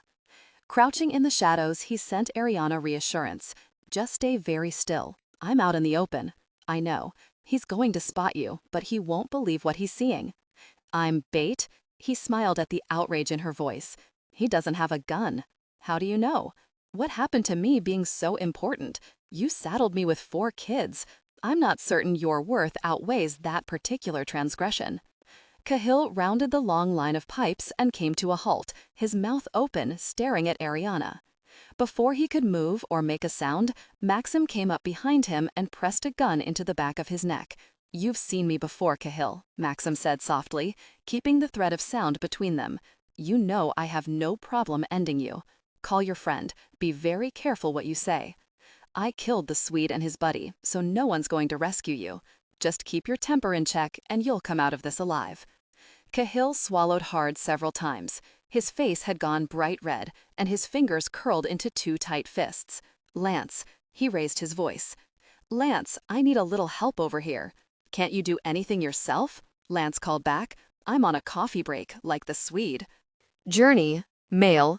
He laughed heartily at his joke. Cahill swung around, going for the gun, hoping to shove it away from his neck, shouting as he did so. Maxim shot him through the temple, muffling the silencer he used so that no sound escaped. His body fell hard, and Maxim didn't block that sound. Open your eyes and get into that dark alcove right behind you, he instructed Airiana. She looked a little shell-shocked. She obeyed quickly, her face very pale. From his position, he could see she was distressed, but her hands were rock steady on the MP5. It's going to be all right, honey. Hang in there with me. He couldn't resist reassuring her. Lance moved around the long row and stopped abruptly when he saw Cahill's fallen body. Blood seeped out around his head, creating a halo of red. What the gosh? Lance ran to the fallen man, crouching down, or he started to. Recognizing the wound for what it was, he pulled out a gun and looked wildly around. Drop it, Lance, right now. I tried to give Cahill his chance, but he didn't listen. Make your choice. Lance dropped his gun. Put your hands behind your head and lock your fingers together. Lance complied, and Maxim stepped behind and used a zip tie to secure his hands. I'm taking him to the cargo hold. Stay right where you are. No one should come down here, but that doesn't mean they won't. Maxim could feel her reluctance to be left alone, but she didn't object. He shoved Lance ahead of him, already regretting not killing him. He didn't like leaving Airiana alone either, but it would only take a couple of minutes to get Lance secured in the container the children had been locked in. He shoved Lance toward the stairs. The man was solid, although not particularly large, but clearly he was all muscle. A small alarm went off in Maxim's head. Lance had indicated that the Swede was useless in the engine room, implying he was most likely a hired gun. But the Swede had been easy to dispose of. Too easy. He was no highly skilled mercenary, but Lance. Maxim indicated the stairs, and Lance went down them without question. The moment he hit the bottom, he crouched and swung around, using his head to butt Maxim in the chest with a hard blow. Prepared for the attack, Maxim moved his body back just inches, enough to escape the assault. Lance kept spinning around, hooking his ankle in Maxim's, his momentum pulling Maxim's foot out from under him. Maxim leapt over the man, kicking him hard in the head as he went down, somersaulting and coming back up on his feet. Lance's head hit the metal railing hard, and he slumped down, shaken. Maxim reached for his shoulder to yank him up, and Lance came up fast, a knife in his bound hands, ripping up Maxim's belly to his chest. The burn was fierce, but it was a shallow wound. He leapt back away from the grinning man. Lance spat on the floor and flicked the blade of the knife through the zip tie. Amateur hour, he snapped. Maxim smiled. Nice move.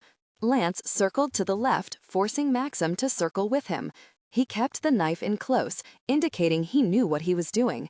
Maxim lifted his gun and shot him right through the middle of his forehead. Lance actually looked a little startled, as if he'd forgotten Maxim had a gun, not a knife. He toppled slowly to the floor. Maxim sighed. The body count was climbing higher than he expected. He glanced at his watch again. He needed to disable the engine, forcing the crew to drop anchor. He still had to figure out what to do with the rest of the crew. He made his way back to the engine room. As soon as he entered, he held his hand out to Airiana. She came to him instantly, and he wrapped his arm around her, pulling her in close to him. It astonished him just how much she had taken over his thoughts. She'd found a way inside of him, creeping in when he wasn't expecting it. "You're dangerous," he said, his tone harsher than he intended. She was just so insidious, slipping into his soul when he was so certain his every defense was in place, and no one could ever find that last piece of himself that belonged only to him. There was no running from her. He'd known her less than 24 hours. What would it be like in her company for a lifetime? She'd be so tightly wound inside of him that there'd never be an escape. Would he even want to? Abruptly, he caught up his war bag and stalked through the engine room with Airiana following. She didn't say anything at all, and he kept his back to her, not wanting to see her face. He was giving too much of himself away. He wasn't a man to be out in the open, naked and vulnerable to a woman. He lived in the shadows and slipped easily from one skin to another.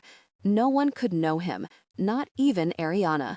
He went to work, losing himself in the familiar process of building his devices and setting his timers. He took his time, not wanting to make a mistake. Everything depended on the ship stopping on time. Airiana waited quietly until he straightened up and looked at her. "What next?" she asked, her voice quiet. "Everything depends on stopping the ship. We've got a few hours before the engines start to go. The ship will slow, and then they'll drop anchor. We'll suit up and get out of here. I'll call for help to rescue the kids. These couple of hours, waiting until dark, is our most dangerous time." She made a face. "You know they landed that helicopter on the deck. It's still there. Why don't we just use the helicopter to get out of here? You can do everything else. I can't imagine that you don't pilot a helicopter as well." He couldn't help but smile. "As a matter of fact, I can fly a copter, but that's not the plan. You're doing your best not to set foot in the ocean, aren't you? It makes sense to fly." He shook his head.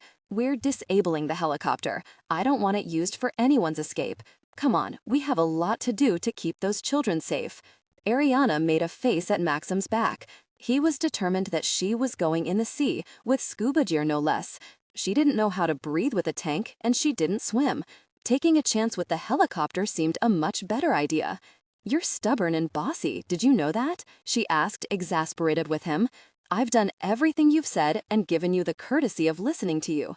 I can't swim. I'll drown in the ocean." He moved up the stairs, past the deck with the empty luxury cabins, and continuing toward the upper deck. "I always listen to you, Airiana," he said over his shoulder. "The problem is, you keep repeating yourself. We have no choice. We have to use the water. I've gotten you this far, why don't you believe I'll get you the rest of the way?" He sounded so reasonable, she had an unexpected urge to kick him. His back was to her, and she could probably get away with it, although she wouldn't be surprised if he had eyes in the back of his head. "Maxim." She bit out his name between her clenched teeth. "I'm terrified of the water. I can't swim. What part of that don't you understand? I suppose you've never been afraid a day in your life of anything, but I actually am a human being, and the thought of water closing over my head and swimming in the dark is sheer madness. I don't think I can do it." Maxim stopped abruptly, and she found herself blinking up at him, a little ashamed that she couldn't conquer her fear when he was so omnipotent. He caught her chin in his hand and leaned down, his eyes drifting over her face with a kind of hard possession. No one had ever looked at her like that before. She found herself holding her breath, wishing he'd bend his head closer. "Nothing is going to happen to you, Airiana. Not as long as I'm alive. We've gotten this far together, and I'll get you through the rest of it." She understood why the children had clung to him so fast and so fiercely. Maxim seemed invincible. She knew he wasn't. There was a thin line of blood staining his shirt from his belly to his chest, but he hadn't said a word to her of how it had gotten there. "You really don't like me very much, do you?" Airiana asked. He was the most reluctant of heroes. Journey, male. He didn't want to tow the kids around, and she doubted if he was happy with being in her company. In spite of being physically attracted to her, there were times when he seemed annoyed with her presence. Still, he had something reliable and steady in him, an absolute conviction that he could get through anything and take her with him. "You're very unexpected, Airiana," he said softly. I've never met a woman like you. It doesn't seem to matter how frightened you are, you're still ready for business. I find myself intrigued and distracted by you. Neither is a good thing for either of us." She rubbed her palm down her thigh. "You marked me. I've seen Ricky and Judith rubbing their palms just the way I am right now, so I know you've somehow connected us. But the reality is, you don't really want to have anything to do with me." To his credit, he didn't back away from the conversation or deny it. "I have a difficult time trusting something I don't understand. The way you make me feel, I don't understand. I've never wanted a woman the way I want you. I've never kissed a woman and then couldn't get the taste and feel of her out of my mouth. You're like a drug in my system, and the craving just gets worse the longer we spend time together. I made you a promise to keep you safe. Now I have to wonder if your greatest threat is me." Airiana frowned. She could hear the ring of honesty in his voice. "Maxim, I'm not afraid of you." She touched his mouth with the pads of her fingers. "I'm just as drawn to you, just as vulnerable. It could be because we're both air elements, or that you're incredible and you're saving my life. But I can't help it either. We're not alike, Airiana. Never make the mistake of thinking we are. I'm utterly ruthless when I have to be. If you belonged to me—" He broke off, shaking his head. "I'm not doing that to you. I hope. I'm just saying that you don't have to be afraid of me either, or for me when it comes to you. I make my own decisions regarding my life. I have since I was about 14. I make my own choices and my own mistakes. Don't think I'm so easily pushed around that you can walk on me. We're in life or death circumstances, and this isn't the way life is on a daily basis. That's where you're wrong, Airiana. I live in a life or death reality every day. I have for most of my life. I don't want that for you. Then walk away from it. Don't tell me it isn't possible. I know a couple of people who have managed." His hand circled her throat. "Don't put temptation in my path." The pad of his thumb slid back and forth in a mesmerizing rhythm. "It was a mistake to put my claim on you, a compulsion I couldn't resist. And that should tell you something right there. I have to be in control, and you somehow managed to throw all my discipline and control out the window. It isn't safe for either of us." Airiana did her best not to be hurt, which was absolutely ridiculous. She knew nothing about this man, but at the same time, she'd never been so drawn to another human being. From what she'd witnessed with Ricky and Judith as well as Jolie Drake, the Prakenskiis had practically thrown themselves at their women. If this particular Prakenskii was really the man who should have been hers, he wasn't exactly chomping at the bit, and that hurt. She blinked several times and pulled away from him. "I get it. Let's just get this finished. I really want to go home." Maxim stood for a long moment staring down at her, not releasing her, and her heart pounded in spite of every effort not to be affected by him. She was close to the women on her farm, but she didn't trust anyone else, and she couldn't put her trust in this man. He'd just told her that. He was taking her to her father, if Theodotus Solovyev was her father. She had to step back from the situation she was in and stop relying on Maxim to save her. She had a brain. She was intelligent. She needed to think for herself. Maxim knew the moment he told Airiana he'd made a mistake in connecting them together, that he'd just blown it big time. He watched her shut down and draw inward. Those beautiful, trusting eyes became shuttered, and her aura changed. She used her air element to hide herself from him, changing who she was, what she was, in the blink of an eye. Like Maxim, Airiana could be a chameleon, blending into her surroundings and hiding herself in plain sight. She looked amenable and even smiled at him, but it was empty and wrong, all wrong. He cursed under his breath and turned away from her, heading back up the stairs. After all these years, why would she suddenly cross his path? Why would the other women on the farm be the women his brothers were connected to? What had drawn them all together? When he was a child, he understood very little about politics, but now his life was completely entangled with men who schemed for power and money. The man who had managed to make and then collect orphans for his special training schools had been overthrown, but his son was still very much in power, and he wanted all evidence of those schools buried. The Prakenskiis were part of that evidence. Right now, Maxim was of use to his country, but the moment his assignment was over, he would be placed on the hit list along with the rest of his brothers. He was an embarrassment, a stain on their past. There was no place in his world for a woman. His brothers might think they were safe, appearing dead to the world, assuming new identities, but they had put every woman on that farm in jeopardy, including Airiana. He wanted her, maybe was becoming obsessed with her. When a man had nothing at all, no one at all, when he met that one person, regardless of how long he spent with her, he knew. Maxim knew. She was the one who could live with him. She fit.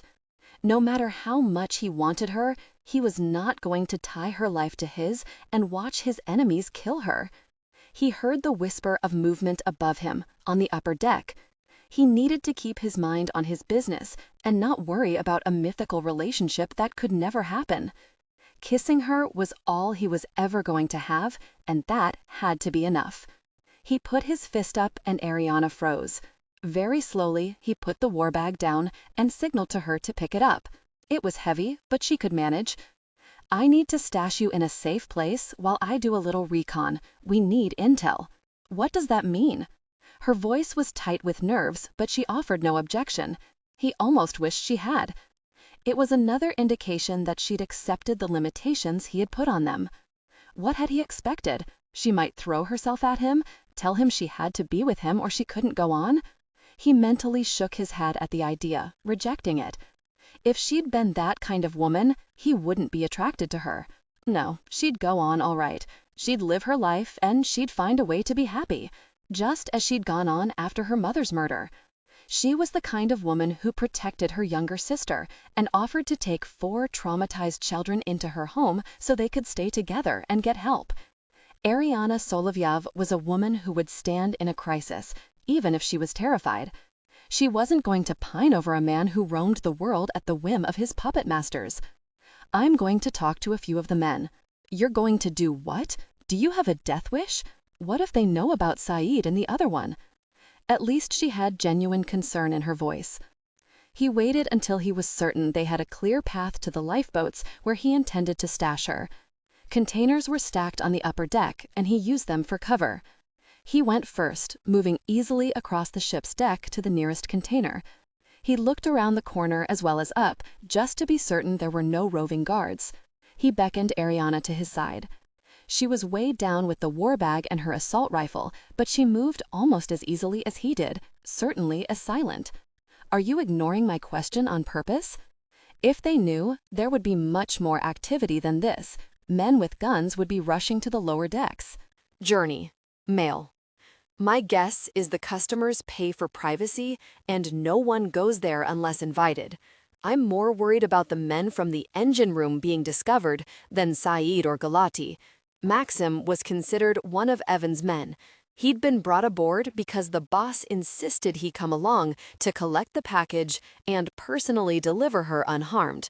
The boss owned the shipping company, and he had enough money to buy his way to one of the best mercenaries out of Russia he could get.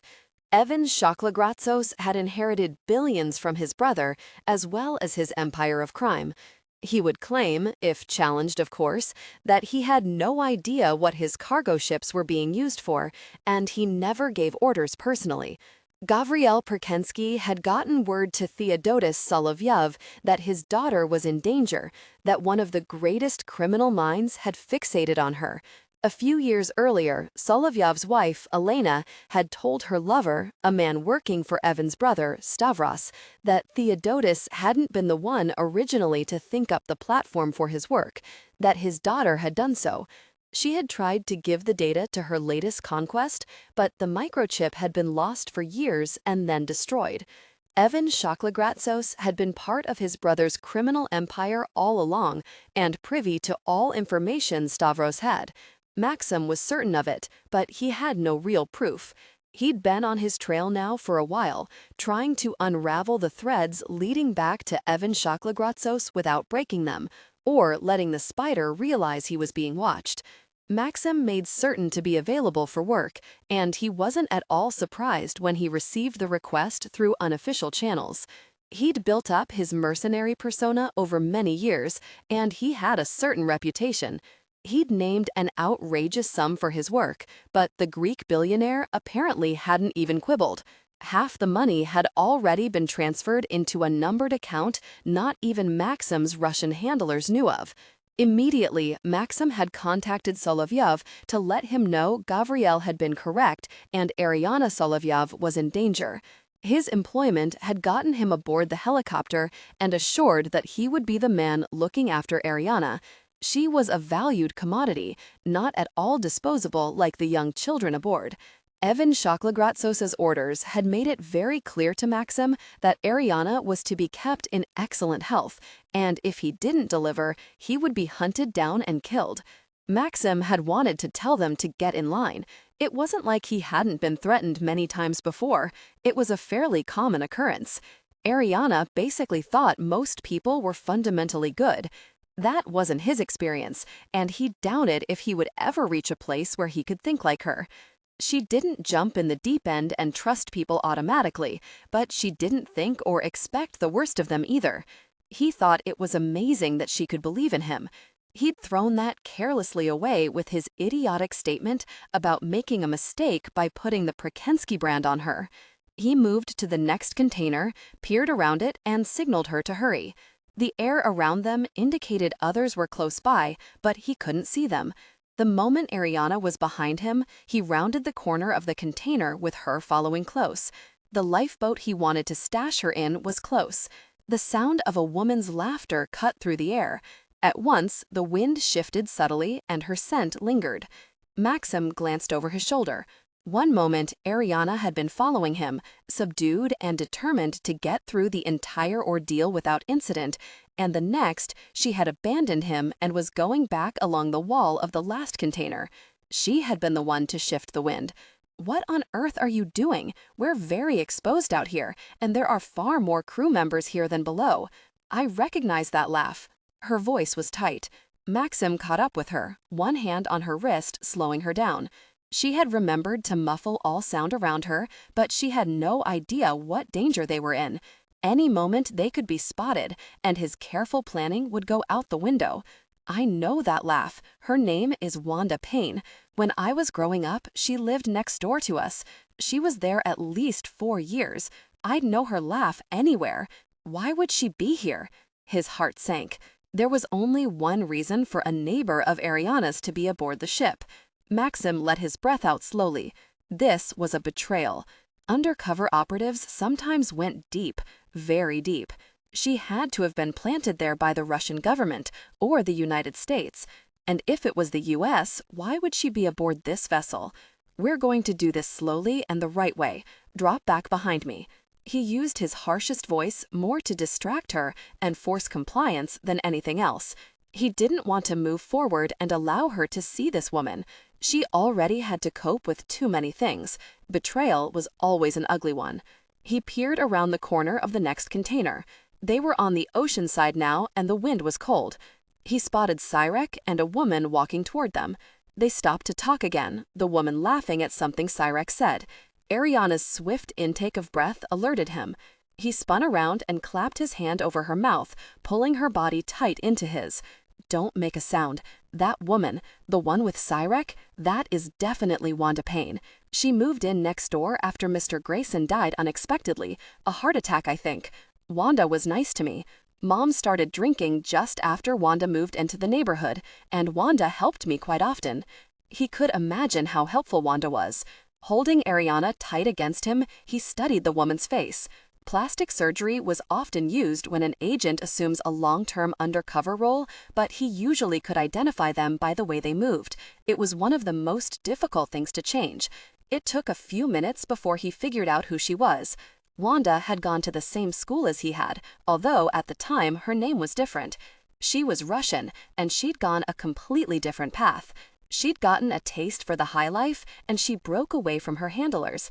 She would take work from anyone as long as the paycheck was fat.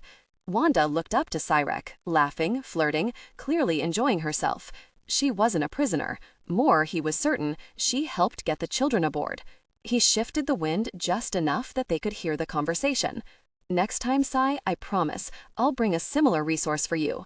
Wanda laughed. Cyrek grinned at her. "I'll hold you to it. You only brought 2 for the crew, and they're being depleted. The captain is especially demanding." Wanda's smile faded. He tossed one of them overboard a few minutes ago because she wouldn't cooperate with him. What did he expect? She's been working since the moment she came aboard. Airiana stiffened. Maxim didn't let her go. The tension in her body told him she was already figuring out just what her old neighbor was doing on board the ship and whom she worked for. "Be still," he hissed into her mind when she began to struggle. "She had to have been planted there to spy on us," Airiana said, fury welling up. "I know, honey, but it won't do us any good if we're caught. Relax, we'll deal with Wanda, I promise. She's Russian and a traitor. I should have known she'd end up working for a man like Evan. She likes money and has no scruples. You know her? You know that horrible woman?" He felt mist on the back of his hand, the one covering her mouth. Tiny drops. He glanced down to see tears on her lashes and tracking down her face. "I've kept every promise I've made to you, Airiana," he said, knowing he was a fool but unable to help himself. "Wanda will not get off this ship alive." They're talking so casually about the captain throwing a woman overboard. There must be a second woman held somewhere close by. He nodded his head slowly. Journey, male. He should have known that they would bring additional resources aboard for the crew, particularly the captain. If they entertained other clients at sea, he would insist on some kind of compensation along with money. "I could send a wind and knock her overboard," Airiana declared. "Maybe they'd stop the ship and try to get her back. You know they won't. No one is that important to them unless it's you. I doubt that any of them wants to be the one to tell their boss that something happened to you. He deals in weapons, human trafficking, and top-secret defense systems. He's a busy man. He runs the shipping company, and his biker club runs drugs. They do it all." He removed his hand from her mouth, but didn't let go of her. Cyrek and Wanda were once more on the move, heading toward a storage container just a few feet from the one they hid behind. Wanda took out a key and unlocked the door. She swung it open and began swearing. Cyrek looked in. It was too much of an opportunity to pass up. Maxim released Airiana and put a finger to his lips. He moved in silence around the container, right out into the open, walking up to both parties as if he didn't have a care in the world. Cyrek glanced over his shoulder and then turned back to look inside the container again. Maxim could see the dead woman inside. She'd slit her own wrists with a piece of glass. Wanda kicked at the woman's feet. Cyrek bent to get a closer look. Maxim shoved his knife through the back of Wanda's neck hard, spun her around, and slit her throat, throwing her body on top of the dead woman's all in one continuous movement. Cyrek jumped back as Wanda's body fell nearly on top of him. "What in the world, Maxim? You can't just kill her because you don't like her. Sheesh, now I've got to tell the captain we don't have any women available. He'll have to take the teenager, and he hates kids. He wants a woman that knows what she's doing." Maxim palmed his knife and threw it, the blade penetrating Cyrek's chest and slicing deep into his heart. Cyrek's eyes went wide with shock, and he looked down at the knife sticking out of his chest in total disbelief. "No worries," Maxim assured. "I'll tell Captain myself. You just rest here with your friends." He shut the container door and locked it. Just to be on the safe side, he drew the air through the holes so that Cyrek couldn't breathe if the knife wound hadn't killed him. He waited a few minutes before he joined Airiana. "Do you think she killed my mother? Was she capable of torturing her like that?" Airiana asked. "Mom would have opened the door for her, let her in, asked her if she wanted coffee. Wanda knew what music my mother played when she was drinking. She could have set the scene easily. Every one of the operatives had been trained in torture. He was very skilled. He didn't use those skills, but he certainly knew just about every possible way to hurt and then kill a human being. In his opinion, Wanda was a psychopath. She didn't have any morals, and it didn't bother her to inflict pain on others. He nodded his head slowly. If she lived there for 4 years, what would have triggered her to suddenly go after your mother? I stopped talking to my mother about my work when she began drinking so heavily. She had nothing to pass on to my father, if that's what she really was doing. Could that have something to do with it? He heard the guilt in her voice. He hated this, hated all of it. He wrapped his arms around her and pulled her into him, his hand cradling the back of her head. That day, after you found your mother, what was the first thing you did? I screamed and screamed. Then I ran outside. I couldn't stand the smell inside the house. I called Westwood at the school and told him what happened and that I was going over to my neighbors. He said they'd be right there. They sent a helicopter, the police, an ambulance, everyone. I ran to Wanda's and told her how I found my mother. She said she'd go check, just to be certain. She didn't know you'd called this person, Westwood, did she? Airiana shook her head. That's what saved you. She was gaining your trust by going into the house.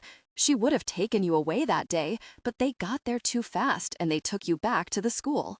You're saying Wanda tortured and killed my mother? I believe that's probably what happened, yes.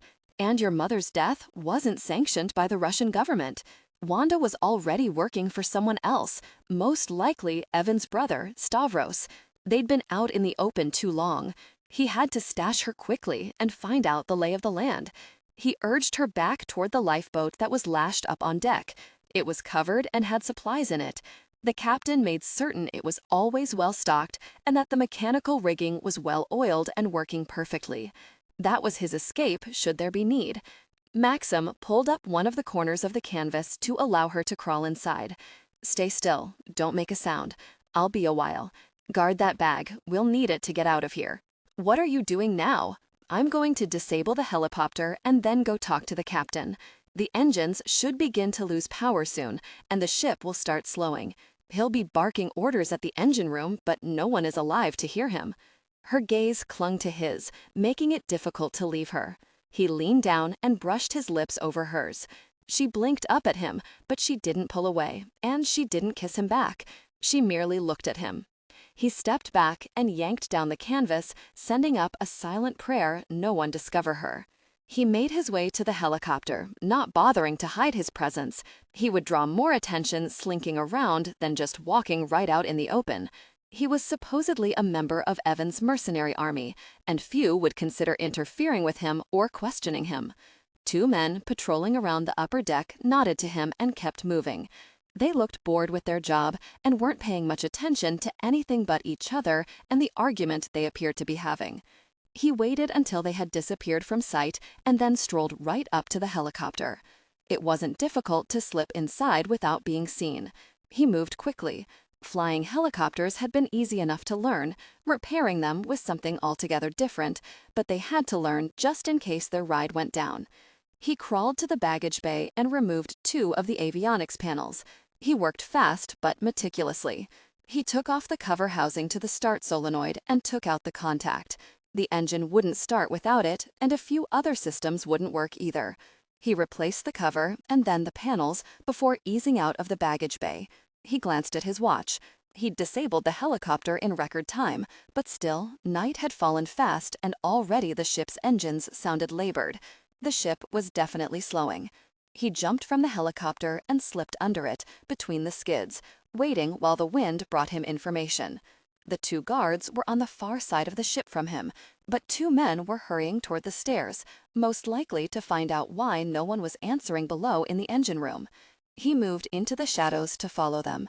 He caught them just above the stairwell. "You'll need to remain quiet and come with me," he said softly, announcing his presence. Both swung around to face him, eyes going wide with shock when they saw the gun. He handed the shorter of the 2 a zip tie. Hands behind his back, put it on tight. The taller of the 2 men glared at him as the shorter one complied. "You'll never get away with this. You're lucky I'm letting you live. Everyone below is already dead." He slapped tape over the man's mouth and then indicated for the shorter one to turn around. It took only seconds to tie and gag him with the tape and zip ties. The container that had held the women was a short distance from the stairs. He marched them to it, unlocked it, and shoved them both inside. Journey. The smell of death was overpowering. He slammed the door closed on the foul odor and inserted the lock. He strode across the deck again, heading toward the bridge. The ship shuddered and slowed more. Several crew members raced toward stations. He kept walking, ignoring the chaos breaking out on the deck. The captain was shouting into his radio, calling down to the engine room for an explanation, but clearly it was of no use. "Captain Martson?" Maxim said softly. Martson spun around, swearing as Maxim continued toward him. He waved the Russian off. "I've got no time right now," he snapped. "I've got problems." "Of course you do," Maxim replied in a soothing voice. "You've had them for a while now, haven't you?" "What are you talking about?" Martson demanded. The ship shuddered again, and the roar of the engines quieted. The momentum of their speed kept them moving, but clearly they were no longer being powered. "I suggest you drop anchor," Maxim advised. "I know what to do with my own ship," Martson proclaimed. "Get out of here before I call security to have you thrown out." Maxim leaned his hip against the wall and looked coolly down his nose at Martson. "It's a little too late for that, don't you think?" Martson turned back to give the order. Drop anchor now." At once, the sound of the huge chain vibrated through the bridge and sparks flew up into the night like a small fireworks show. "That's all I needed from you," Maxim said. He pulled out his gun. "Keep in mind, Martson, you're of no more use to me, and I prefer to just kill you outright. Get moving. Walk toward the container where you keep those women prisoner." The first officer and second officers raised their hands immediately and began to walk toward Maxim when he indicated to do so with his weapon. The captain glanced through the glass, out onto the deck, to see the two men running toward them with assault rifles. "Go reel yourself, Maxim. This is my ship." Maxim shot Martson dead center in the middle of his forehead and turned the gun on the two security men running toward the bridge. They fired at him, and he dropped low. The first and second officers went down as the sweep of bullets smashed equipment. Maxim took careful aim, using the wind for his map, and he fired one shot, taking out the closest of the two men. He could hear more men running, and satisfaction moved through him. It was going to be easier killing them all in one place. They should have spread out and used available cover. "Airiana!" screamed, loud, in pain. That hadn't been in his plan. His heart jerked hard in his chest, and he called the wind, looking for her exact location and how many men surrounded her. 2 in front of her and 2 on either side. He rose and fired at the second security man, killing him instantly. 2 men dragged Airiana toward the bridge while 2 others held their weapons at ready. Maxim slipped out of the control room and found the shadows. He was part of the night and could move in silence. He waited for the 2 men in the lead to reach him.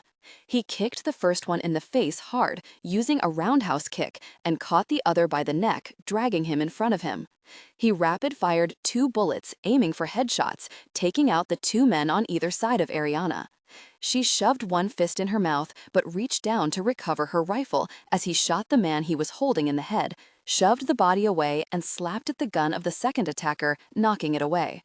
He caught the man's head in his bare hands, twisted as he spun his body around, lifting him over his head by his head and neck. The crack was loud. He ran toward Airiana and caught her arm, taking her with him as he continued running back toward the lifeboat and his war bag. Blood ran down her face from a wound in her hairline.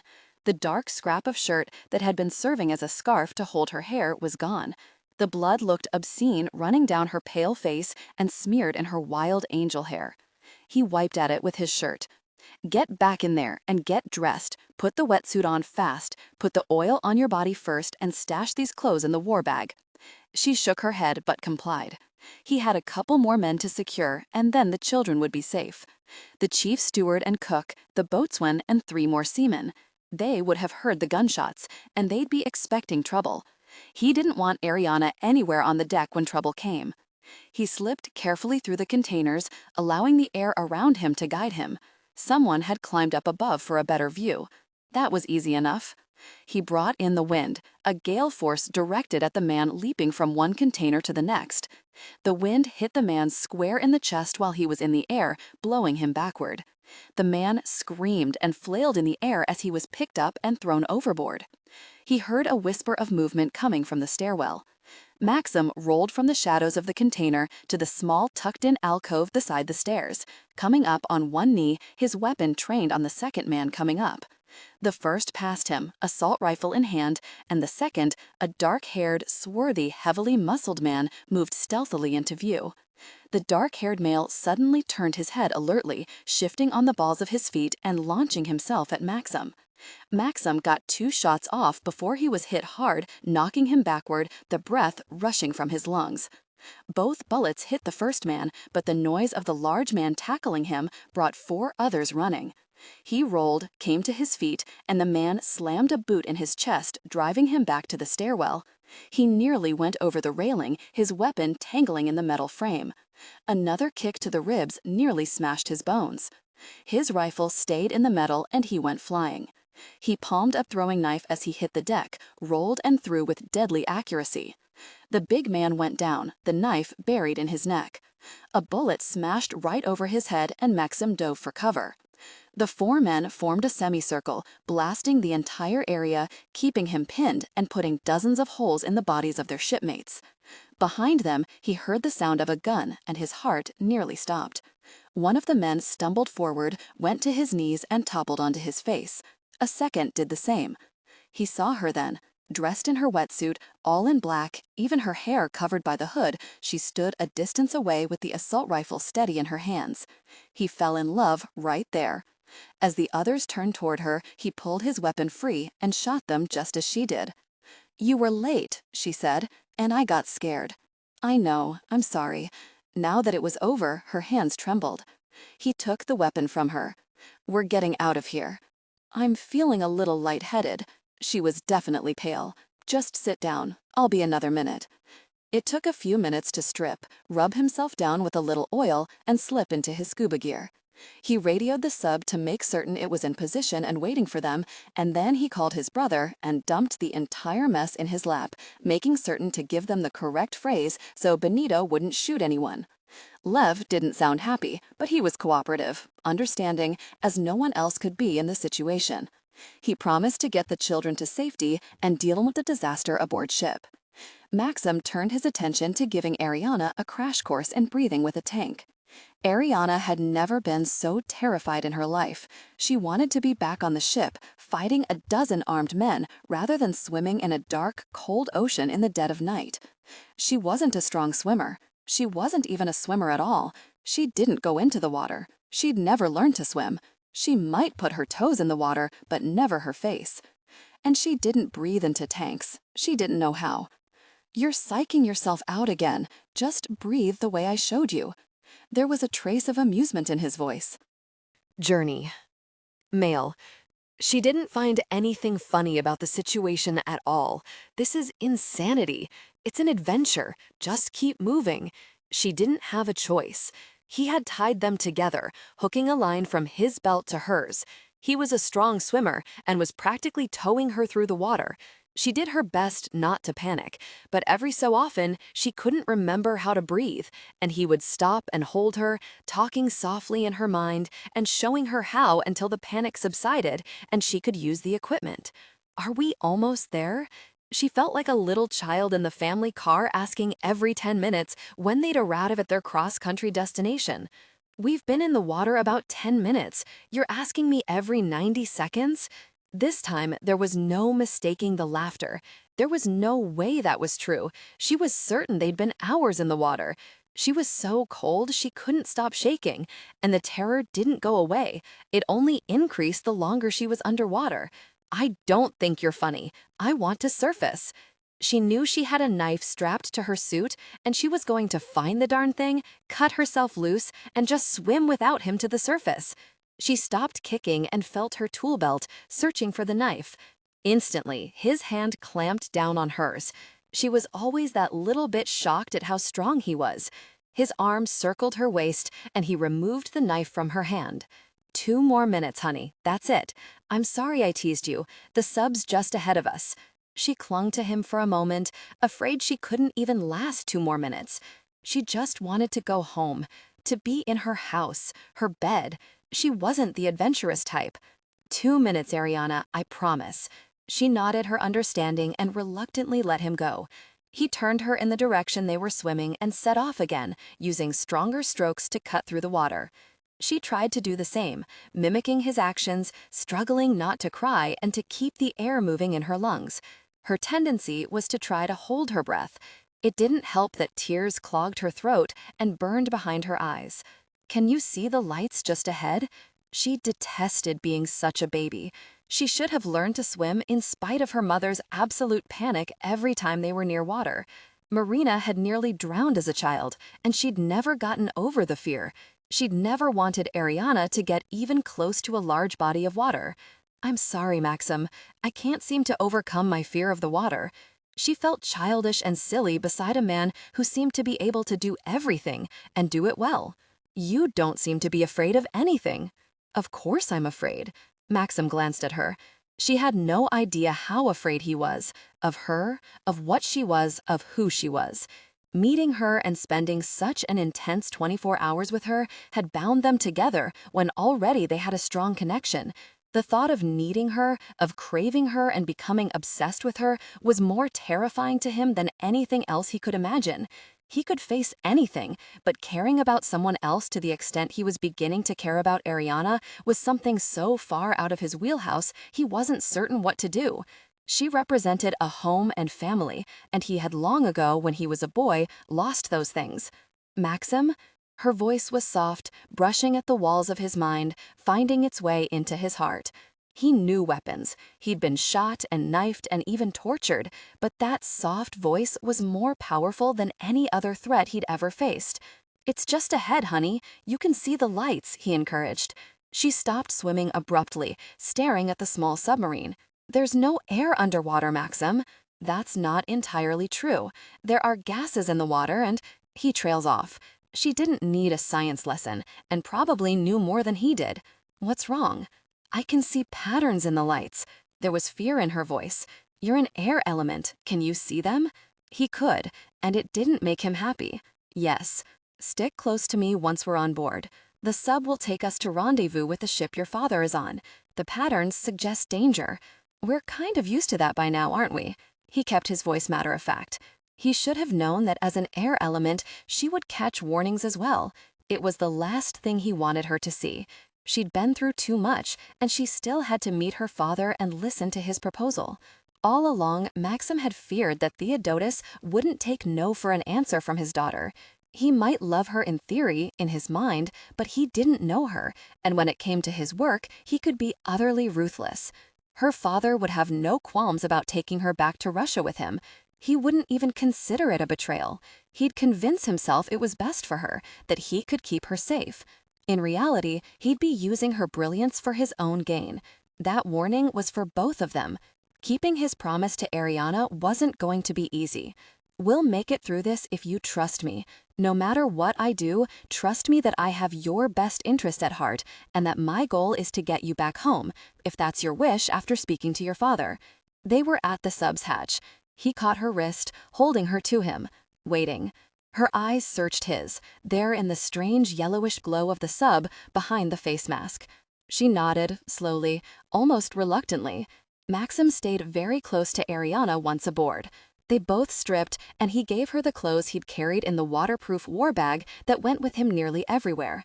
She didn't protest that he didn't turn away from her as she tore the wetsuit from her body. She didn't even look at him. Airiana shook uncontrollably, and he took a towel and dried her body and hair as best he could, before helping her into the soft sweats he'd brought along in her size just for this purpose. He dried himself off and then dressed, taking his time, giving her a chance to recover a bit before they faced anyone. When he was finished, he sank down onto the small built-in bench and pulled her into his arms, trying to warm her with his body heat. "I'm exhausted," she admitted, and buried her face into his neck. It was a sure sign of her weariness to actually allow him to hold her again.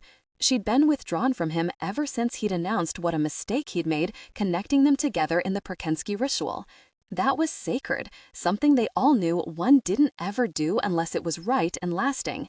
He'd carelessly marked her, not ready for such a thing himself, and uncertain of what would really happen. Now he knew. He just grew more obsessed with her, that and caring more for her. He lifted her in his arms and took her through the hatch into the narrow passageway. Maxim, one of the few men he ever acknowledged he felt friendship toward, greeted him. Is she all right? Valentin Blatov was older than Maxim by a few years, and he'd tried to look out for the younger boys in the training school. Maxim had learned to distrust anyone friendly very early on, but Valentin had proved to be the real thing, a rarity among those teaching or the older boys who were given orders to make the younger boys stronger. She doesn't swim, Valentin, Maxim admitted. She needs a warm bed and maybe something hot to drink, a little food. She'll be good. We'll get underway immediately. Any trouble? Nothing I couldn't handle. He liked Valentin, but that didn't mean he would trust those children to him or to anyone else but his brothers.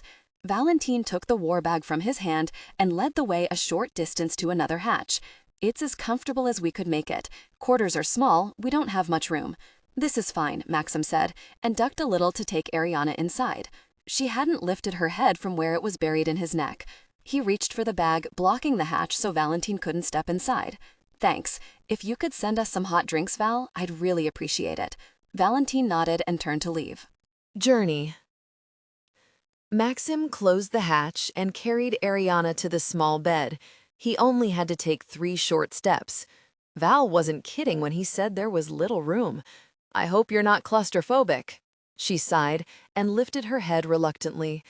If I am, I'll never admit it, not after you having to haul me through the water, with me forgetting how to use a tank every few minutes.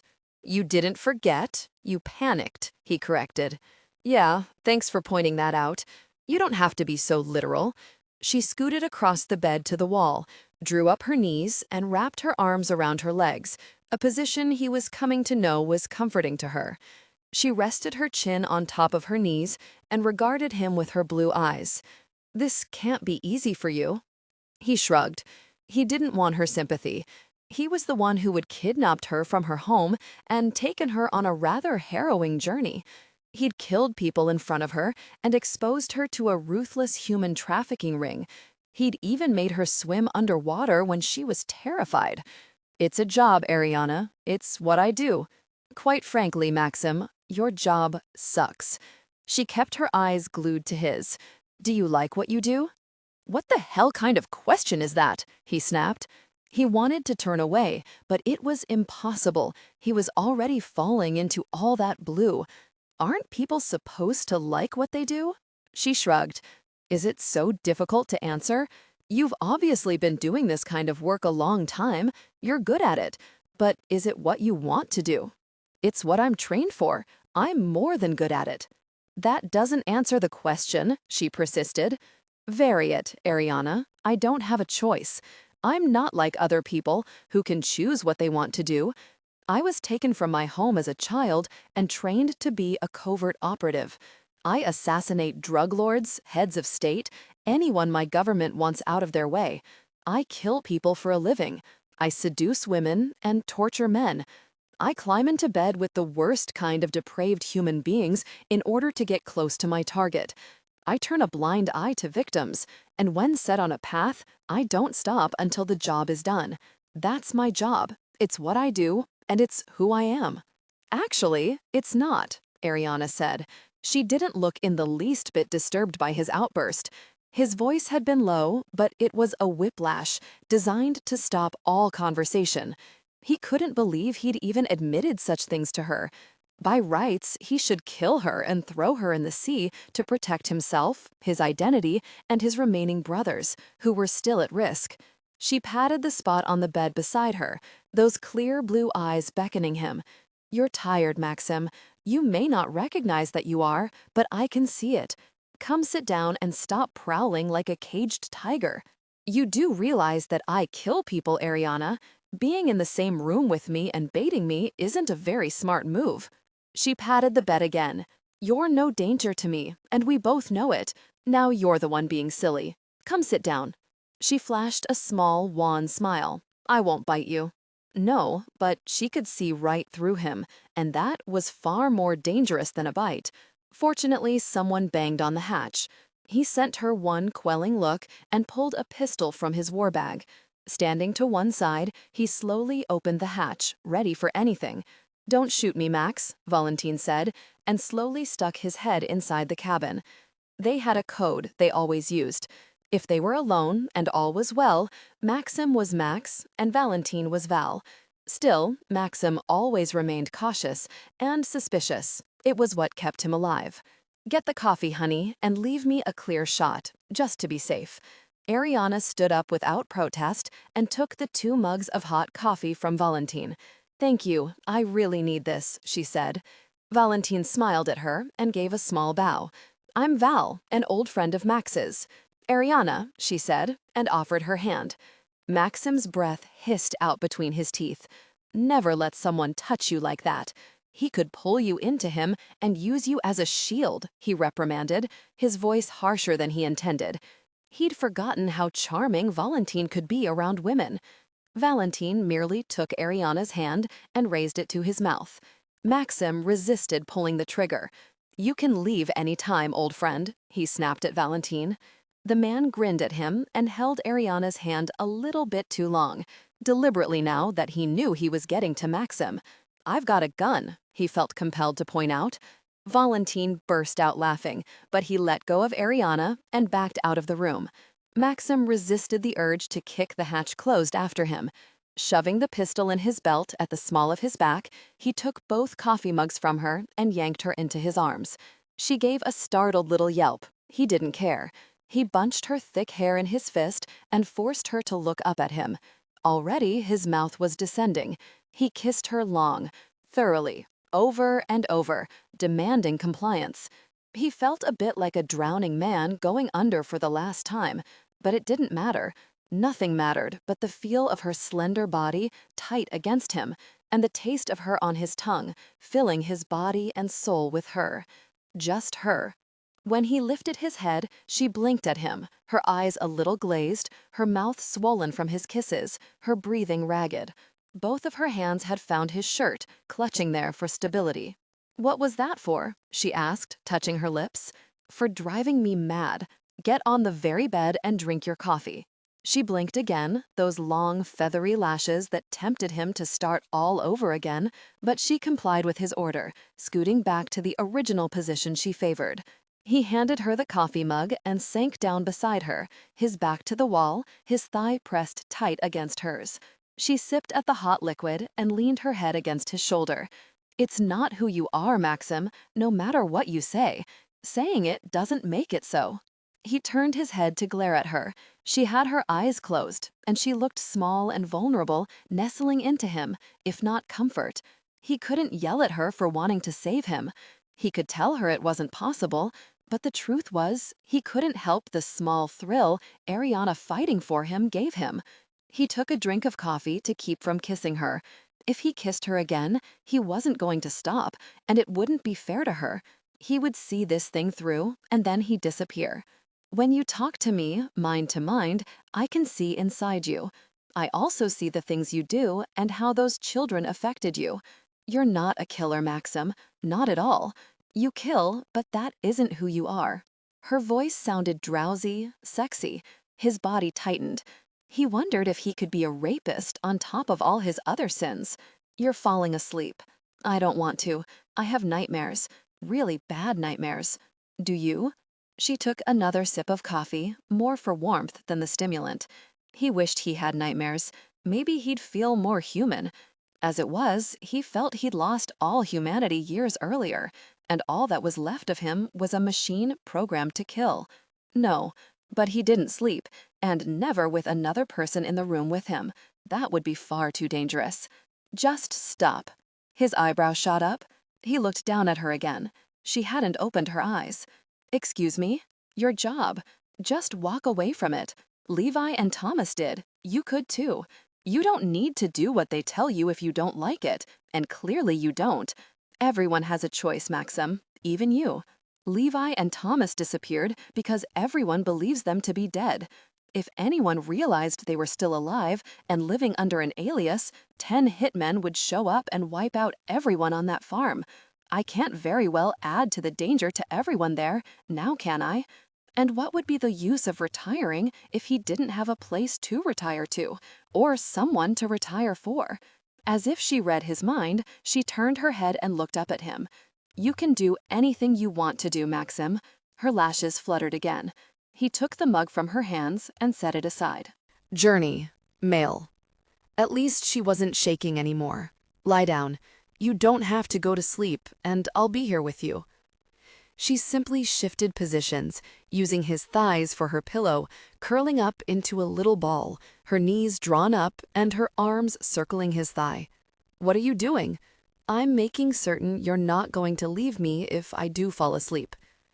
He stroked his hand through her hair, unable to stop himself.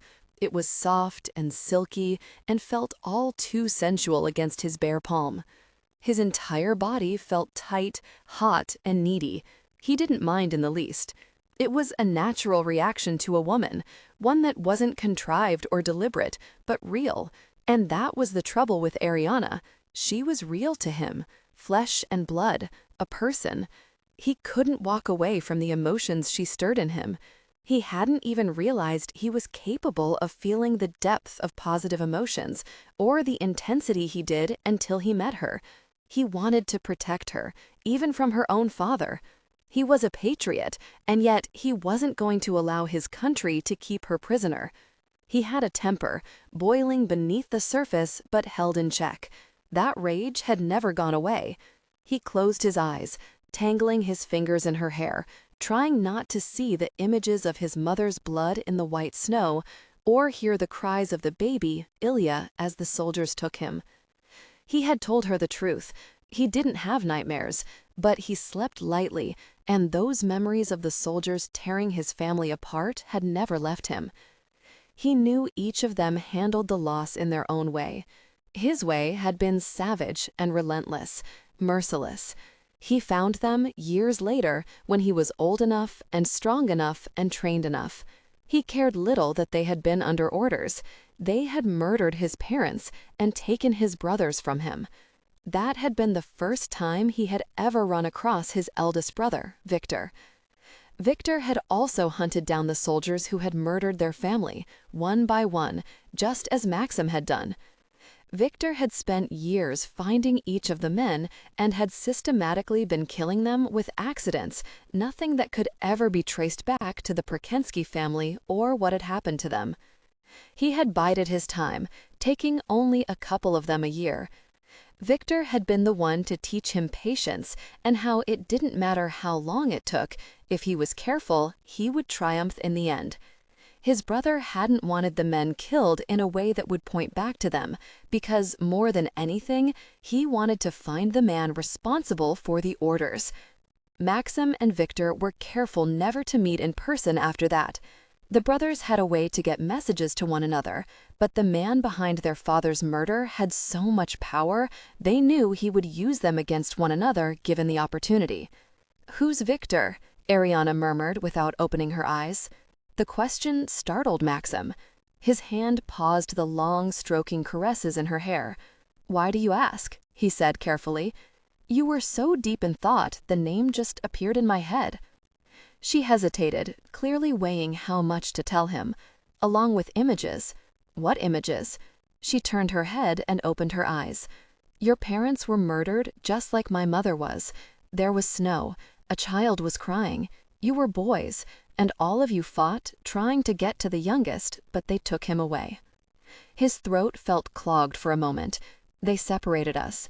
They feared us as individuals, so you can imagine how terrified they were of us being together. I think the original idea was to kill us, but then someone decided we could be useful if we were trained properly and our loyalties were to the man handing out the orders." She lifted her head and pressed a kiss against his thigh before lying back down. His heart gave a peculiar leap and stuttered for just a moment, as if that kiss had sent an electrical charge right through the material of his trousers, into his skin, and through his bloodstream, straight to his beating heart. The gesture wasn't in the least sensual or meant to be flirtatious. She was offering him comfort, caring. She offered him something he hadn't had before, not since his mother died. There was a part of him that wanted to push her away from him, the threat to him all too real.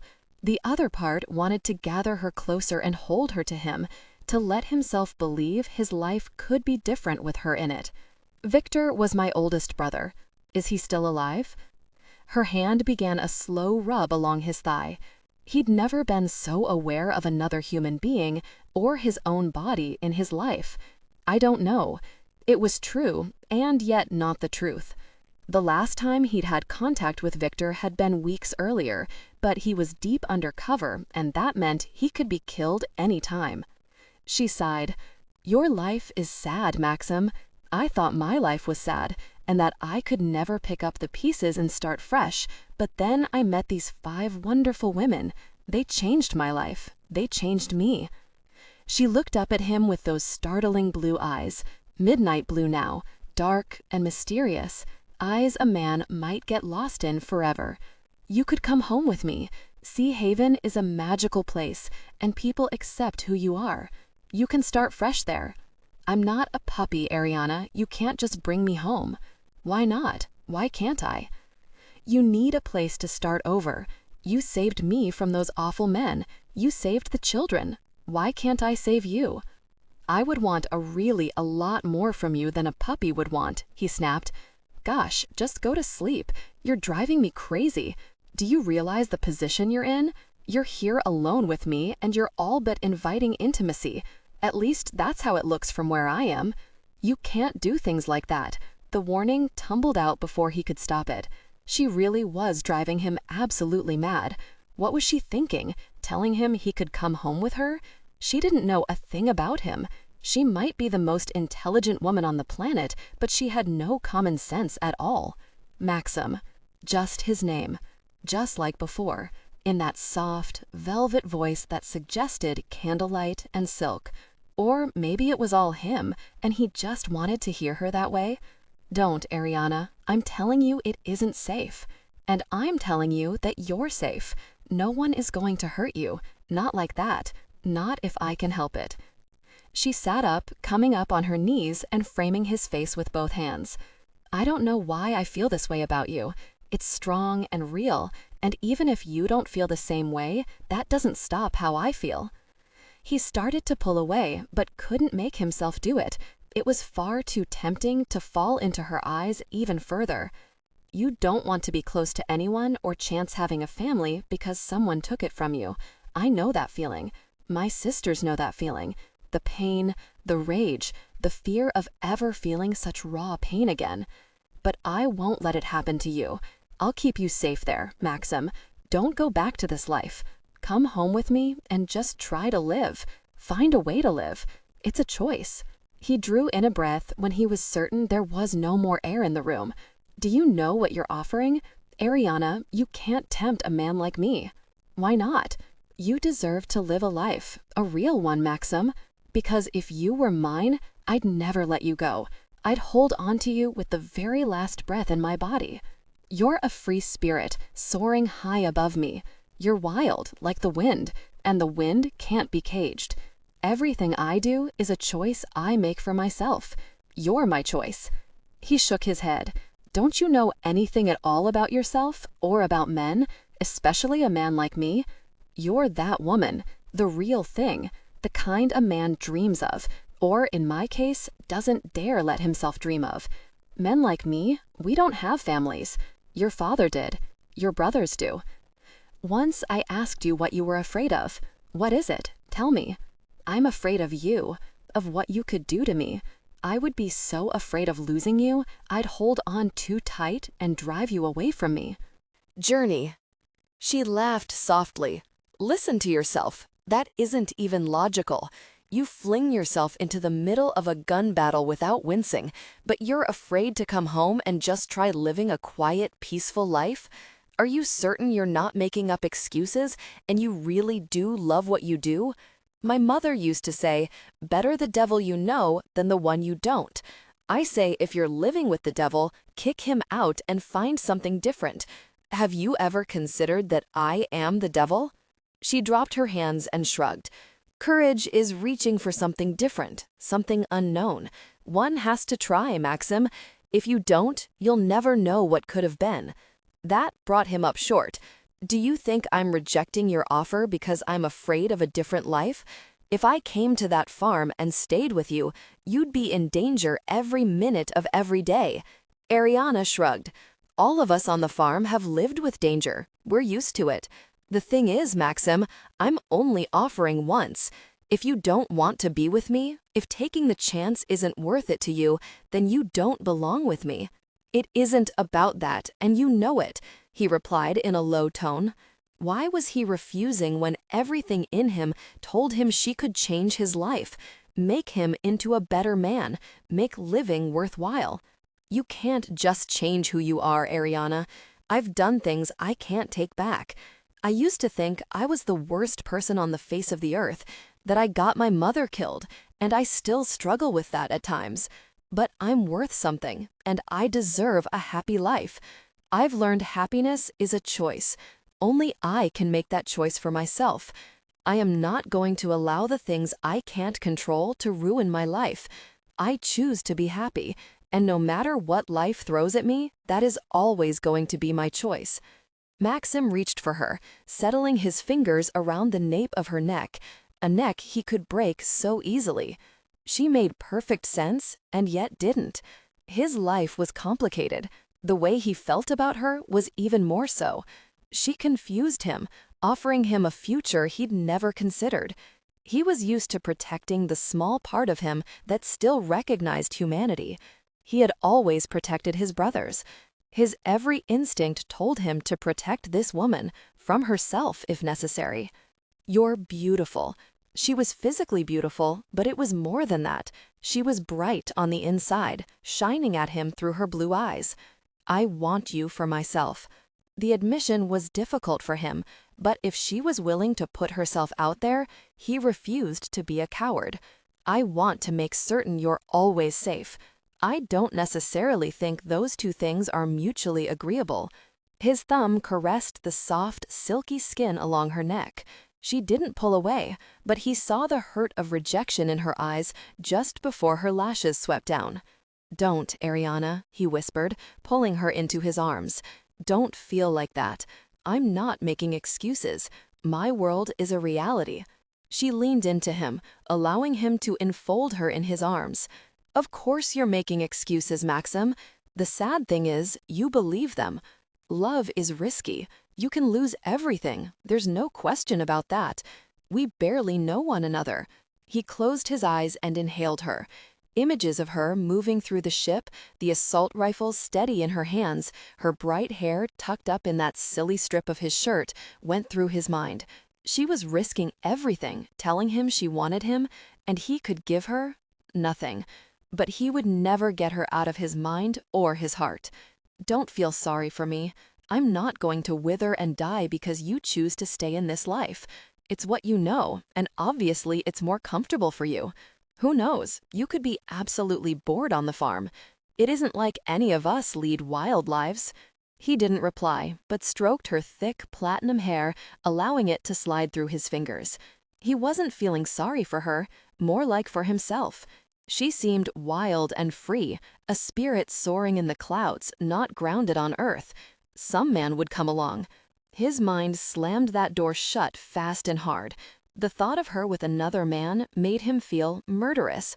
She snuggled into him, her head over his heart, her arm around his waist, holding him close to her. There was no pouting, no protesting, no embarrassment. Airiana accepted that he felt he couldn't be with her, and that left him empty, lonely. He'd never acknowledged either of those emotions before. He lived, he worked, his way of life just was. Suddenly, she'd changed everything, and now his life didn't seem much at all. He listened to the sound of her breathing and knew the exact moment when she fell asleep. He had to think about the things she'd said. He had never feared dying. In some ways, it would have been a relief. He knew only pain, heartache. He went through life alone. He faced death alone. It was easier that way. But she had brought the unexpected. With her asleep, he could admit to himself that the need to protect her, the overwhelming emotion he felt each time he looked at her, had to be love. He wouldn't know or recognize the emotion right away. He didn't remember love. He was afraid Airiana had found her way inside of him and wrapped herself tightly around his heart. He was terribly afraid that love had taken hold and there was no way to remove it. He felt different around her, even in the midst of danger. He thought to protect himself from pain by separating himself from her, but the feeling inside of him was so deep and strong, it wasn't going to go away. It was there to stay. No matter how far he ran from her, where he traveled, or what he did, she would be there with him. Airiana was unexpected. She had exposed his weakness to him, a slip of a woman, and she'd shown more courage than he had. He'd known only loneliness, and he was comfortable in that world. He never wanted to feel the pain of losing a family again, and she'd exposed that as well. She made him vulnerable, and he hadn't been able to accept that. That was what love was, being vulnerable. Airiana had showed him the way, left him a clear, marked path, and he'd just left her exposed. All along, he had asked for her trust when she had no reason to give it to him, and she had. There was no way to hide from himself any longer. She had asked him to trust her, and he'd refused. What kind of man was he?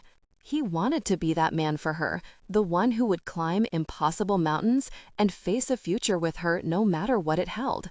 He bent his head and put his mouth against her ear. He didn't say the words aloud. He couldn't. What he felt was too personal, too strong. Show me the way out, honey. Show me how to love you. Her breathing remained slow and even as it was meant to. There was a part of him that recognized he was angry with her for making him fall so hard, so fast, for offering him a way out, something he would think about endlessly. She had made certain he would feel every lonely moment without her for the rest of his life. Worse, she actually had made him question his motives. Theodotos Solovyov was a big bear of a man with a bushy beard and piercing blue eyes behind glasses that sat low on his nose. He caught Airiana's face in his hands and kissed both cheeks before she could pull away. He didn't seem to notice her discomfort, but turned to Maxim and pumped his hand enthusiastically. "You did it! You brought my daughter to me! How can I ever thank you?" "How could I possibly be his daughter, Maxim? Look at him. Look at me." Theodotos dwarfed Airiana. He made two of her easily. Look at his eyes. Really look at them. You have your mother's build and his mother's, but you have his eyes. She didn't want it to be true. She felt nothing at all for Solovyov. If he had loved her mother so much, why didn't he leave his wife, who by all accounts was treacherous, and take care of Marina and his daughter? As Russia's top physicist, it stood to reason that even if his wife Elena had political clout, he would have even more. She didn't understand why Maxim and Gavril didn't get that. Theodotos. Theodotos reached for her again, and she stepped back, slipping behind the long ornate table. The yacht was a luxury vessel and equipped with every modern convenience. "Why did you bring me here? I was kidnapped and taken from my home and family," Airiana said. "If you're my father as you claim, and I'm not convinced you are, why didn't you simply write to me or pick up a phone and say you're coming to visit?" She didn't look at Maxim. She didn't want to see if he approved or didn't approve. He'd said to trust him no matter what happened, and she would, but she would also rely on herself, her own judgment. She had questions, and the answers had to be satisfactory, or she was going to be the most uncooperative daughter Solovyov had ever met. Theodotos smiled and nearly rubbed his hands together. "You're definitely my daughter. No one has ever dared push me around, other than your mother." So young, so sad. She had no direction in spite of her brilliance. Airiana's chin went up. "My mother was a wonderful, intelligent person. Yes, of course she was. I loved her very much. Her mind was extraordinary." Theodotos turned to the liquor cabinet and pulled out a bottle of scotch. He looked at Maxim and raised his eyebrow. Maxim shook his head. Oh, surely this one time you can dispense with your no drinking rule. We're safe now, and my daughter is home. Have a drink with me." "No, thank you, sir," Maxim said, his voice firm. Theodotus sighed. "You really must learn to have fun." He held up the bottle of scotch. It was nearly empty. The physicist shoved that bottle beneath the bar and pulled out another full one to pour himself a drink and waved his hand at the two of them to take a seat. Airiana took the chair facing the couch, not wanting to sit too close to either man. If Theodotus had loved her mother, he certainly hadn't felt deeply for her. "When was the last time you spoke to my mother, or wrote to her? I didn't find any letters from you in her things." "Well, of course not. We had to be careful. She burned them. She burned the letters from the man she loved all these years and remained faithful to, but you didn't burn yours?" "Maxim informed me that you had letters from Marina. You had a wife who could find them. Why didn't you burn them?" "I couldn't bear to let go of them." "She had you. I had my letters." Theodotus took another drink of the scotch. "Elena never came to my office or my laboratory. She preferred a far more luxurious environment. I have several photographs of you Marinichka sent as you were growing up." "When did you last have contact with Marina?" Airiana persisted, emphasizing the name she knew her mother by. "Where is this going?" "I saw the letters and pictures. You were a teen. The last picture he showed me, although you looked very young. A mop of white hair and a long skirt and matching vest. She'd been 14 in that picture. She remembered the skirt. Marina had sewn it for her. She loved the fabric, and her mother had made the outfit for her birthday. She felt very elegant in it, and they'd gone out to dinner, a rare occurrence for them. It had been a wonderful night. They'd gone to the mall and had their pictures taken together in one of the machines. It had been a fun night she'd always remember. She still had the outfit her mother had made for her. "Airiana, what is it?" Maxim asked. She pulled her knees up to her chest and wrapped her arms around them tightly, setting her chin on top. She felt safer drawn in as she was. She kept her eyes glued to Solovyev's face. He shrugged. "You were a teenager, a couple of years before she died." "Before she was murdered," Airiana corrected. "He had nothing to do with that.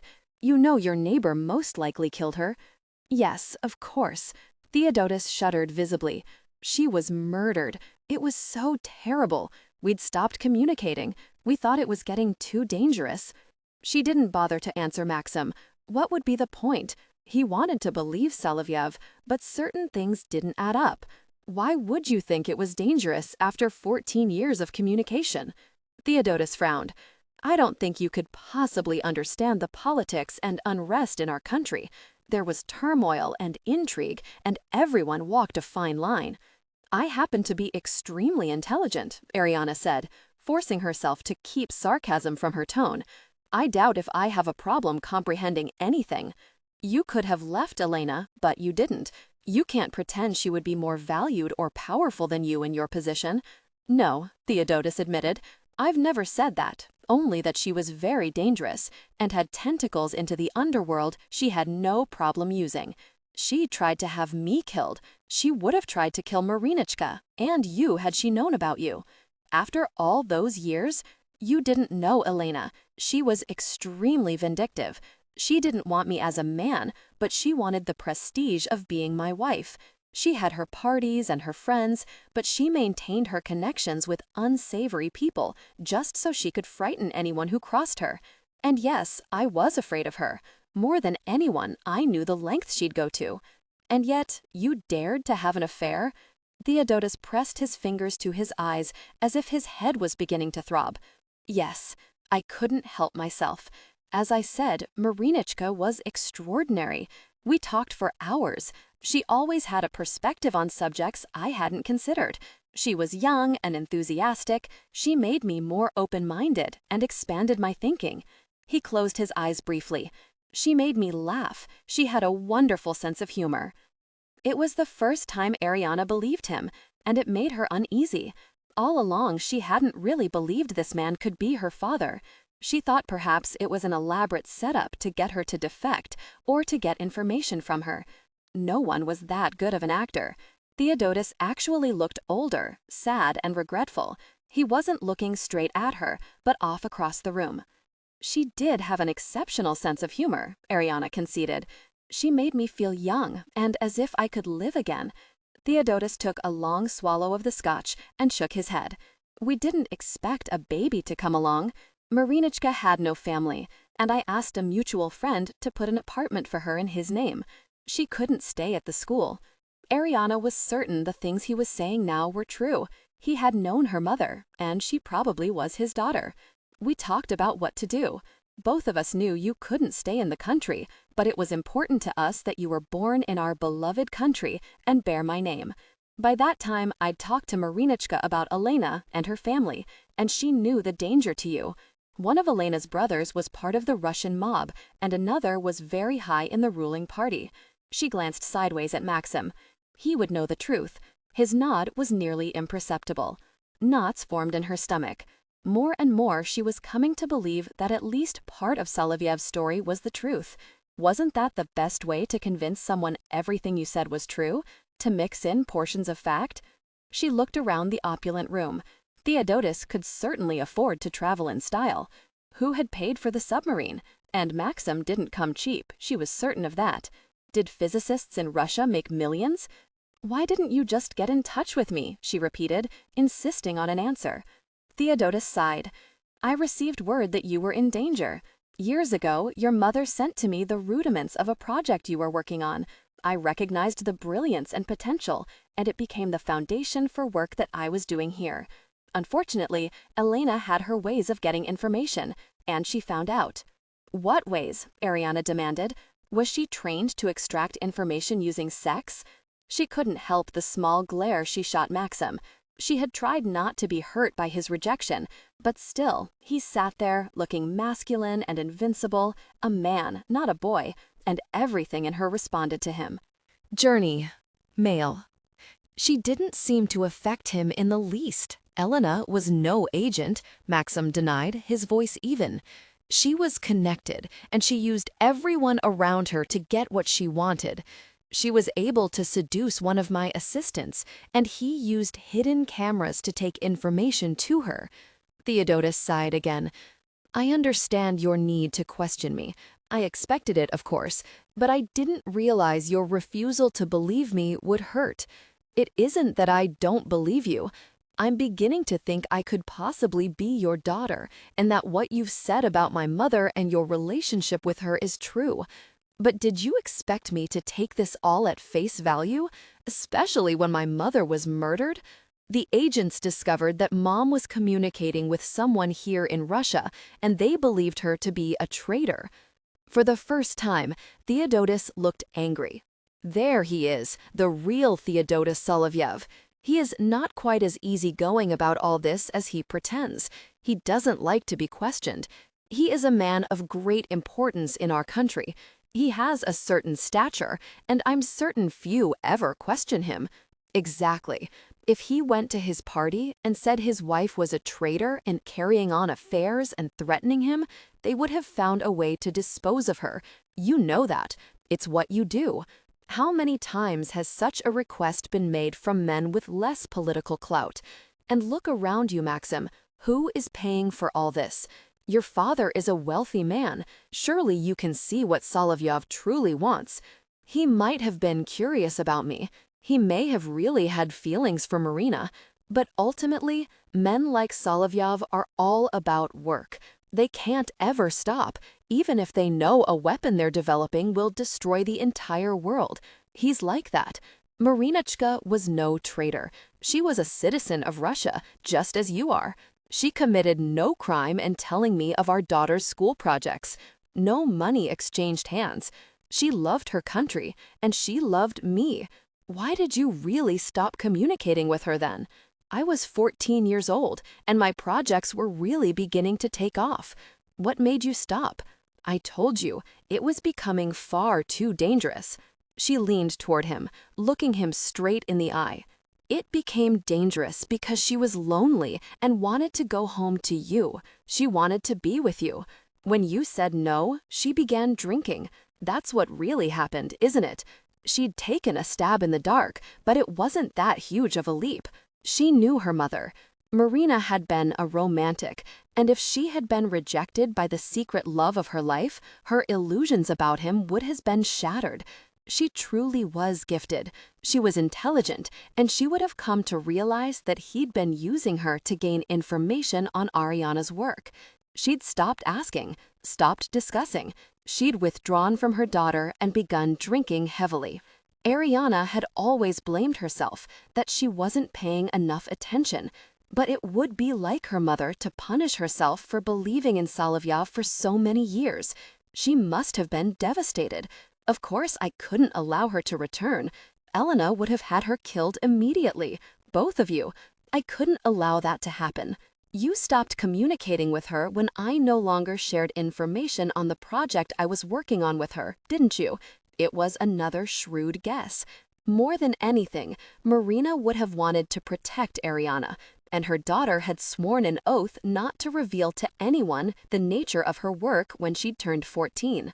Marina had respected that oath and had never asked her to discuss the work again.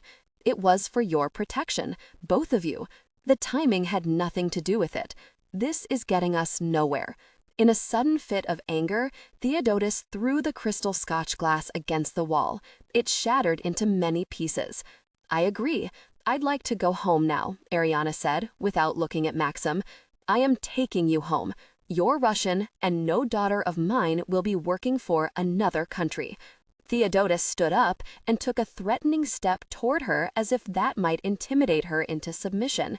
Airiana didn't move, continuing to watch him the way a mouse might a snake.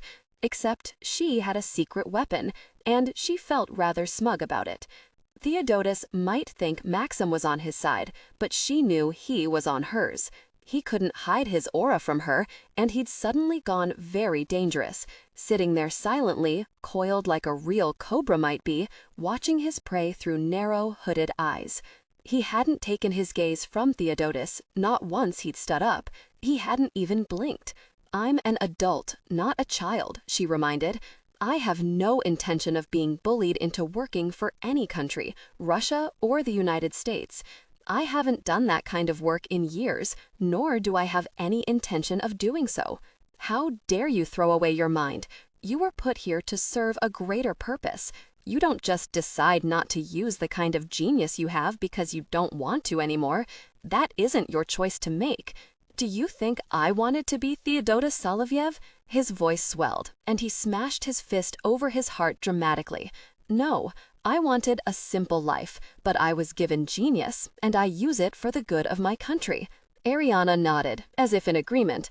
I can see that you're very passionate about your work, but I won't help you. I won't. I haven't worked on that project since my mother was killed. You live in the same vicinity as Damon Wilder. Did you think we wouldn't keep tabs on you? As my father, or as a physicist?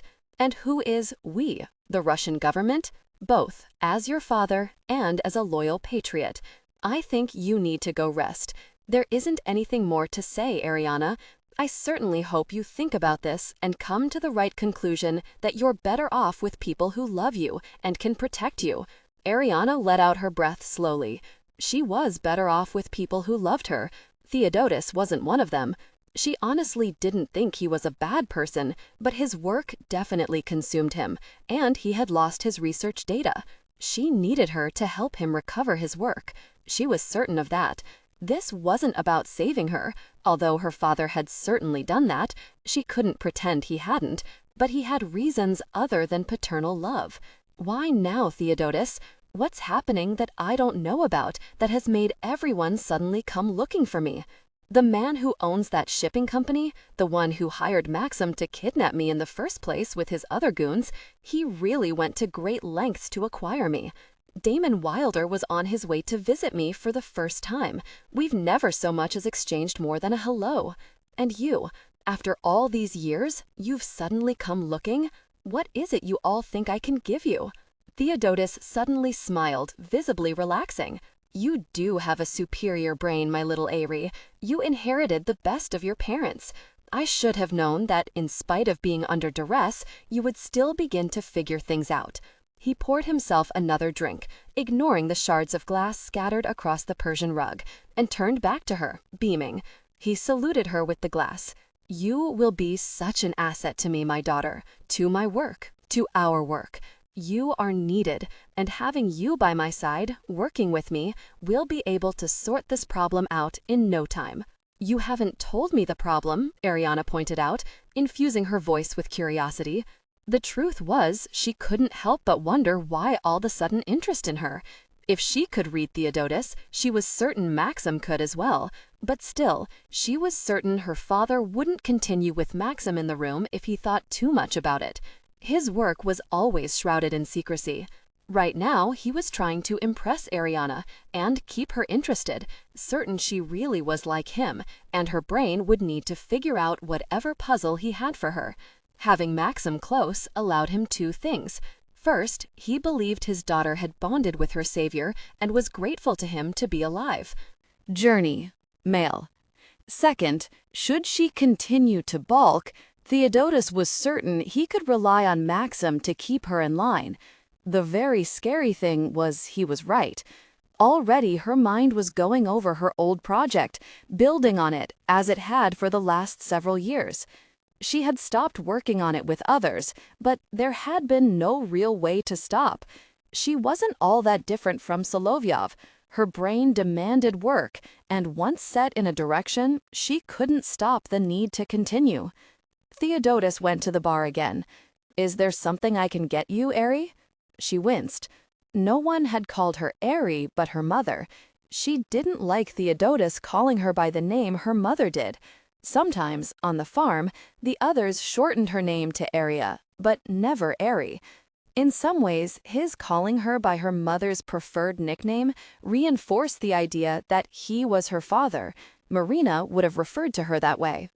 "Water, if you don't mind. And if you can get it for me, a cup of hot tea with milk." She tried to sound friendlier. She didn't want to be locked up. Of course. Tea. Marinachka loved her tea. I should have remembered.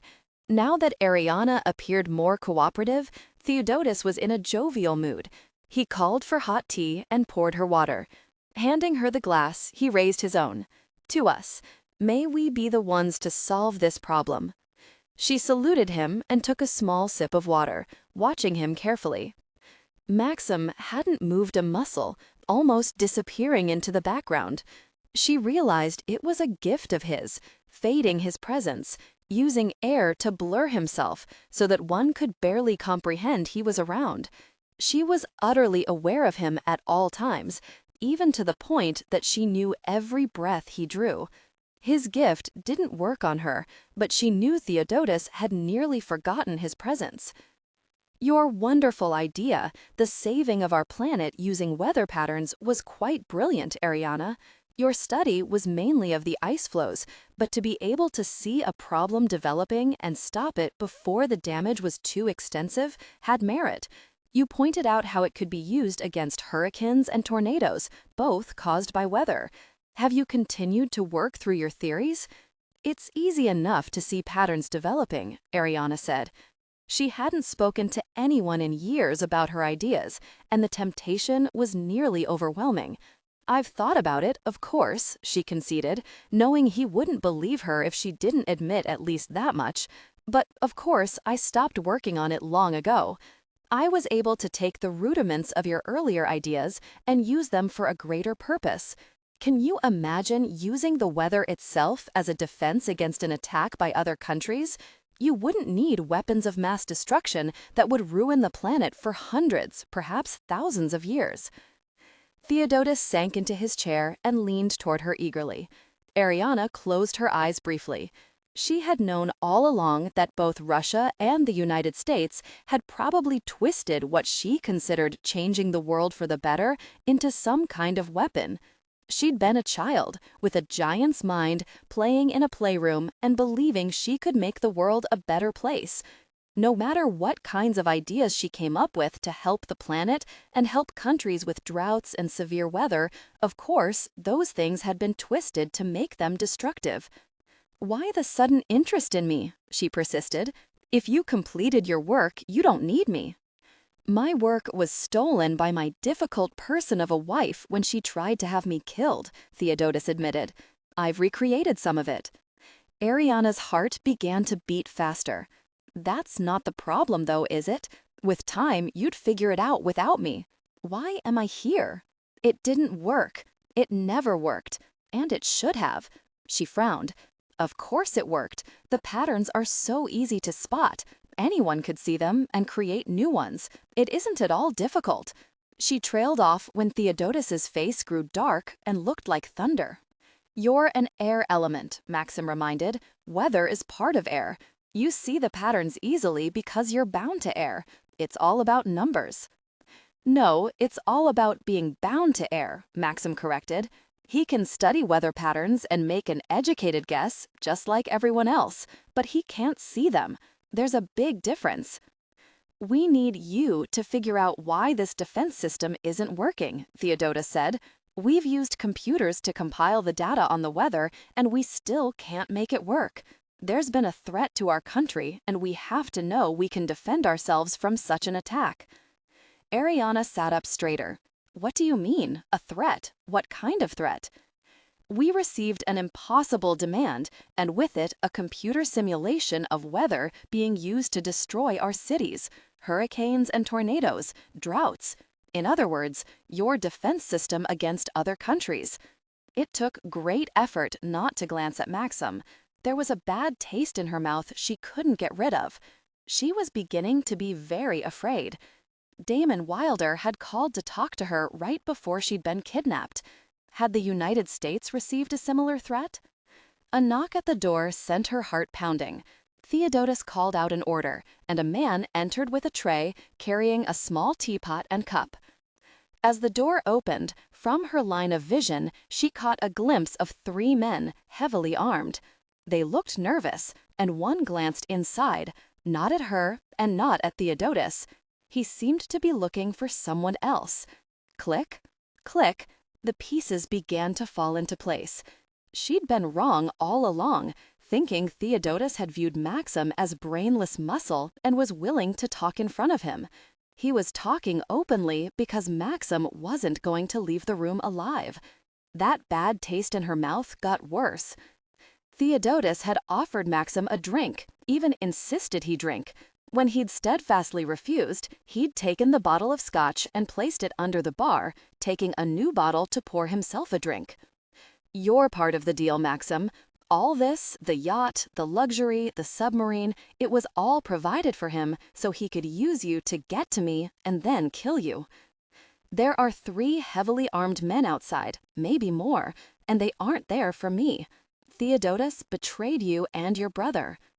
The man, dressed all in white, set the tray carefully on the table beside her chair and poured the tea in the cup for her, adding milk. She couldn't help but notice that he looked around the room for Maxim.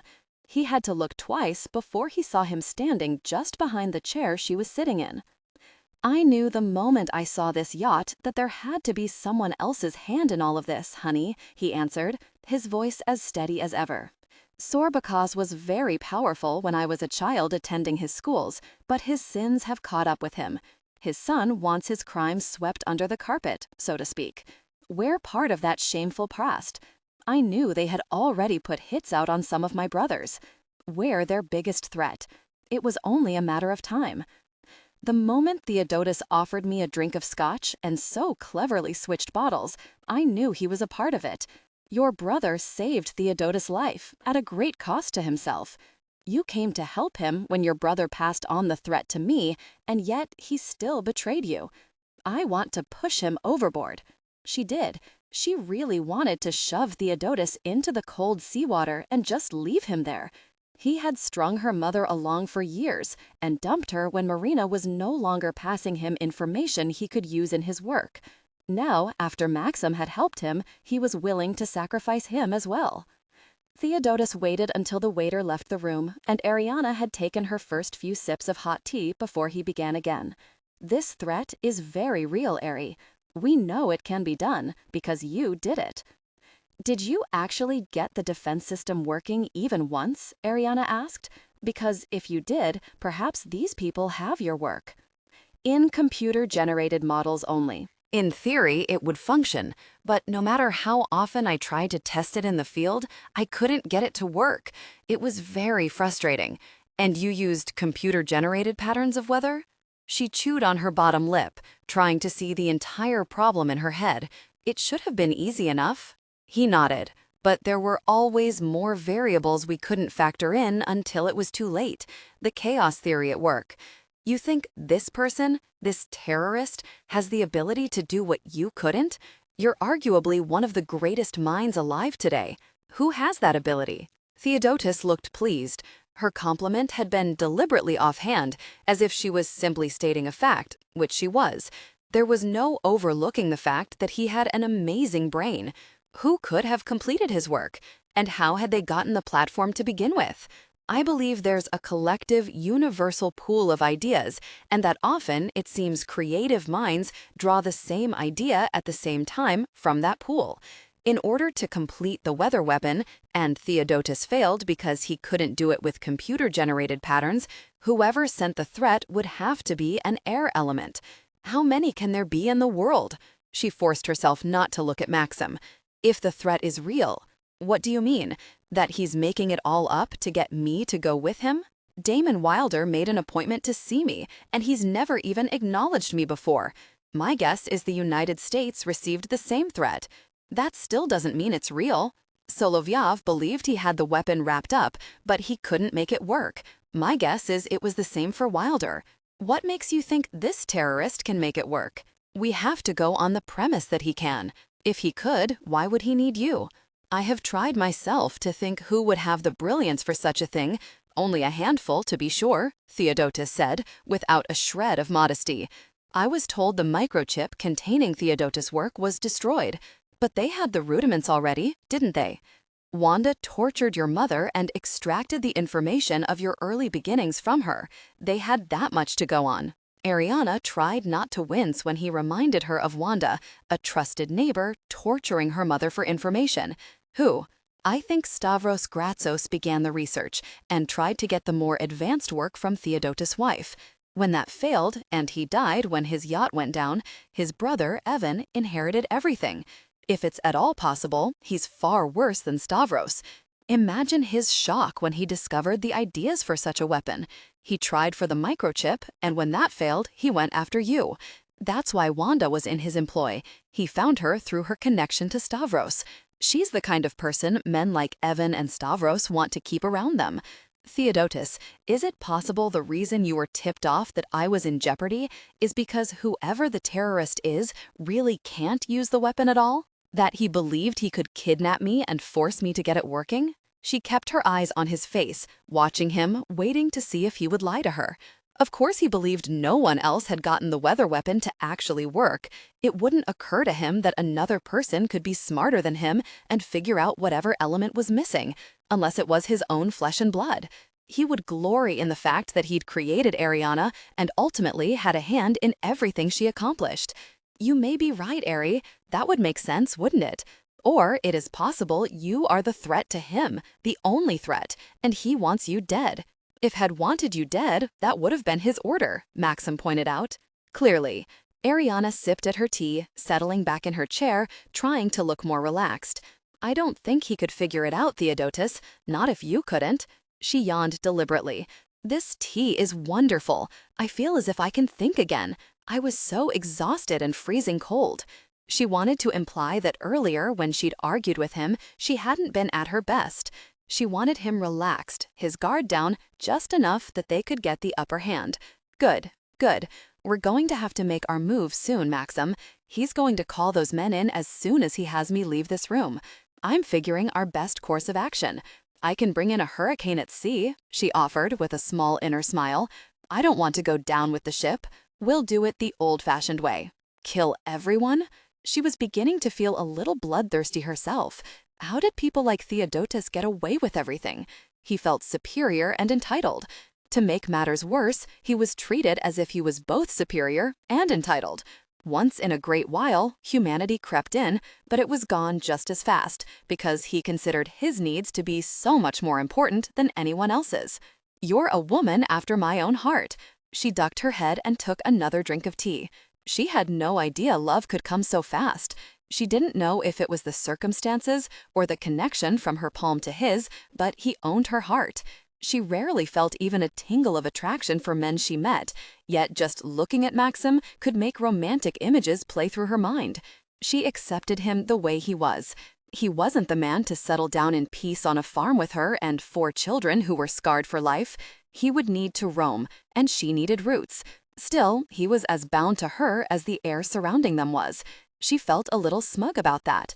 Theodotus had no idea, and perhaps Maxim didn't know to what extent they were attached, but she did. She had complete faith that he would always be on her side. "Perhaps you did save my life," she conceded, lulling Theodotus further. "A trusted friend tipped me off that you were targeted for kidnapping, and he sent Maxim to me." Airiana put her teacup down carefully. That had been her first real mistake. She'd drawn attention to Maxim, and they weren't ready to make their move. She couldn't allow Theodotus to call the armed men into the den. Maxim wouldn't endanger her, not in such close quarters. On the other hand, Theodotus should never have mentioned his trusted friend, obviously Gavriel, the friend who had saved his life, the one he was betraying by conspiring to kill Maxim. She wasn't looking at Maxim, but she felt that rush of anger he kept hidden, deep where no one else could ever see. It was more than anger, a rage against men like Solovyov, who so easily could dispose of others when they were in his way. Airiana stood up and stretched, keeping Theodotus looking at her. "Do you have any ideas at all who our enemy could be? It would be helpful if we knew him." She wandered around the room, casually picking up items and putting them back down, making her way toward the bar where Theodotus had broken his glass. "What are you doing?" There was a warning in Maxim's tone she ignored. Someone had to save him. She knew he would never fight them with her near, and she wasn't about to let Theodotus kill him. She was certain they would do so immediately. What would be the point of keeping him alive? He was far too dangerous. "Saving you. After all, you saved me." There was a man, Denet Laurent. He was French. He had an amazing mind, astounding in his abilities and thinking. He disappeared some years ago.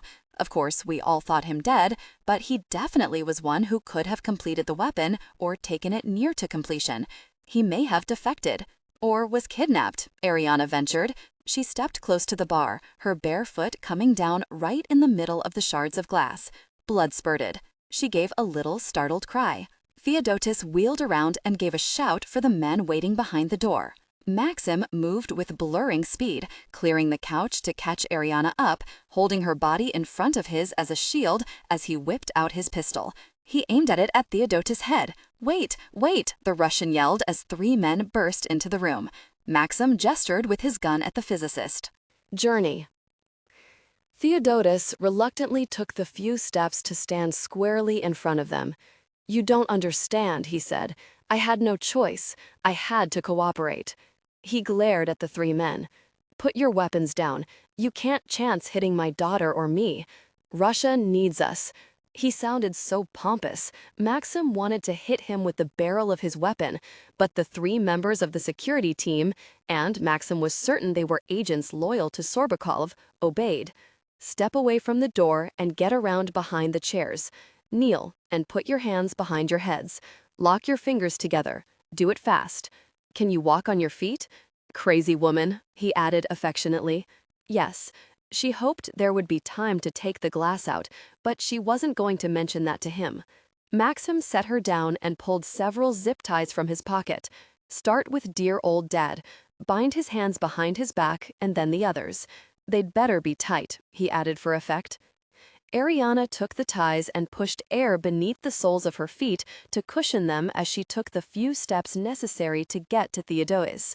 She slid the ties over Theodotus' wrists and pulled them tight before making her way gingerly to the 3 men. "Stay out of the line of fire," Maxim cautioned. She had been concentrating on not cringing when her feet touched the carpet, driving the glass deeper. She walked on the outside edges of her feet and kept the air flowing beneath them so that the glass couldn't push deeper into her flesh as she took the quickest route to the 3 men. "Very, Airiana. Look what you did to yourself." She glanced behind her and saw the bloody trail of her footprints on the carpet. "Let's just get these men taken care of, and then you can pull the glass out of my feet." Maxim swore in Russian, a blistering attack on just what he thought of her diversion. She ignored him and used the zip ties on the 3 men. Pick up their weapons and step away from them, Maxim instructed next. Clearly, he didn't want her walking around on her cut feet, but he kept the others thinking she was as much a prisoner as they were. Maxim stalked across the room and slammed his gun into each man's head, sending him slumping to the floor. He wasn't gentle about it. Bending down, he patted down each man and removed several other weapons before taping their mouths closed. He turned his attention to Theodotus. The physicist trembled visibly as Maxim approached him. "Don't hit my head. I'm not going to give you any trouble. I need to know how many soldiers you have on board. How large of a security force did you bring with you? Don't be stupid and lie. I'll come back and kill. You know me. You know my brother. When I say something, I mean it." "I had no choice," Theodotus blurted out. "I'm telling the truth." "How many, Solovyov?" Maxim was relentless. "8 altogether. But I'm telling you, I had no choice. You have to believe me. Yuri Sorbakov approached me and told me he knew I was in touch with Gavril Prakenskii. He wants Gavril dead. He lent me this yacht. The men are under his orders. I'm as much a prisoner as you are. Yuri Sorbakov is the son of Kostya Sorbakov, the man who murdered my parents and forced us into the schools," Maxim told her. "Who knew Gavril passed on the tip that your daughter was in danger?" Maxim persisted. He lifted Airiana to the desktop and set her there, right in front of her father. Grasping her ankle, he lifted her left foot in order to see the sole. "Very, honey. This is a big chunk of glass, and several small ones. Did you have to be so thorough? It wasn't like I had time to figure out the best place to step. No one. The message came in by my phone, a text message, in code." "So your phone is being monitored," Maxim said. "They wouldn't dare." Theodotus scowled at him. "No one would dare. It's either that or you're lying to me. And if the message was in code, who wrote the code? I did, of course. I use it for my work. No one knows it. Someone does. My guess would be Yuri Sorbakov. He's having your phone monitored, and he knows your code. Is he the one that told you about the terrorist threat?" Theodotus nodded his head slowly.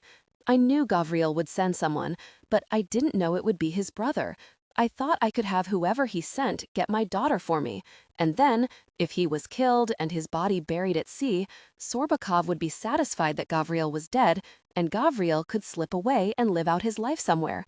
That's the truth." "You were going to have the man who helped you killed?" Airiana asked. Maxim extracted the largest chunk of glass from the bottom of her foot. She gasped and clutched at his shoulder. "Ouch! A very big ouch. Serves you right. There will be no more of this."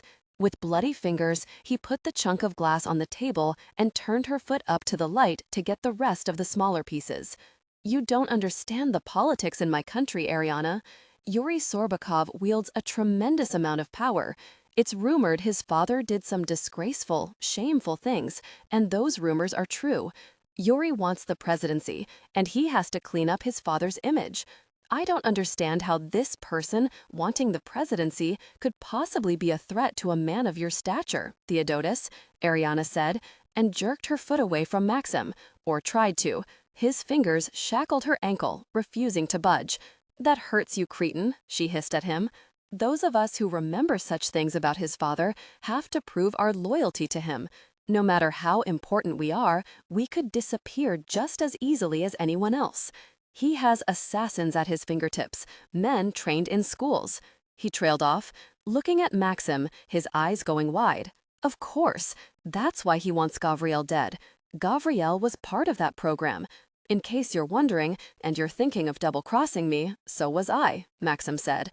"Trained in those schools. You don't want me coming after you."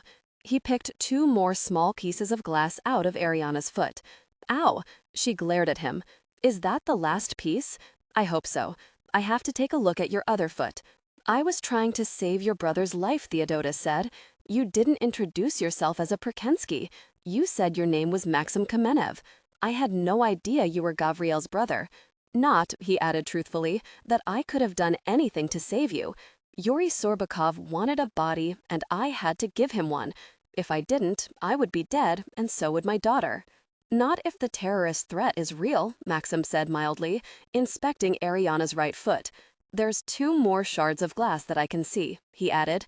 No, he wouldn't have killed us outright, but we'd be imprisoned, still working for him, and we'd never see the light of day again. You know how ruthless his father was. Yuri is every bit as much or more. He's as brutal behind closed doors as he is charming in his television interviews. Is he telling the truth? Airiana asked. Sadly, yes. Both Kostya and Yuri Sorbakov can make people disappear. We're certain Uri's the one putting out the hits on our family and all the others his father created in those schools. In spite of the fact that we've always been assets to our country, they don't want the existence of the schools and the way the children who were taken there were orphaned to come to light. That would pretty much guarantee no presidency for him, and his father would be brought up on criminal charges. Airiana sighed. I can understand Theodotus trying to survive. It seems like every step could be the wrong one. Clearly, these men want you dead as well. Clearly. He extracted the last 2 pieces of glass and drew a medical kit from the belt around his waist. Hold still. I have to clean those wounds. Still, Theodotus, Airiana said, you might have at least warned Maxim. He did save my life. I wanted to keep you alive, Theodotus insisted, both of us alive. And we have to have a decent place to work. If I can find the way to counter this threat and get the defense system up and running, Uri will think twice before he tries to make either of us disappear. Journey. Male. It's possible even that I can align myself with his opponent, and we can get rid of the threat to us altogether. I'm not the least interested in political intrigue, Airiana said. I don't want to live that way or work that way. I want to go home and just work my farm and be with people I can trust. I can't live like you. You have no choice, Theodotus snapped, his brows drawing together in a black line. You're part of this whether you like it or not. You started this all those years ago. I was a child, playing, nothing more. I saw patterns in weather and duplicated them on a computer. The computer generated most of the data. And the computer-generated data was incorrect, Theodotus insisted. You did something else, something you didn't tell anyone. That's why I need you in order to complete this weapon. His face had gone red, and his voice had raised, as if she was still a child and did not understand the importance of his work. You just told the absolute truth, Airiana said. You developed a weapon, not a defense, and certainly not what I had envisioned. Something that would predict terrible storms and help calm those storms. Something that could stop global warming and keep our planet safe. A child's dream, Theodotus sneered. Impractical. Maybe, but it was my goal. Not a weapon to cause drought and hunger in countries a government doesn't care for. Not to use as a threat. In any case, I can't reproduce material that I randomly put together so many years ago when I was a child playing with a computer program. If you can't remember what you did, why would you think I could? Maxim washed both of her feet while she was arguing with her father. He could have told her it was useless to quarrel with Solovyov. When it came to his work, he was single-minded. Quite frankly, he didn't care who he worked for, as long as they provided him with the materials he needed and the space to be comfortable. Theodotus needed to work, and he needed the admiration of the world around him. I know you can help me with this project, Airi, Theodotus insisted. He scowled at Maxim. Get me out of these ties. This is ridiculous. We can find a way out of this without you dying. Thanks. Maxim couldn't help the sarcastic note creeping in. He covered the soles of Airiana's feet with an antibiotic cream. What are you going to do? Theodotus asked, fear creeping into his voice, replacing some of the arrogance. I'm going to bandage your daughter's feet, and then put a muzzle on you. Maxim glanced over his shoulder at the physicist. I know where you live. I can get to you anytime, anywhere. It won't matter what kind of guard you have. I'm a ghost. I've taken out heads of state, toppled governments, and killed drug lords surrounded by their private armies. You won't be much trouble. I'm not a threat to you. It's Yuri and his father, Theodotus hastened to explain. I told you I didn't know Gavriil would send his brother. Airiana sighed as Maxim began to bandage her feet. The point that you don't seem to be getting is, whoever Gavriil sent was helping you. They risked their own life to infiltrate a criminal group so they could keep me alive for you. Knowing they were doing that, you still were planning to repay them by having them murdered. It wasn't me. I didn't want that to happen, but I had no choice. You had a choice, Airiana said, exasperated. You can't shift all responsibility to someone else. You could have warned Maxim before you ever sent him after me. Then I would be dead, Theodotus said. Yuri or his father would have had me killed. There is no point in arguing with him, Airiana, Maxim said. He will not take responsibility for his own actions. I doubt he ever has. He certainly took no responsibility for you and your mother. I'm rather ashamed I brought you to him at all. I should have killed the extraction team and left you on the farm. Airiana wanted to agree, but she'd learned too much in the last couple of days. He would have sent another team after me, and those children would be dead. Let's get out of here. I want to make certain the kids are all right. They must be so frightened and feel all alone. Maxim taped Theodotus' mouth closed. He leaned down to put his mouth close to the physicist's ear. You won't have to worry about Yuri coming after you. You know Gavriel better than nearly anyone. When he finds out you are going to have his brother murdered after he sent me to help you, no one is going to be able to stop him. Theodotus' eyes went wide. Fear crept in. He began to kick the bar with his shoes, drumming out his alarm in hopes the other agents on board would hear him. Maxim knocked him out with the butt of his weapon. Airiana winced at the casual way he took care of business, but she didn't protest. What are we going to do? He said there were 8 members of a security team on board. She gestured toward the 3 on the floor. That means there are 5 more, just waiting outside that door. He shrugged. He wasn't worried about the 5 agents on board, only about what waited for them when they reached their destination. He lifted her off the table and put her in a much more comfortable chair. You're not going to be walking for a few days. Your feet will be tender. I can walk, she protested. I'll use air to keep me from putting too much weight on the soles of my feet. But seawater is probably really bad for cuts, she added, giving him a quick look from under the sweep of long lashes. Maxim laughed as he retrieved his war bag from the corner of the room where he'd stashed it when they first entered. He set it on the bar and poured himself a tall glass of water, taking his time drinking it while he figured out their next move. It might be time to get creative, especially if you're not terribly keen on swimming. She regarded him with suspicion. What do you have in mind? The yacht is headed to a harbor, someplace where they've got another form of transportation. Theodotus wasn't going to sail to Russia. He had a plane waiting. You aren't going to confiscate the plane? She didn't sound convinced that he wouldn't, and he found himself wanting to laugh again. Airiana sat in the luxury yacht, surrounded by men who had plotted to kill him, and she managed to look ready for adventure. Her platinum hair was carelessly tousled and fell around her face, giving him far too many fantasies when he needed to keep his mind on business. The bruise around her eye, marring her soft skin, bothered him, but her eyes were as blue as ever, those eyes that seemed to look right into him. Her mouth curved into a smile. No, that might draw a little too much attention to us, but we definitely have to take over the yacht. He was watching her eyes, trying not to fall into them, but waiting for that answering brightness, the storm clearing away to give him blue skies. She'd slept on the submersible, something he hadn't thought she would do, but she'd curled into him and managed to sleep with him holding her in his arms.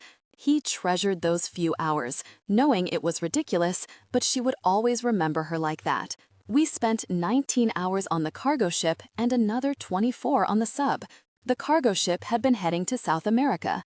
The submersible rendezvoused with this yacht just off the coast of Cabo, and were somewhere near there. Theodotus supposedly has a plane waiting in Colombia to take you to Russia. He had planned to go up the coast waiting plane, using the time to persuade you to join him voluntarily. We're not that far from the United States. If we take over the yacht, we can pull into any number of harbors and hire a plane to take us back to Sea Haven. The big airports like San Francisco and Oakland are a good 4 hours drive from Sea Haven. Santa Rosa about 2, but the airport is small in comparison to San Francisco. There's a tiny airport, Little River, very close to Sea Haven, but we'd have to have a small private plane, Airiana said. He sent her a small grin. Journey. Mail. I wasn't planning on confiscating a jumbo jet. I don't want to steal one, just hire a private plane. Airiana curled up in the chair again.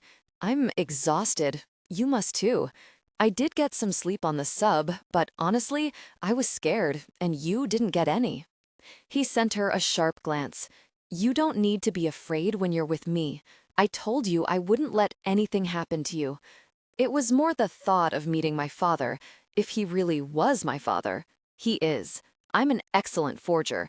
I can put together a complete history for a new identity that will pass any investigation, so I know how complicated it is to do it. Those letters from Marinichka were very real. It was her handwriting, and the letters and photographs of you had begun when you were under a year. Please call her Marina.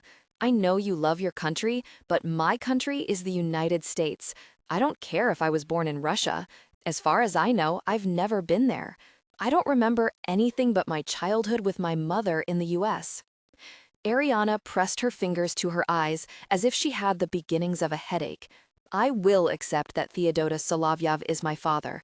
I will even accept that my mother lovingly sent my projects to him, unaware he would use them for anything. But that's the end of it. I live in Sea Haven with my sisters on a farm, and that's where I belong. Please just take me home. He crossed the room to crouch down in front of her, still looking into her sky-blue eyes. I'm taking you home, honey. I'll get you there, but we may have a little more work to do before we're finished here. You can't kill my father. I want to kick him for being such a sorry excuse for a human being, but I don't want you to kill him. Maybe dunk him in the ocean, but you just can't kill him.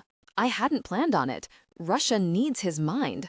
Although, in all honesty, when he returns without you, Yuri may try to dispose of him. She took a breath and leaned her forehead into his.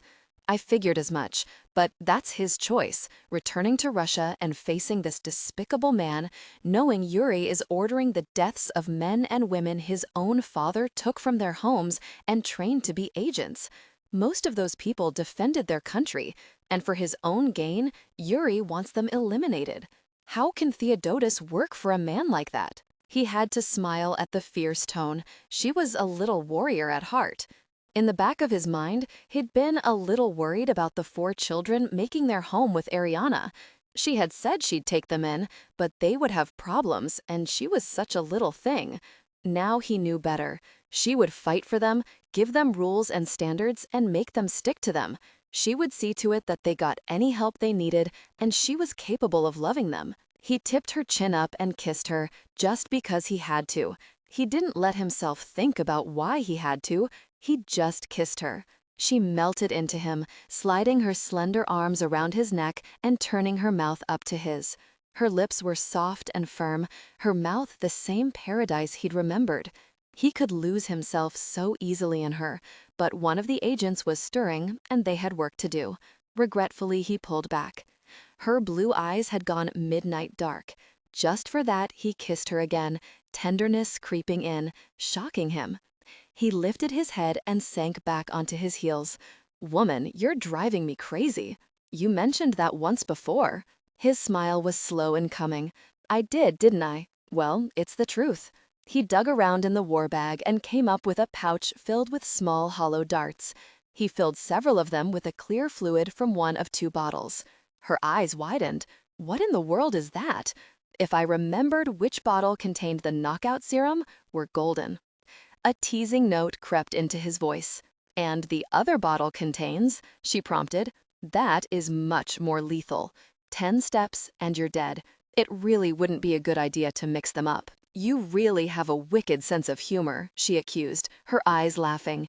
He had never considered that he had a sense of humor at all, but with her along, this mission was turning out to be far more fun than he'd ever imagined. He inserted the little darts into a small gun and added the extra ones to a wide leather wristband. That is seriously cool. Where do you get all these toys? You're kind of like those agents in the movies with all your gadgets. My brother Gavriel likes inventing things, particularly weapons for the field.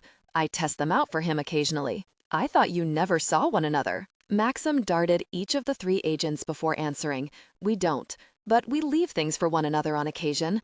My work and Gavriel's overlapped a bit. He's like you, quite a genius. She laughed. He's definitely not like me. I'm kind of a nutcase. She watched him dart her father. How are we going to take over the yacht? The moment you go out of this room, someone is going to shoot you. I'm surprised no one has tried to come in. They're out there, he said. I can feel them. He indicated the west wall. 2 there, 2 on the other side, and 1 by the door. Do you know how many others are on board? Airiana asked. A chef and steward, and the captain and his mate. I don't think any others. I didn't get much of a chance to look around. I knew when we were brought here directly that there was something or someone on board I wasn't supposed to see. Otherwise, they would have taken you to your cabin to rest, and Theodotus would have asked me for an update as to your state of mind. Show me how to use those darts, Airiana said. No one is going to shoot me, and I can get close to them. I'm not letting you go out there alone. She raised her eyebrow. Since when do you get to tell me what to do? I kidnapped you, remember? That puts me in charge. That puts you in jail. I'm making sense, and you're going all macho weird on me. What happened to all that survival training? Aren't you supposed to use every resource available to you? He winced. She was right, but she wasn't a resource, and he very well wasn't using her. He detested that she'd walked on glass to give him the opportunity to get the upper hand just before the agents had come in. Granted, he was certain she hadn't planned on cutting herself so severely, but he didn't want a single injury to her body. I'm not going to argue with you. Deliberately, she misunderstood him. Good. Teach me how to use the darts. I'll walk out the door and get close enough to the one standing right outside to dart him. You don't have near the chance I do, unless you're planning on killing them all. They're expecting you, not me. He hated that she had a point. The agents were set to ambush him. Even knowing where they were, he'd be caught in the crossfire. Suppose one of them is trigger-happy. They're trained agents, or they wouldn't have been sent here. I don't have to get to all of them, only the ones on one side. You can take the others without having someone shooting you in the back. If I feel I'm in danger, I'll bring in the wind. The last time you did that, there was nearly a hurricane. She laughed. True, my adrenaline was running a bit fast. I'm getting a feel for this type of work. He leveled his gaze at her, doing his best to look intimidating. It worked on everyone else. She just raised her eyebrow.